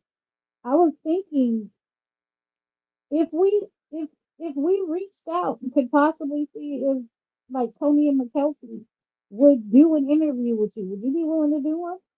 Yeah, yeah. I was actually thinking about doing it. I just got to see what they did. I wanted to get caught up with the material that they already put out because if I talk to them, like my whole thing is if I talk to somebody, I want to be well. I mean, obviously, you want to be prepared when you have the conversation, but Hmm. I want to try to get a little deeper because there's also a point of negotiation where we have to talk about what it is we can talk about. Because if they Right. don't want to talk, like if you don't want to talk about, if you can't talk about certain things, or you don't want to talk about certain things, then I'm not one for pointless or frivolous conversation. Like I'm not just Right. going to talk to you to talk. Like I'll talk to people to talk to them, I guess, but I don't want to just do like this is going to be an interview where I'm going to talk to them, and I know full well that we're not going to talk about anything. Like I'll have them on the show. You can do a guest spot on the show for sure. I don't care. Yeah. But if I'm going to say we're going to get into the shit, I want to actually get into the shit. Like let's talk about it. We don't have to necessarily talk about Cody specifically, but let's get into some things about how you feel about stuff, what your positions are on things. Let's talk about parenting, where you are as far as parenting, because I need to understand why it was so bad. What you said Mary did, why that was so bad for you. You understand what I Like, mean? Like that's the kind of stuff I yeah. would want to talk about. Well, knowing you gonna dig deep and get to the point. But how much would they be willing to divulge? I guess is my Right. question. But Right. no, that I wrote that down. Like, you know what? Let me ask. If James would be willing, if we could figure out a way to make it happen, would you be willing to do an interview with the two? Even though I feel like you should just be talking to McKelty by herself, because Tony is shut the hell up. That's every time he gets on the camera and says something. That's all I think. Just shut the hell up. Like, Yeah. Well, because I mean that's the thing too. Like even with Tony or if you're talking to Cody and Robin's there, you're talking to Robin and Cody there. Like it's the whole idea that you know even with Tony, like you gotta challenge it. Like so if he says something, like sometimes I notice that when Tony says stuff, nobody really challenges what he says. Like mhm, he just kind of says something and it almost feels that because I think that's what it is. It's very Cody reminiscent. It's very Cody light. So you ask one of the wives something, Cody answers, and that's supposed to be the last word on the subject. But I have a question. Yeah, I have thoughts. Like, what do you mean when you say this? Why did you say that for her? So if you want to talk about it, let's talk about it. But if not, then I don't want to. I don't know. You understand what I'm saying? I understand completely. Yeah. Completely. Like I said, I wrote a bunch of stuff down, but that was the last thing on my little list of stuff that I wrote because I was just sitting here as I was listening to all those who called in tonight, and I was just like, you know what? James is pretty neutral when it comes to like you're an equal opportunity shit talker.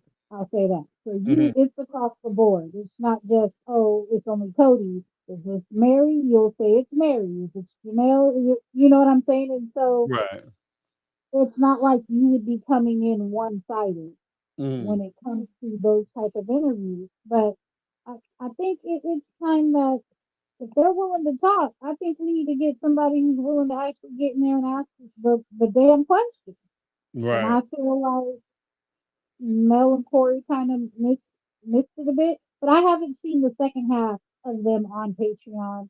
And I'm debating if I want to pay for it or if I'll just see when somebody leaks a few clips here and there. I'm on the fence with that one. But, Right. I feel like it's just softball pitches that are being given. And I think we Mm, kind of need somebody who might get in there and actually throw a hard ball here and right. Well, I think that there's a couple things because even to that point, one, I think that it's if you're not calling balls and strikes, like I like to call balls and strikes, so if there. somebody's wrong, I like to say you're wrong. I'll say you're wrong. If I think you're right, even if I don't like you and I think you're right, I'll say I think you're right. But I think that if you don't do that, you only damage your own credibility. So Right, if you can't call it fairly, then when you do say something, people just assume that you're always on their side, so it doesn't matter what you say. That's the first part. The second part, and I even say this with Cody. Cody is not doing himself any favors going on to friendly places and having friendly conversations. If you really want to if you really want to do the redemption tour, you have to go into a position where somebody is asking you the hard ass questions and you're answering the hard questions. Because until you do that, nobody's going to believe a fucking word that comes out of your mouth. You right, know what I mean? Like you got to get like he has to if Cody wants to if he's really serious about trying to I don't think it'll really help his, his image. But if he was even kind of serious about it, you got to put yourself in a position where you can get asked hard questions, because otherwise it's just fluff pieces, and nobody is paying for fluff pieces. right. You know. I agree. I agree. And then my last thing, because I know you've been on for a while. Mary. I lightweight fell asleep during one of her scenes. So I guess the whole egg debacle, I kind of missed that part. Uh But huh. I'm gonna go back and rewatch it after the live tonight. I don't. I'm picking up that Ron is only there for the storyline of being Mary's love interest. I'm Mm, not getting any vibes that Ron's remotely feeling me yeah. whatsoever. I, I'm gonna be, and no offense to the gay community, but my gaydar says he's gay and he ain't feeling it. He pitches for the other team, and Mary is not a player on that team whatsoever.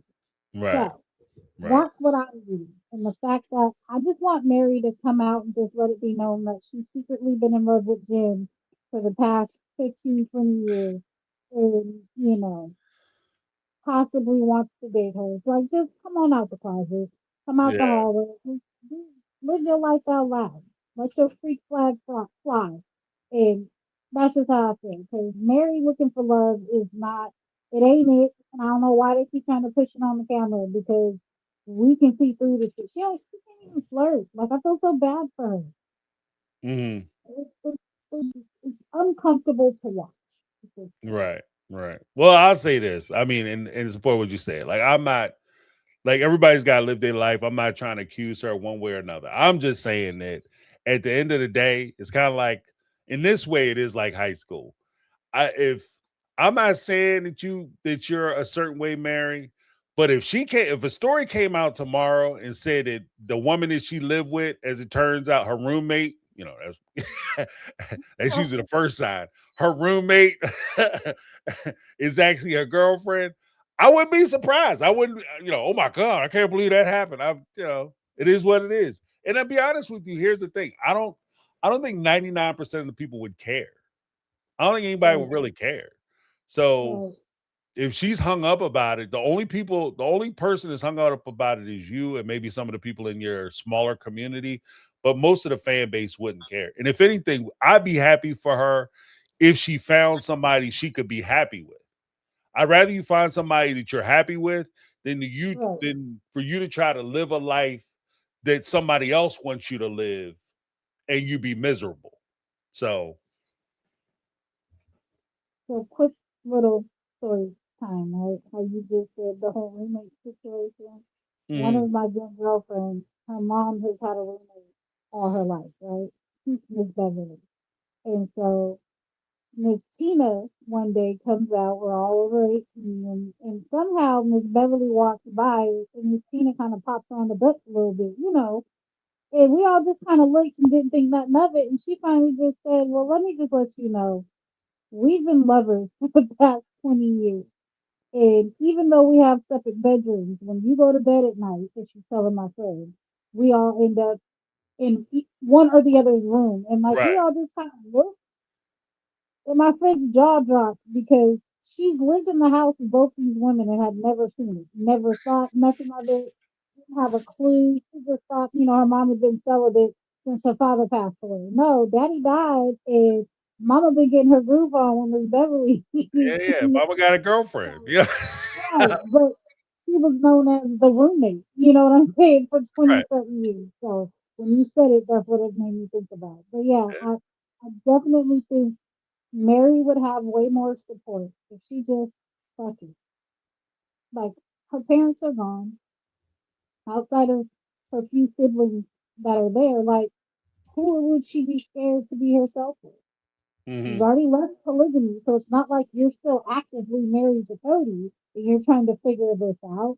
Fuck it. Be like your child. Just come out and do what you need to do. Go live your Right. life and have fun. I do not think she would lose her um I don't want to say support, but her, like, her fan base. I No, think she no. might If lose anything, some she more. might get more popular, to be Right. honest with you. Yep. All the way I a think stack. she's right. She might get more Yeah. popular. Like, you really want to get popular, Mary? Mary, if you want to blow up, girl, be you. You know what I mean? Do you, girlfriend? I say it all the time in bold all caps. Let your freak flag fly. Live Right. your life out loud and have fun doing it. But 100%. that's just where I'm at. Like, I do want to see, and I know that they're going to I know they're going to drag it out. So it's probably going to be 2 or 3 more episodes, right? But I do want to see the confrontation between Mary and Cody. Mm.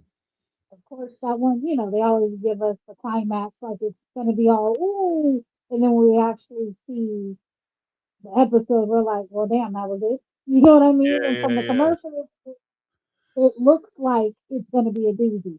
So I'm keeping my fingers crossed that we get what I'm expecting to get. But You this want as season seems like they're advertised, falling in other flat. words. Right. Yeah, what as So, advertised. Instead of like, ooh, it's gonna be Cody, I don't want your ass back. And then, and then like 2 minutes right, later, but when they put in the full context, I don't want you back, Cody. Unless you want to be back, because I want to be back with you. Like, I don't want to see that shit. If that's where it goes, right, I don't want to see that. right. Like you said, like Taylor Swift, we're never ever getting back together like that. That was her moment for the season. But yeah, Right. we shall see. 'Cause so far, this is good, and I'm imagining once Suki comes back, which I'm shocked for having her back. Because I would have definitely thought Cody would have had her out of here.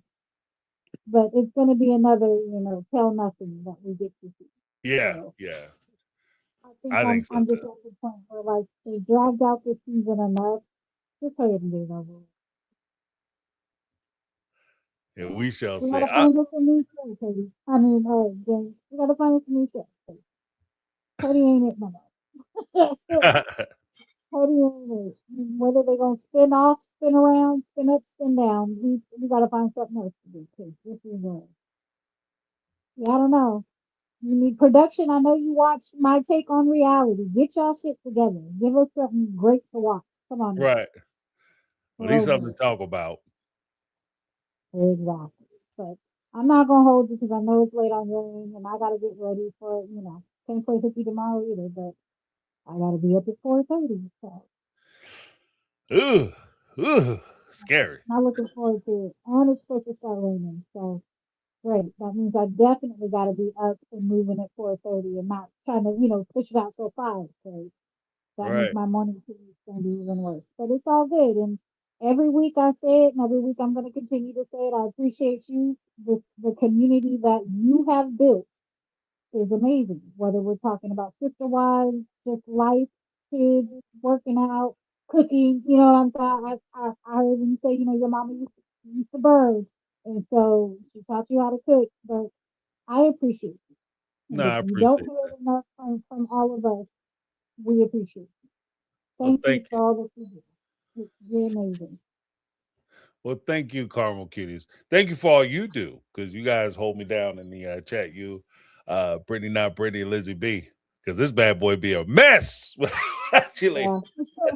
It's be a funny because hot my kids mess. are always like, "Mom, you got every screen on. What's going on?" Because you're on my TV, so I can see the comments. I'm responding with my tablet, and of course I'm on my phone. So yeah, I So do got a double whole work. nother network. Holding it down on all ends, let me tell you. But no, we appreciate you. I appreciate you. So Well, thank you thank you so for all much. you do. You have a great night and drive safe tomorrow. That's an early rise right there, 4:30. That ain't no joke.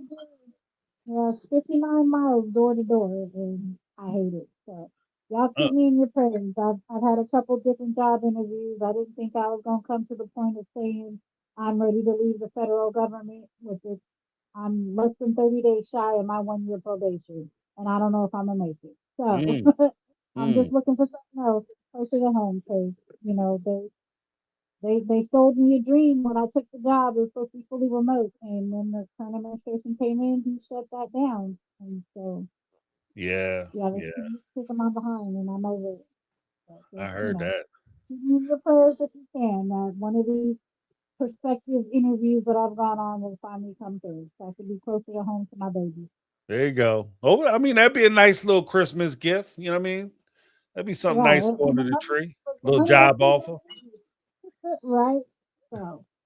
just just keep me in your prayers. So I appreciate you Absolutely. guys. Oh, Mama Betty, I hope your husband comes home for Christmas as well. Everybody who's lost loved ones recently, my condolences and prayers and hugs to you guys. And it's this time of year, and usually I'm highly depressed, and I'm trying to come out of it. And you guys just, you give me a lot to look forward to every week.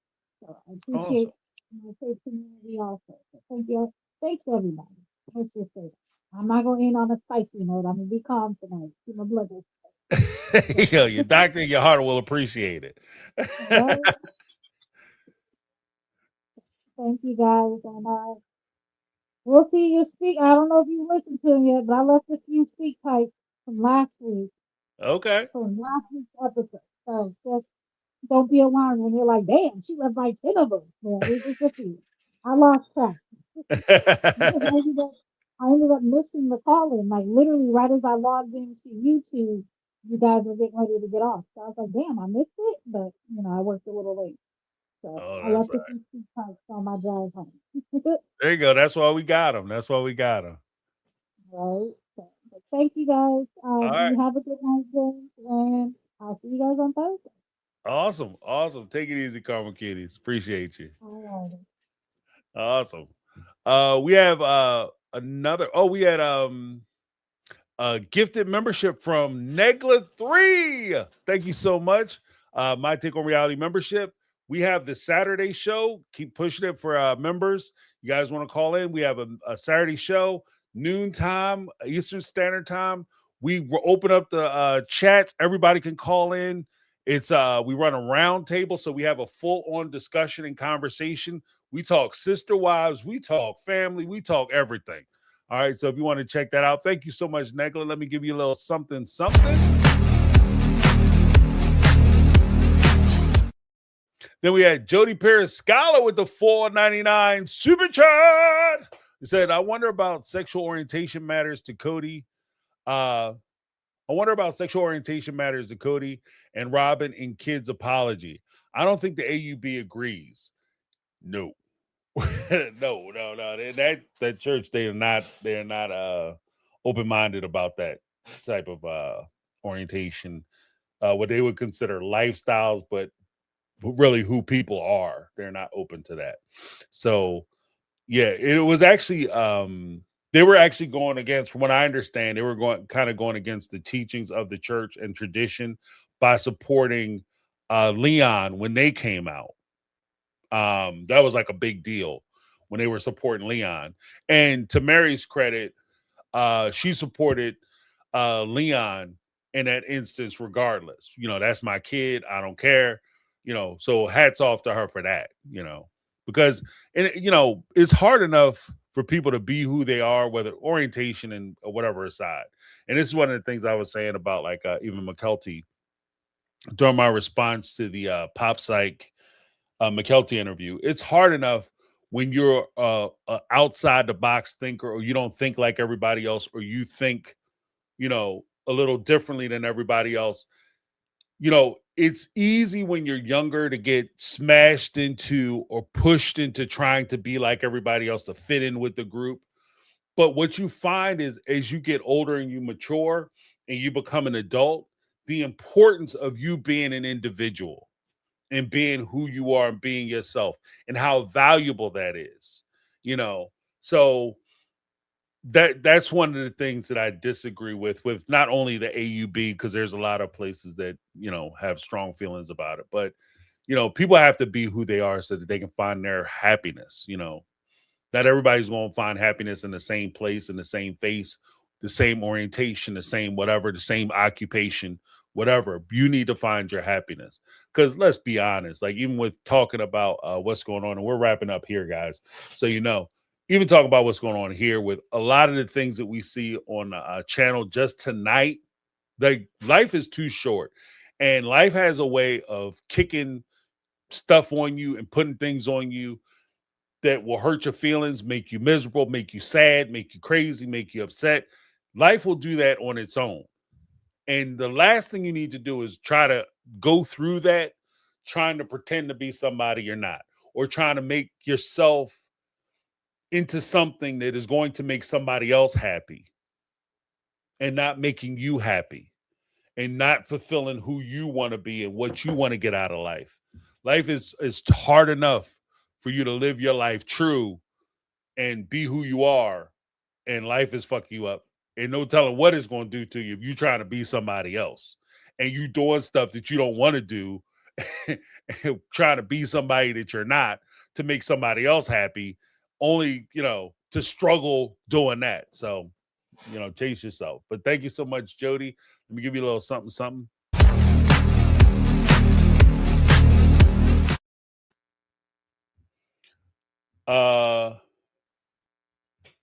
And my thing my mic keeps creeping down. I apologize for that. Oh, just so we can get through, we're going to give shout outs to everybody who participated with Super Chats tonight. And I want to give a huge shout out to everybody who called in. Thank you guys so much for calling in, giving me your thoughts. It felt like a fruitful conversation. I had a good time. Hopefully you guys had a good time participating and listening. The chat was off the hook. Thank you guys so much for being chill there. Want to give a shout out to Darlene Hall, Cindy from Oz, Jody Periscala, Betty Aldridge. Hearts go out to Betty and her husband, Janet with Unlimited Lipstick. We got Sassy Experience, Brittany Not Brittany, and Caramel Cuties in the house, as well as Negla 3. Can't forget Negla. Thank you guys so much. And I want to give a shout out to everybody who participates, not only with the super chats. I appreciate the support, but the call-ins, the kind words that you guys give me, the support that you guys give me as far as like watching the videos and even commenting on that stuff. I really appreciate it. But I want to give a huge shout out to people. And make sure, let's put some hearts in the chat for people who right now, because even as Caramel Cuties, our thoughts and prayers are going out to you. Hopefully you can secure the employment that you want. But I also want to send some hearts out for people who are struggling this season. Feel like they're alone, or feel like they're by themselves, or don't feel like, especially with the economic turns and the affordability of some things, they don't feel like they can give their kids or their loved ones the kind of Christmas or holiday that they want to. It seems like a tough time and a hard time, and you're not going to make it through. We're here to support each other. We're here to back you up. We're here to tell you that not only are you good enough, you're strong enough. And the fact that like the materialism stuff, when it comes down to it, it's not about what you give them. It's about you being there for them. And what it's not what you give to them, is what you give them. Like if you give them your heart, you give them your mind, you give them your love, you give them your attention.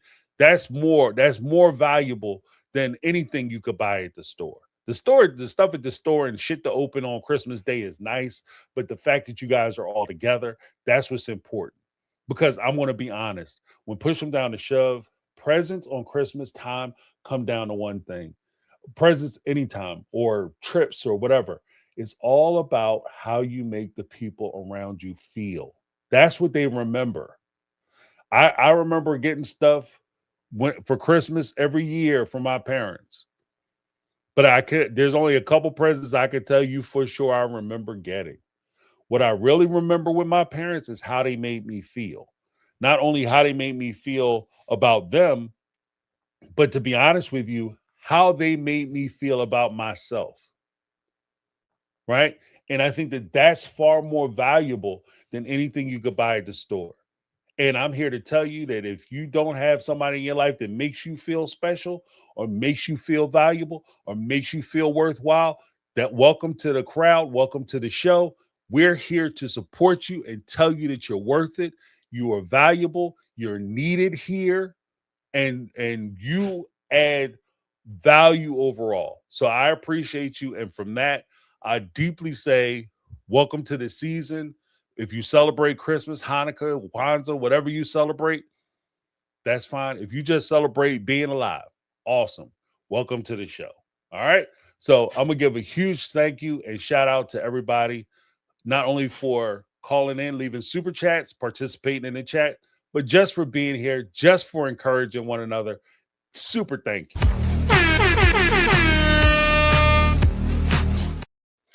So thank you guys so much for joining me. That's my take. I'm James, and this has been my take on reality. I look forward to seeing you guys on Thursday for the Speak Pipe. If not Thursday, we have the Saturday members chat, roundtable chat, and then we'll be back again on Sunday for the after party show. Thank you guys so much, and I'm out. 'Cause I've been living life right like I could just die any minute. Don't pull right down the side.